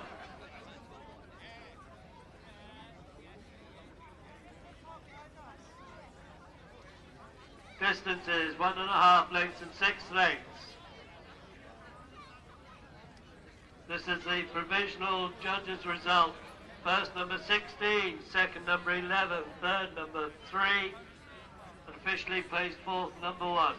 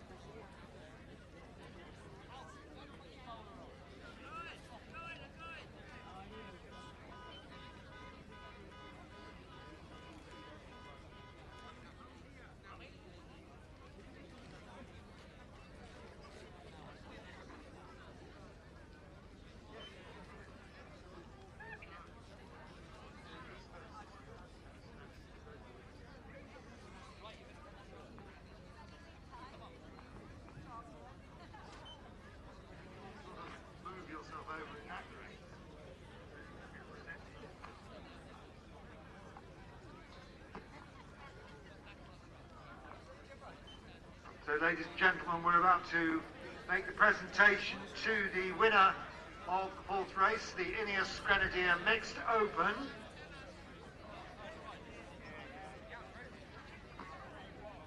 Who are gathered outside the officials and stewards' tents. and by the side of the INEOS Grenadier stand.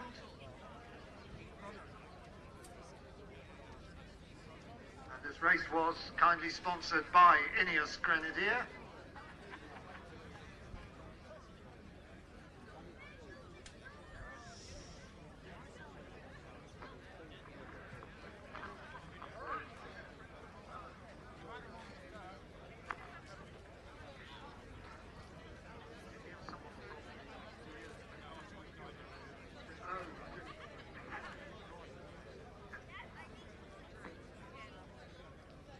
They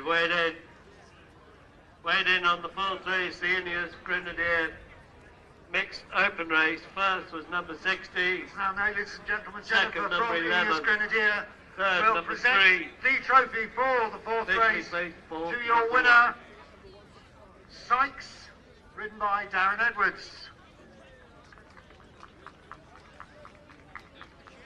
And owned by the Bradley Partnership.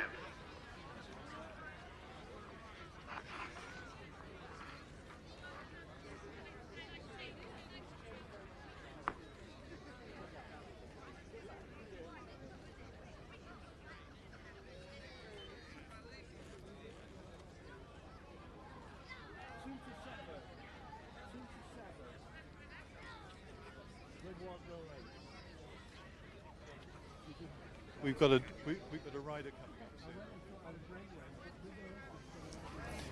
soon. While we've got a bit of breathing space, I hope we've got Darren Edwards coming up quite soon. Let's give you the runners for the next race for novice riders. It's the club members conditions race, 3 miles again, and number 1 is Broad Clist, who's ridden by Anna Johnson, trained by Les Jefford. 2 is Field Exhibition, the mount of Gabriella Herbert. Number 3 is Guerrilla Tactics, Finn Muirhead. 4, Kilcray Bridge, Keegan Kirkby. 5, Milanese Boy, Elizabeth Gale. Party Tunes, Dean Summersby, already on the score sheet, written by his daughter Charlotte. Number 9 is Syracuse's Dream, ridden by Michael Trenier. 10 is The Winner Take It All, Fionn Summers.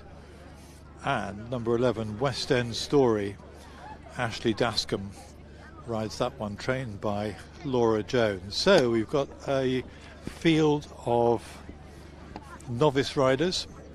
It's a fine looking dog, that, isn't it? Is it one of those mixtures? There's no such thing as a...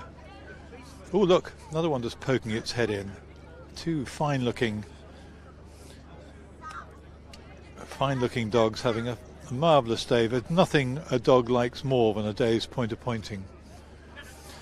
And as I say that, the sun has come beaming out again, and also another chance to say hello to everyone watching on pointingdc.co.uk. I hope you've enjoyed and are enjoying the action here from Great Trethew this afternoon. There we are. This is a reminder. Tell your friends, especially for the Devon and Cornwall area. Fantastic coverage we give. I'm standing in for Cornelius Lycett, who's not here today, but he's very much to the forefront of the action on Pointing DC.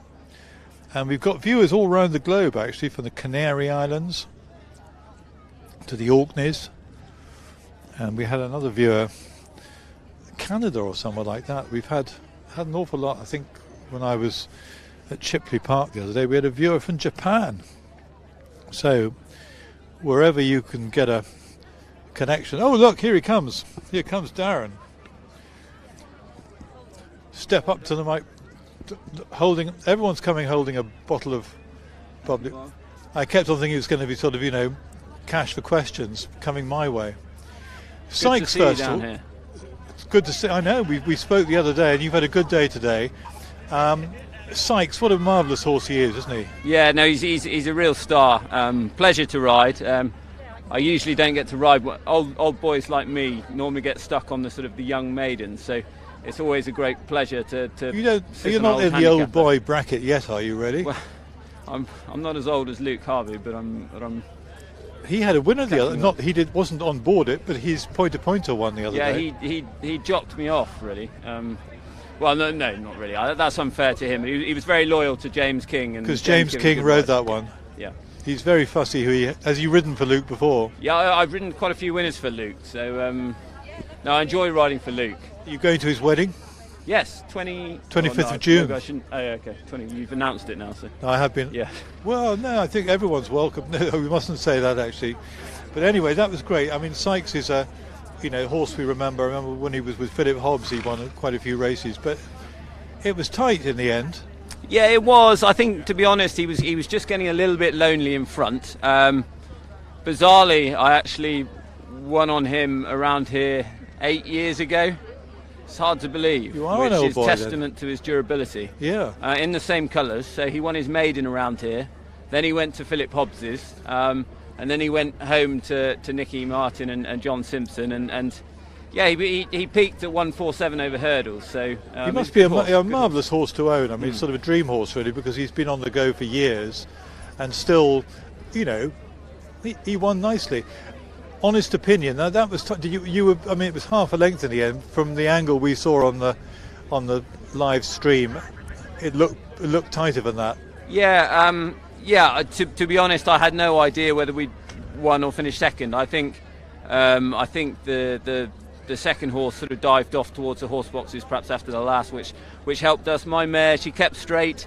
Again, she deserved to win because I mean all those places she's had. Yeah. And she's not in any way ungenuine. She's always just unfortunately bumped into one that's been better than her on the day. I mean, it's quite a tough uphill finish, and I thought the writing was on the wall 2 hours. Actually, I thought, oh no, it's going to be another honourable place. But she hung on bravely. Yeah, she did, and a bit like Sykes, they can just get lonely coming up through the dip and to 2 out, and because they see that hill and they think, oh Christ, I've got to go up that again, and they can just wander about a bit. What's it like riding around here? It's a tight track. The top bend is very tight. A lot of horses don't handle it. And you've gone up that steep hill, and when you do a tight right-hand bend, and you're all the way down again. We've been going a good sort of genuine gallop all afternoon, so they've got to. There's no. If they're not 100% fit, then they won't get home. Yeah, and that goes for the riders as well. Well, yeah, but like I say, it's you keep yourself pretty fit. It helps to be on the best horse in the race as well. Well done. I mean, you're well deserved as well. 2 winners, and enjoy it until next time. And good to see you down here. Thank you very much. Very nice to be down here as well. And next on, we've got non-stop action here. We've got. I hope this is Jennifer Cranford. Representing INEOS Grenadier, the sponsors, right. Proud sponsors. Yeah, really what a great race it was for you, and the sun is shining now. Yeah, the sun is shining, yes, shines on the righteous, as we say, and shines on our good utilitarian vehicles, which are over there. We've got 2 here today. And you're sponsoring the series, and there's the national series. You've got a race at Cheltenham coming up in the 29th of April on their big Hunter Chase Day. That's it, yes. Yeah, so that's the final there at Cheltenham, which people have been competing towards. So it's been really well attended so far. So the INEOS Grenadier is that a relatively sort of new brand as a vehicle? I know that you're involved in sponsorship of many sports. But as far as the vehicle goes, I'm not going to ask you miles per gallon, but no. But did this take over from the Land Rover Defender in a way? Yeah, they spotted a gap in the market from the Defender because they wanted to produce a utilitarian vehicle that farmers and people who actually are going to use their vehicles to go uphill and down a real tough working vehicle. Yes, there's not too much electronics, no electronics on it to go wrong. It's really made from the ground up and to be a really useful vehicle. It still is very comfortable as well. But yeah, it's... Do you drive one? Not yet. No. They're not in production yet. But they will be quite soon, though, will they? Yep. In this summer, they'll start to roll exciting. off. Yes. Very exciting indeed, as long as your sponsorship, and you get involved in you know, because I know you sponsor Formula One and Formula cycling. One and some cycling, but no, I'm just here for the horse racing, for the point-to-point, because we've identified that these are the sort of people that this vehicle would be really useful for. Especially when on a wet day. It'll cope with all of this and more. And are advance orders piling up pretty strongly? They are. We don't want to be a victim of our success, but we've definitely got lots of orders. They've been very popular, and future looks bright, and they're developing them, looking at hydrogen cars in the future. So really on point. How exciting! And obviously you're enjoying your day out here. You very much look the part. Thank you very much. And it's on a nice dry, almost spring day. Yeah, we've been really lucky with the weather. A couple of weeks ago we had to cancel a meeting because it was just so waterlogged. But today we've been really fortunate. It's almost tropical. Well, I would not go far as saying tropical, but anyway, it's certainly much better than it was. Jennifer, thank you very much for coming along. Thank you very much. Lovely to meet you. Thank you. Thank you. That's Jennifer Cranford, representing INEOS Grenadier, who fantastic sponsors of this Open series, and as we've seen today, Sykes winning their race today, and a really game performance as well. We await our next race. Look at all the keen pointers, race goers enjoying the next race on the card.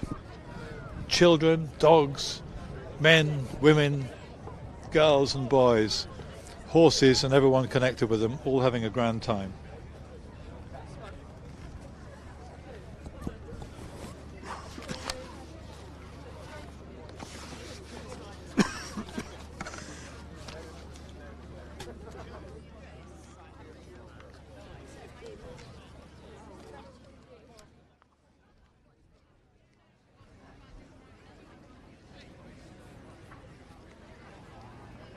Best turned out horse for this, the fifth race. The PPORA club members conditional race is horse number 6, Party Tunes.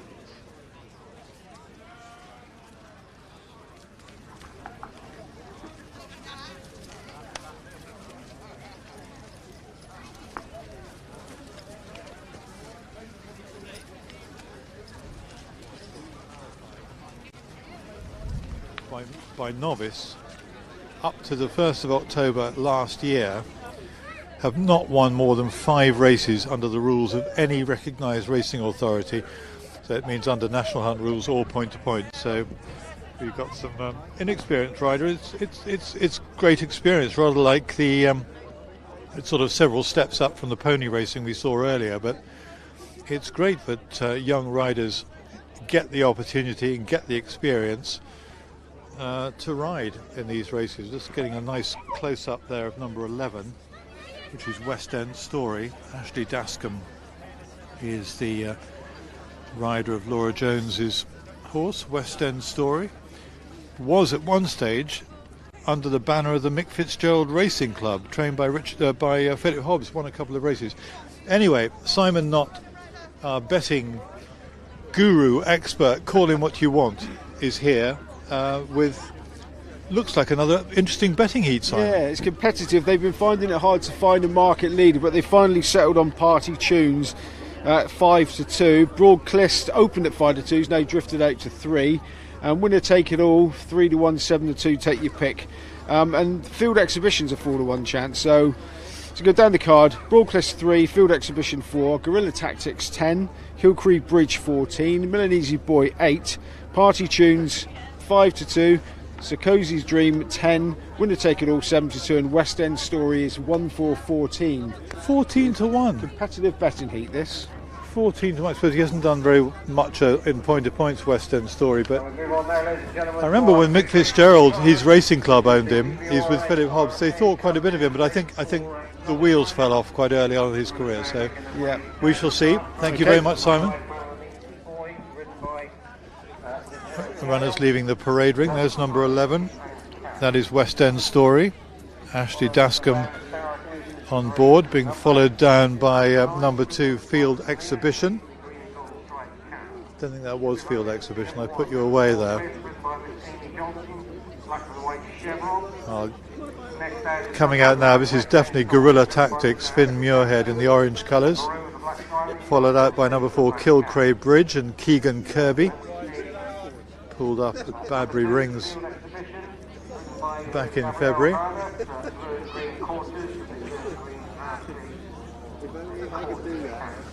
Just going past us there. So, interesting race really.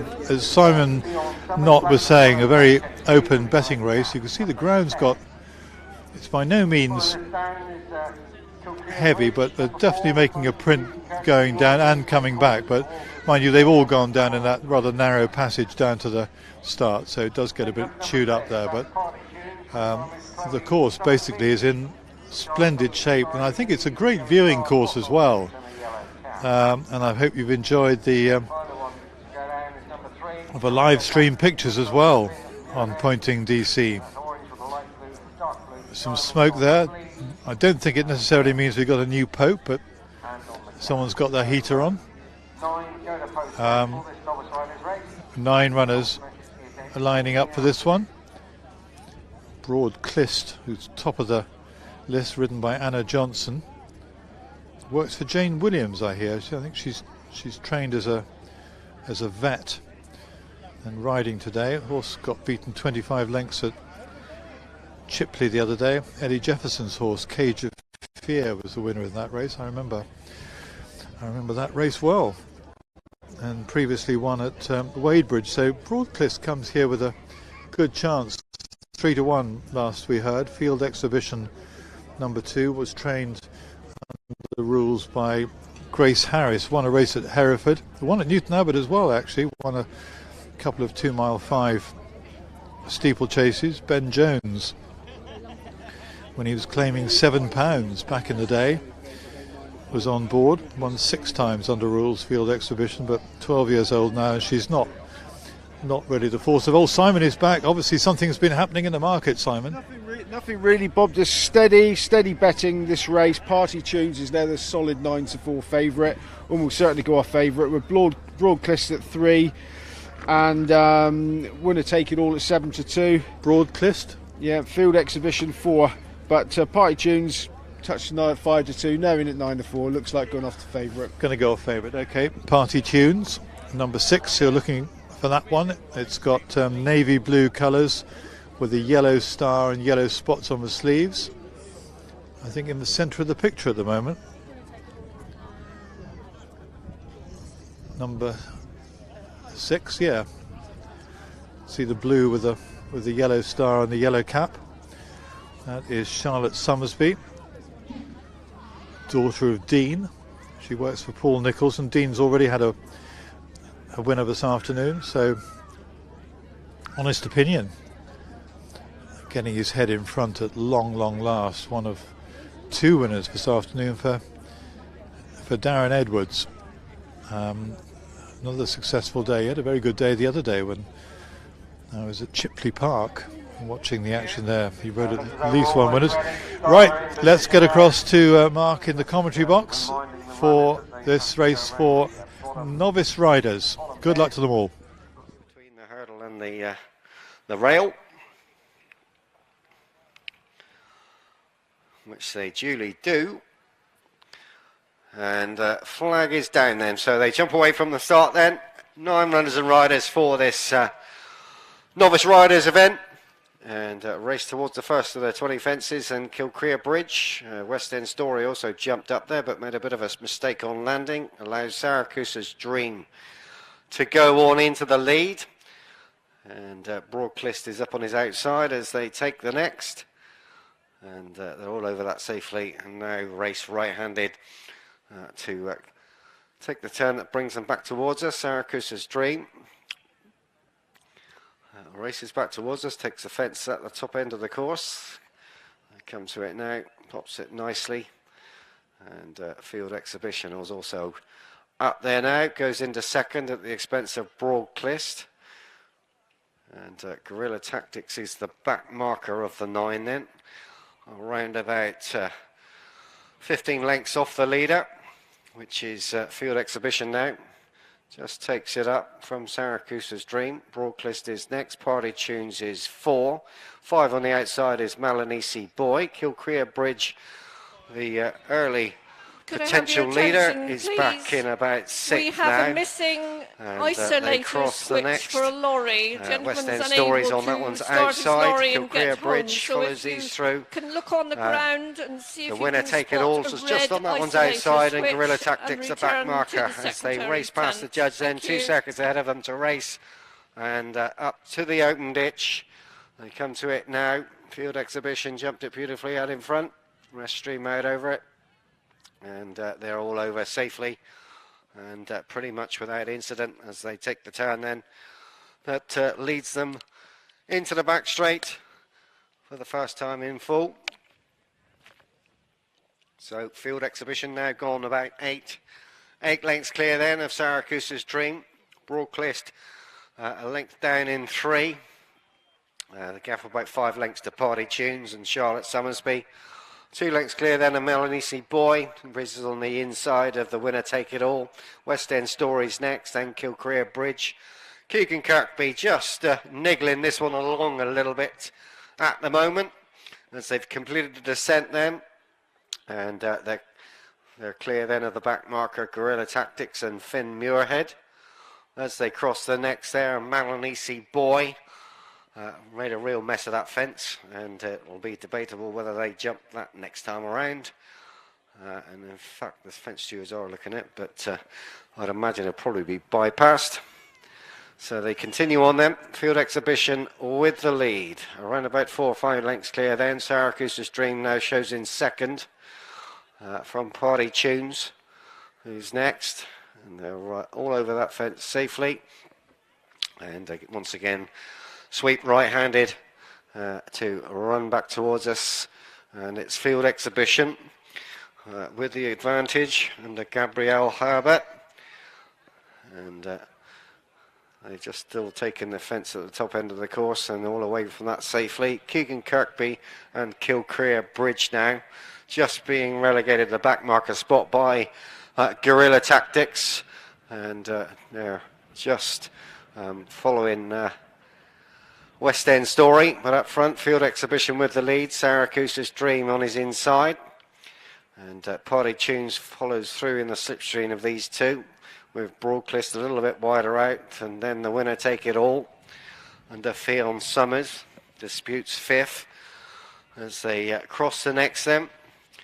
And they're all over that safely. Party Tunes was the one that just knuckled slightly on landing there. West End Stories being given the hurry up now at the back. Saracusa's Dream made a real mess of that, landed very awkwardly, but was just given a slap down the shoulder on landing as they race past us now. 1 or 2 beginning to show signs of distress as they take the ditch then, and leads them out of the back home straight and out towards the back now.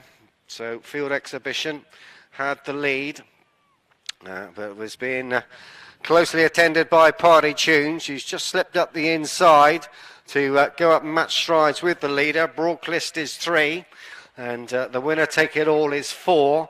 And they're 2 lengths clear then of Kilcrea Bridge now, who's come back on the bridle for Keegan Kirkby on the inside of Melanisi Boy. 2 lengths then back to Guerrilla Tactics, and another 5 lengths then back to Saracusa's Dream and West End Story. So they complete the descent down the back straight and going to bypass that fence and around the outside. So Party Tunes and Charlotte Summersby now with the fractional advantage from Broadclist now, who goes up on the outside to dispute the lead. And there's a line of 4 or 5 in behind them. Guerrilla Tactics, the orange colours on the outside under Finn Muirhead, is made stealthy progress. He's got there quite easily, although he is beginning to roam along a little bit now as they continue on up to the final plain fence in the back straight. Party Tunes with the advantage. West End Story's been pulled up before that. So They're on the turn for home for the final time then in this novice riders race. Party Tunes with the advantage as they race towards the third last. This is 3 out coming up then. Party Tunes out over. Broadcliff though ranges up on the outside, and Guerrilla Tactics now switch to the inside. They're clear then of Kilcrea Bridge back in 4. Malanisi Boy is 5. Then the winner Take It All. But they continue their descent down over the hill with Party Tunes and Charlotte Summersby in the centre. Guerrilla Tactics now ranges up on the inside. On the outside, Broadcliff and Amy Johnson. They are a line of 3 now as they settle down to race towards the second last. So Party Tunes in the centre, just running along around a little bit there. Asks for a big one and delivers. Goes a half length up on Broadcliff, who's ridden up on the outside again to just join the leader now. Better jump there by Broadcliff from Party Tunes. Pushed out to the line. Broadcliff is going to score just from Party Tunes. Then Guerrilla Tactics, Kilcrea Bridge will finish in 4th. The rest have been pulled up.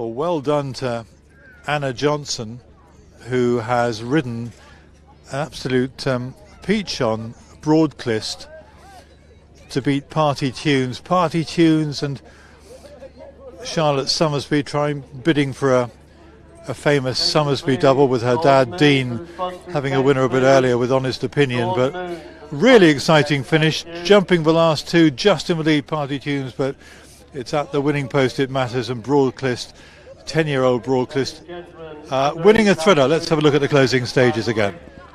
Winner Take It All, but they continue their descent down over the hill with Party Tunes and Charlotte Summersby in the centre. Guerrilla Tactics now ranges up on the inside. On the outside, Broadcliff and Amy Johnson.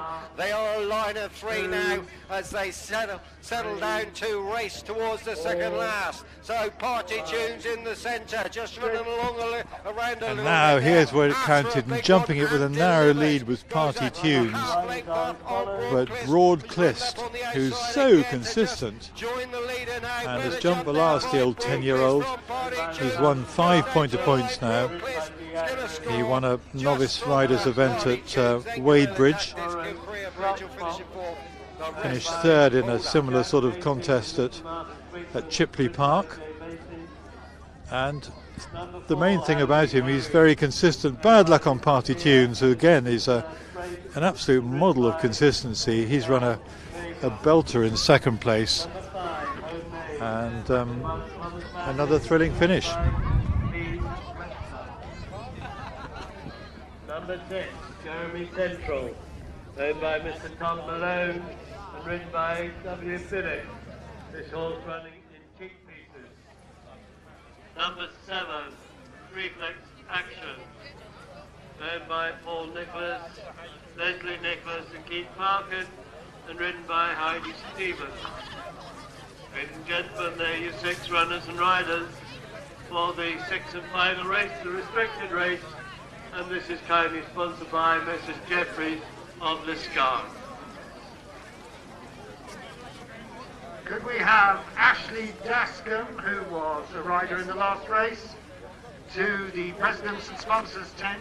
Would you have a moment, please, for your award as the youngest jockey today? That's Ashley Dascombe to the President and Sponsors tent by the paddock.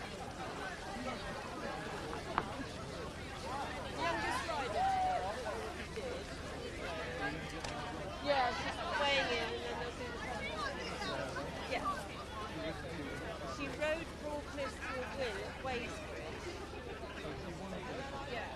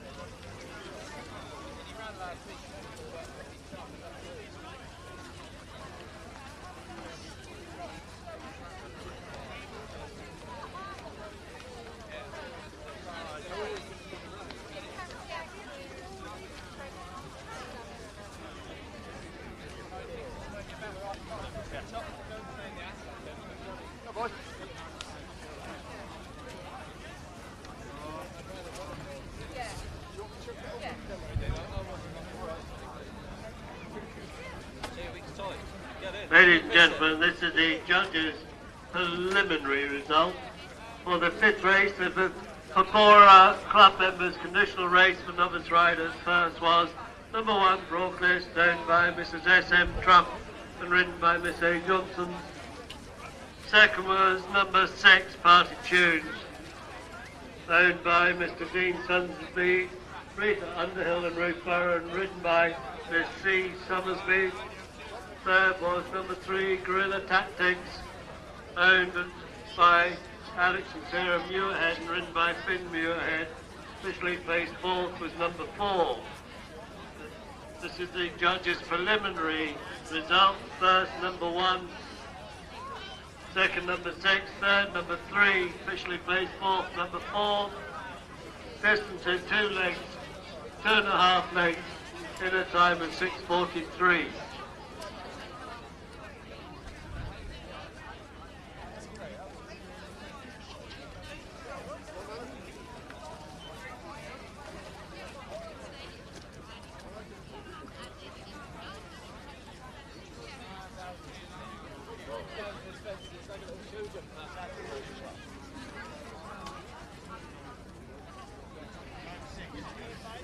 Horses away.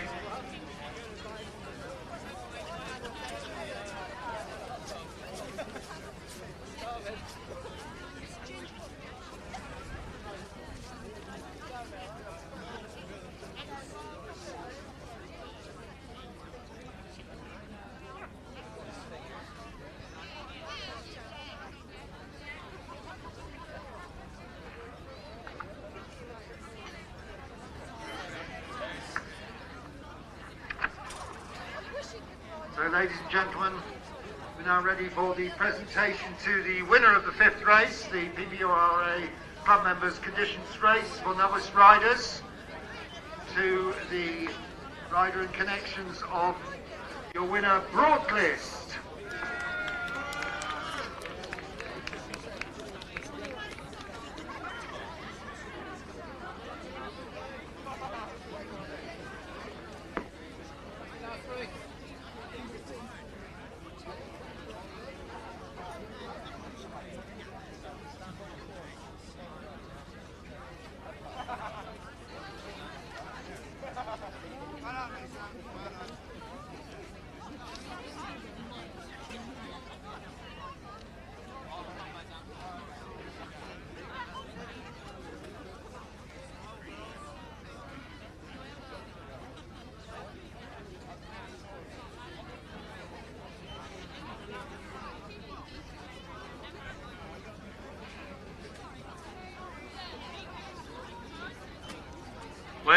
Wait in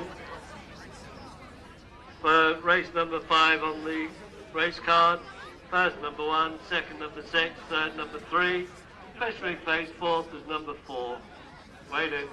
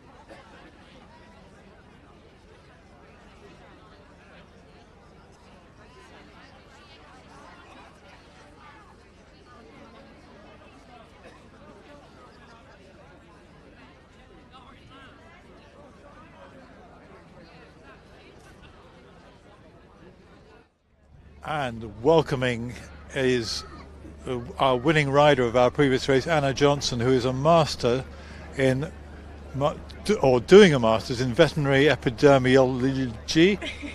How do you say epidemiology? I completed a master's in veterinary epidemiology. Epidemiology? Yeah, a couple of years ago now. Brains as well as very able riding. Well done. Try to be. But what a wonderful horse Broadcliffe is to sort of help you on your way, really, because you won at Weybridge, didn't you, Yes. a month or so ago? Yeah, so first time out this season, which was his first time from coming out of under rules. He came third at Dunsmore with me, third again at the first Weybridge meeting with Conor Houlihan, and then I had the privilege to ride him and win at Weybridge back in January. And you need, if you're sort of, trying to make your mark, you need sort of an able assistant like him to help you on your way, don't you? Oh, completely. I mean, I'm incredibly lucky. I don't take that for granted one bit. He's a fantastic horse. I mean, he knows the job better than anyone, and his jumping in to get that, have that ability to ride a horse as good as him is fantastic. And how exciting must that have been today? It was fantastic. It was a very exciting finish. Yes, yeah. It needed to be close. He's an older horse, and he knows that if he gets his head in front, then the job's done. So you've got to keep him fairly close to the other horses to keep him interested. So it was always going to be a closer finish, but no, brilliant. And his jumping is fantastic. So his jumping always gets him. He makes the lengths up there and gets him to the line. Very exhilarating indeed. And we saw Charlotte Summersby going for everything on party tunes, but getting a bit tired as well. And you had a bit of running left in you. Yeah, I mean, the one thing the horse has is huge amounts of stamina. Yeah. And they're all finishing tired today. And luckily that's Broadcliffe's sort of speciality is keeping on going and keeping on plugging away. And wearing your veterinary hat, are you involved with... you work for Jane Williams, don't you? Is that right? Yes, yeah. Jane Williams full time, and then I ride for Les Jefford and Robert Channon the other time. So you're pretty busy. And yes. So where can you... I mean, do you practice your veterinary skills at Jane Williams? It's a research sort of qualification. So I've got a few published papers looking at injuries in racehorses in Hong Kong. So I lived there for a year and sort of worked for the Hong Kong Jockey Club, which was a fantastic experience. That must be very exciting. Oh, brilliant. It was an incredible experience. So it's more of the theoretical research side of it that I have an interest in and do that in my spare time. There's not much of it at the moment. So what do you want to do? What's the sort of the end game going to be?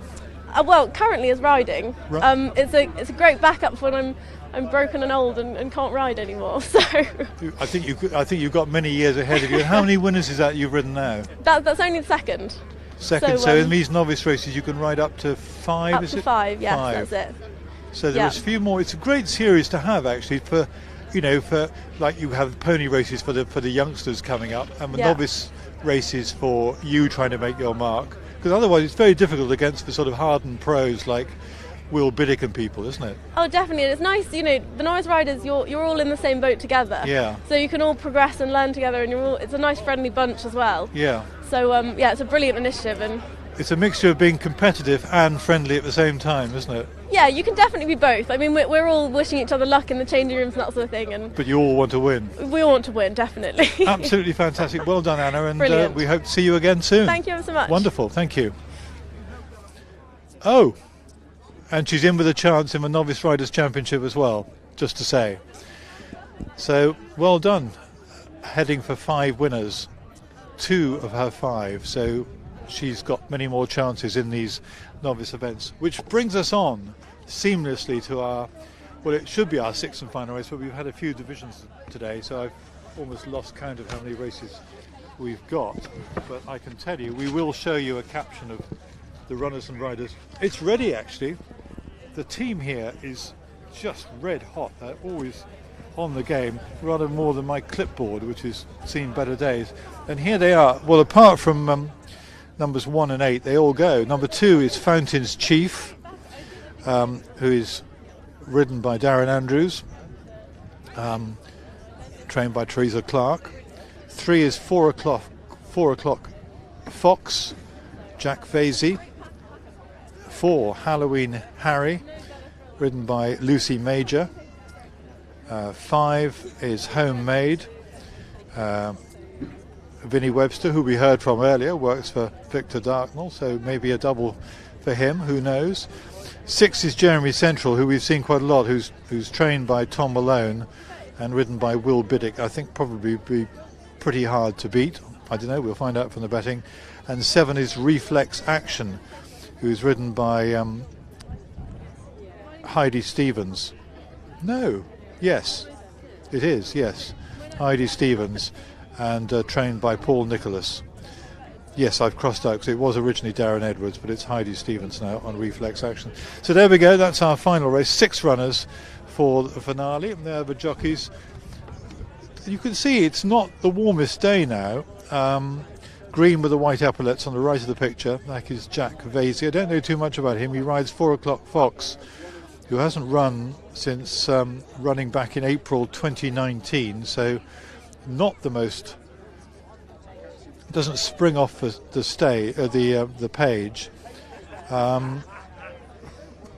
Yellow colours with purple stars you can see in the background there. That's Darren Andrews on Fountains Chief, or you will be on Fountains Chief, and the other jockey in yellow colours as well with the green hoop, that is the man who is very hard to beat these days, Will Biddick, who rides Jeremy Central for Tom Malone. So runners in the parade ring in readiness for our final race, our final race on this most enjoyable afternoon. I hope you've enjoyed it. Great Trethew this afternoon. If you've been watching on pointingdc.co.uk, and if you can't watch today, do join us on future occasions to catch all the action. If you can't be here, the next best thing is to watch the wonderful pictures that we've provided. I think there have been pretty wonderful pictures actually of all the action, right from the pony races that started at 11 o'clock right the way through to, well, approaching 4 o'clock now, so we've had a good 5 hours of action.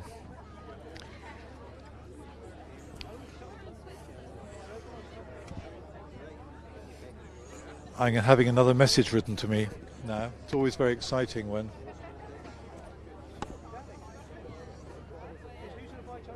we hear from, what's it going to be? Anyway, there. Oh, well, Anna Johnson I've just been speaking to, her mother and sister are both watching in Switzerland. Isn't that fantastic? So, hello to mum and sister watching in Switzerland. I should have asked her whether she wanted to send a message, but I imagine there are other forms of communication apart from, there are other means of communication apart from Pointing DC. Now, that horse there is number 2. That's Fountains Chief, TC for Teresa Clark. A horse that was been well backed.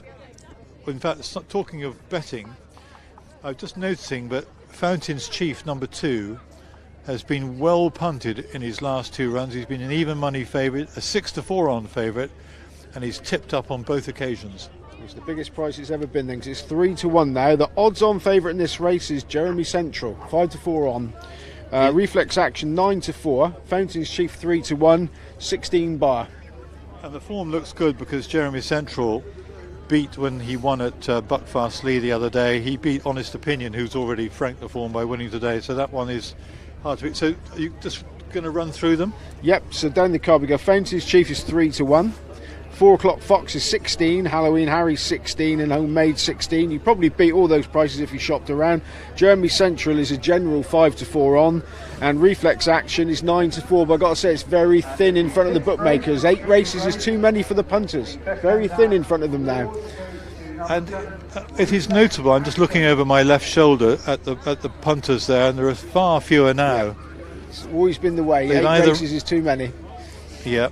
Ask a lot of people. Well, I suppose you either got to accommodate the actual people who bring the horses here. Oh, it's only for the bookmakers' point of view. Yeah. You know, it's great to have as much sport as possible, but the bookies will tell you that the last race is a bit thin. Still, it might liven up. Yeah, it's an odds-on shot to back. Yeah, I think Jeremy Central, as the betting suggests, will be very hard to beat. Thank you very much to Simon Knott, he's been in fantastic form throughout the day. And we've got I think we've got a bit more of a betting flash with Simon. Dax, just jump in a minute, mate. How has it been? It doesn't look on paper as if it's that great a day for the bookies. Oh, we're in front, so I can't moan. The last race was pretty disappointing, so that was a competitive race, and we really didn't take much at all. So it just feels like all the splits sort of dragged it out a bit. It's got a bit cold. People have had a... Did you get clobbered on the second race? Yeah, we did. Yes, we did. Yeah, we laid 11-2. But you've still come out in front, so... Yeah. I mean, we did well to only lose what we lost on it, really. So it's one of those things, isn't it? But we escaped the other day, but we got caught today. Excellent. Okay, Dax, thanks very much. Yeah, I think the bookmakers might have just struggled a bit this morning and this afternoon. 6-4 on. 6-4 on, I can hear now, Jeremy Central. And I think the line of form, when he won at Buckfastleigh the other day, well, in January, I think that form's looking quite good. Honest Opinion finished 3.5 lengths behind him, and he is Frank de Form. I think the propeller's not going around quite as fast as it was earlier, so the wind might have dropped a bit. But what wind there is, it's a cold wind. It's definitely a cold wind, but it's still February. It's not quite spring yet. We just got a false sense of spring when it was the most glorious morning with the sun shining. It actually felt quite warm in the sun. But anyway, a few here to consider. The horse that Heidi Stevens rides is quite an interesting one, Reflex Action, who I think was second favourite when we heard from Simon. And he ran at the end of January. He beat Gunner Vic by 7 lengths at Millbourne St Andrews in a maiden. And comes here in quite good form, actually. He got beaten a long way at Chaddesley Corbett back in December, but that run has definitely brought him on a bit, I think. Trained by Paul Nicholas, who's, I think I spoke to him when he won. No, it can't have been last time because it wasn't at Chipley, but Paul Nicholas definitely had a winner at Chipley Park, and I spoke to him on that occasion. But there they are. They're all down at the start. Jeremy Central with the yellow and the green hoop, you can see just walking away from us. That's Will Biddick, who has not ridden a winner yet this afternoon. Number 2 is Fountain's Chief, you can see in yellow with the purple stars. Darren Andrews. Number 4 is Halloween Harry. Lucy Major has pulled up on his last 3 runs, so not the likeliest winner, but you never know. But I think the two big two here are Jeremy Central and Reflex Action. And Fountain's Chief is interesting because he's started a longer price than he's been in his last 2 runs. When I say fell at Buckfastleigh and he fell at the last, he lay winded for a while and he was hot favourite then, and he fell at Wadebridge as well, so maybe 3rd time lucky for him. And Mark Dennis has been our excellent commentator today, and they're off and running. We're away. Flag down, we're away, and Halloween Harry was the one that got away well at the start, and there's a couple of lengths clear of Jeremy Central in second on the inside. 4 o'clock Fox just lands in third, but only marginally from Reflex Action. Fountain's Chief of the yellow colours back on the inside, and Homemade as they approach the second is the back marker in these very, very early stages. So at the far end of the course now, and sweeping right-handed to race back towards us. And as they do so, Lucy Major and Halloween Harry lead them towards the next. 4 o'clock Fox just jumps up to join the leader now. Jeremy Central back on the inside, the odds-on favourite, 5-4 on with the bookmakers. Jeremy Central and Reflex Action 9-4, 11-4 is Fountain's Chief, and then it's 20-1 for Homemade, Halloween Harry, and 4 o'clock Fox. So that's the story from the bookmakers. So 4 o'clock Fox now with the lead under Jack Fazy on the outside. Races on towards fence number 4, 5 and 6, 6 being in the ditch. So 4 o'clock Fox comes towards it now, jumps it well enough. Jeremy Central pops it nicely in second. Halloween Harry 3. Fountains Chief on the inside, on the outside, Reflex Action, and Homemade. Still the back marker around about 8, maybe 10 lengths adrift of the leader then as they race up to the open ditch for the first time. 4 o'clock Fox jumped that nicely enough as the rest sail out over it. Homemade was just a little bit untidy at it, but nothing to write home about. So they now on the turn and arrive at the top of the back straight. 4 o'clock Fox, about 2.5 lengths clear of Jeremy Central. Length then back to Reflex Action and Heidi Stevens. Another length then to Fountains Chief and Darren Andrews. Half length then to Halloween Harry, Lucy Major, Vinny Webster, and Homemade are around about 4 lengths adrift of the main body then as they reach the bottom of the hill to begin their ascent up the far side. So 4 o'clock Fox still with the advantage from the odds-on favourite, Jeremy Central. Will Biddick searching for his first winner of the afternoon. Drawn a bit of a blank so far as they continue on then to the next. And again, they're all over that safely. And climb up to the final plain fence then in the back straight as they come to it now. And again, they've all jumped it without incident and now sweep right-handed at the far end to come back towards us once more and take on this fence at the top end of the course. And as they do so, 4 o'clock Fox, it is still with his advantage. Still about 1.5 lengths clear of Jeremy Central on the inside. Reflex Action in the red colours a little bit wider out. Not as wide as the leader at the moment. Fountains Chief on the inside, just in 4th from Halloween Harry. And Homemade there on the outside at the back. So they complete the descent now once again and race up to these 2 plain fences before the open ditch. So 4 o'clock Fox joined now by Reflex Action. These two now matching strides, come and jump and land together. Jeremy Central back in 3 now as they take on what will be the final fence in a circuit's time. And they're all over that safely. And Homemade just gets a little bit of a wake-up call from Vinny Webster. Travels going back on the bridle now as they take on the ditch then for the final time. And they're all over the ditch safely and race right-handed now. And Jeremy Central just on the inside of Reflex Action. Just may fractionally have the lead.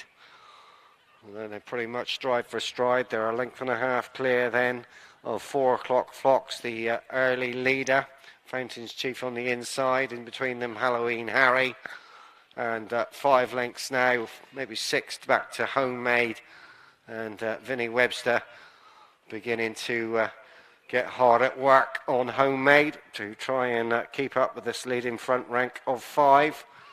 He's detached now by around about 8 to 10 lengths as they complete the descent and begin their climb up the far side. So Jeremy Central, Will Biddick looking to assert soon, I would imagine, on this odds-on favourite.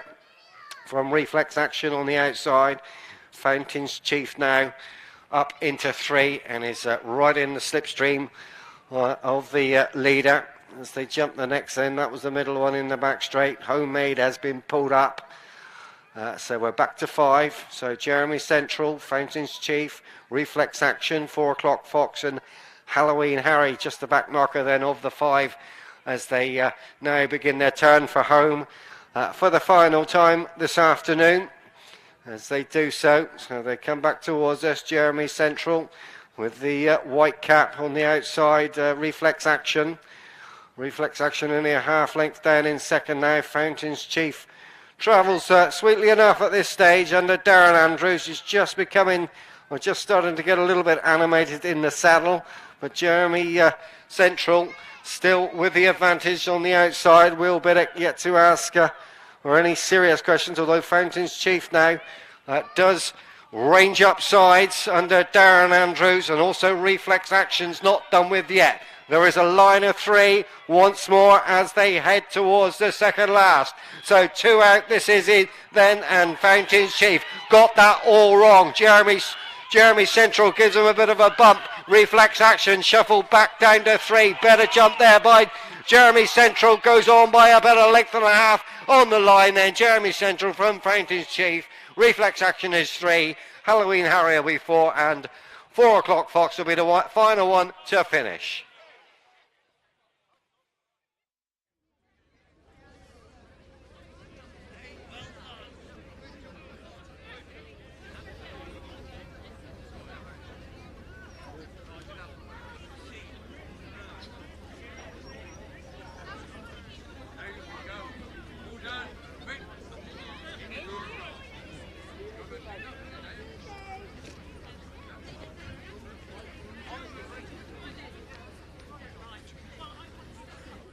Well, that was a bit of a thriller to end the day, and they came pretty close as well. The stewards might be having a close look at that one, but Jeremy Central, the favourite in the end, has prevailed when he looked to be in a bit of trouble with Will Biddick.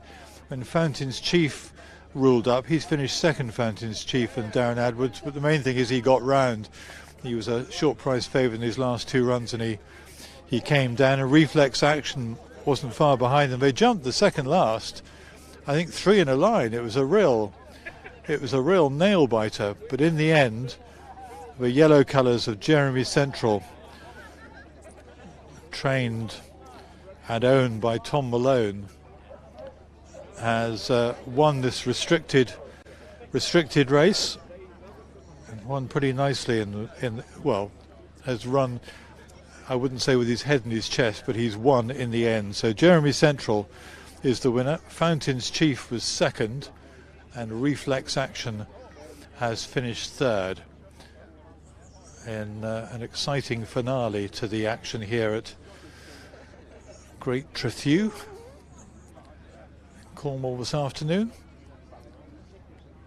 So it's almost time to say goodbye, which we will be doing very shortly. We hope you've enjoyed the action on pointingdc.co.uk this afternoon, wherever you've been watching. We've had nice messages from plenty of our viewers this afternoon, so do join us again soon. But let's have a recap of the results. We've had so many results today, we need a bit of recapping. Going right the way back. Oh yeah, I've forgotten about that one. Valerian Bridge winning at 5-1 for Josh Newman.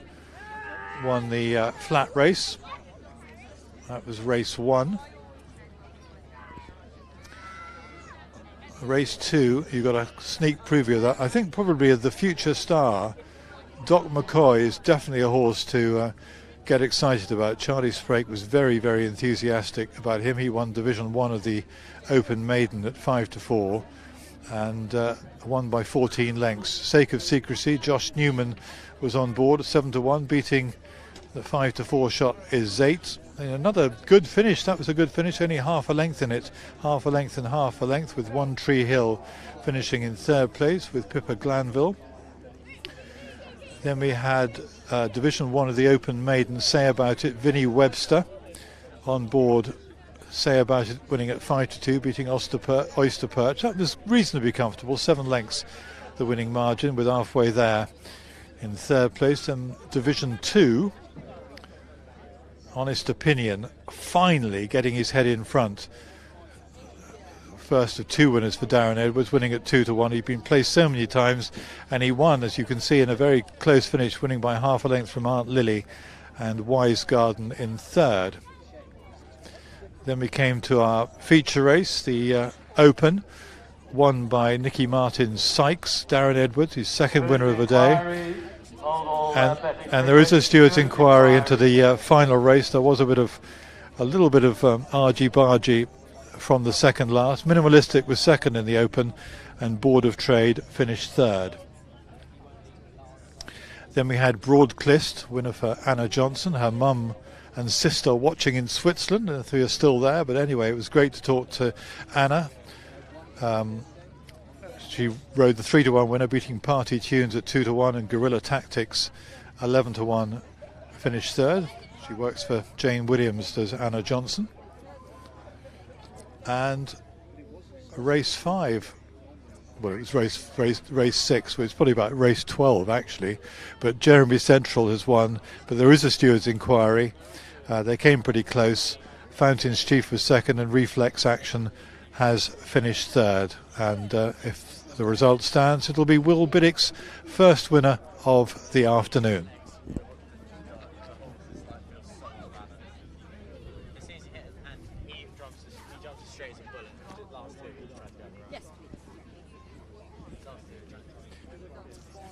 So I'm going to say farewell for the time being. We're waving fondly to you.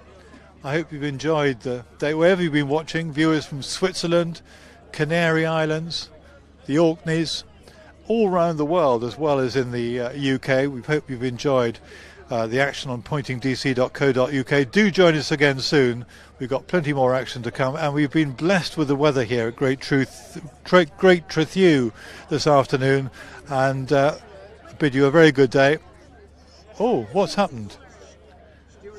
I've already given the stewards inquiry. I've been told the stewards inquiry, a delayed reaction from our team here, but there is a stewards inquiry into the final race.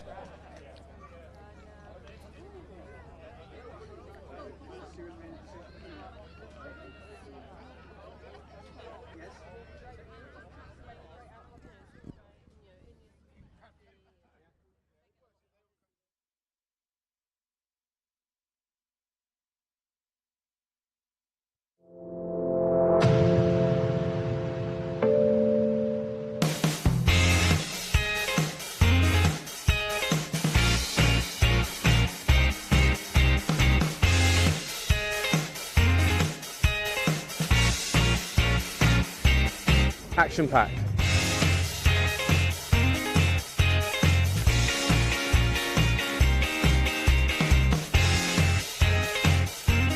Countrywide.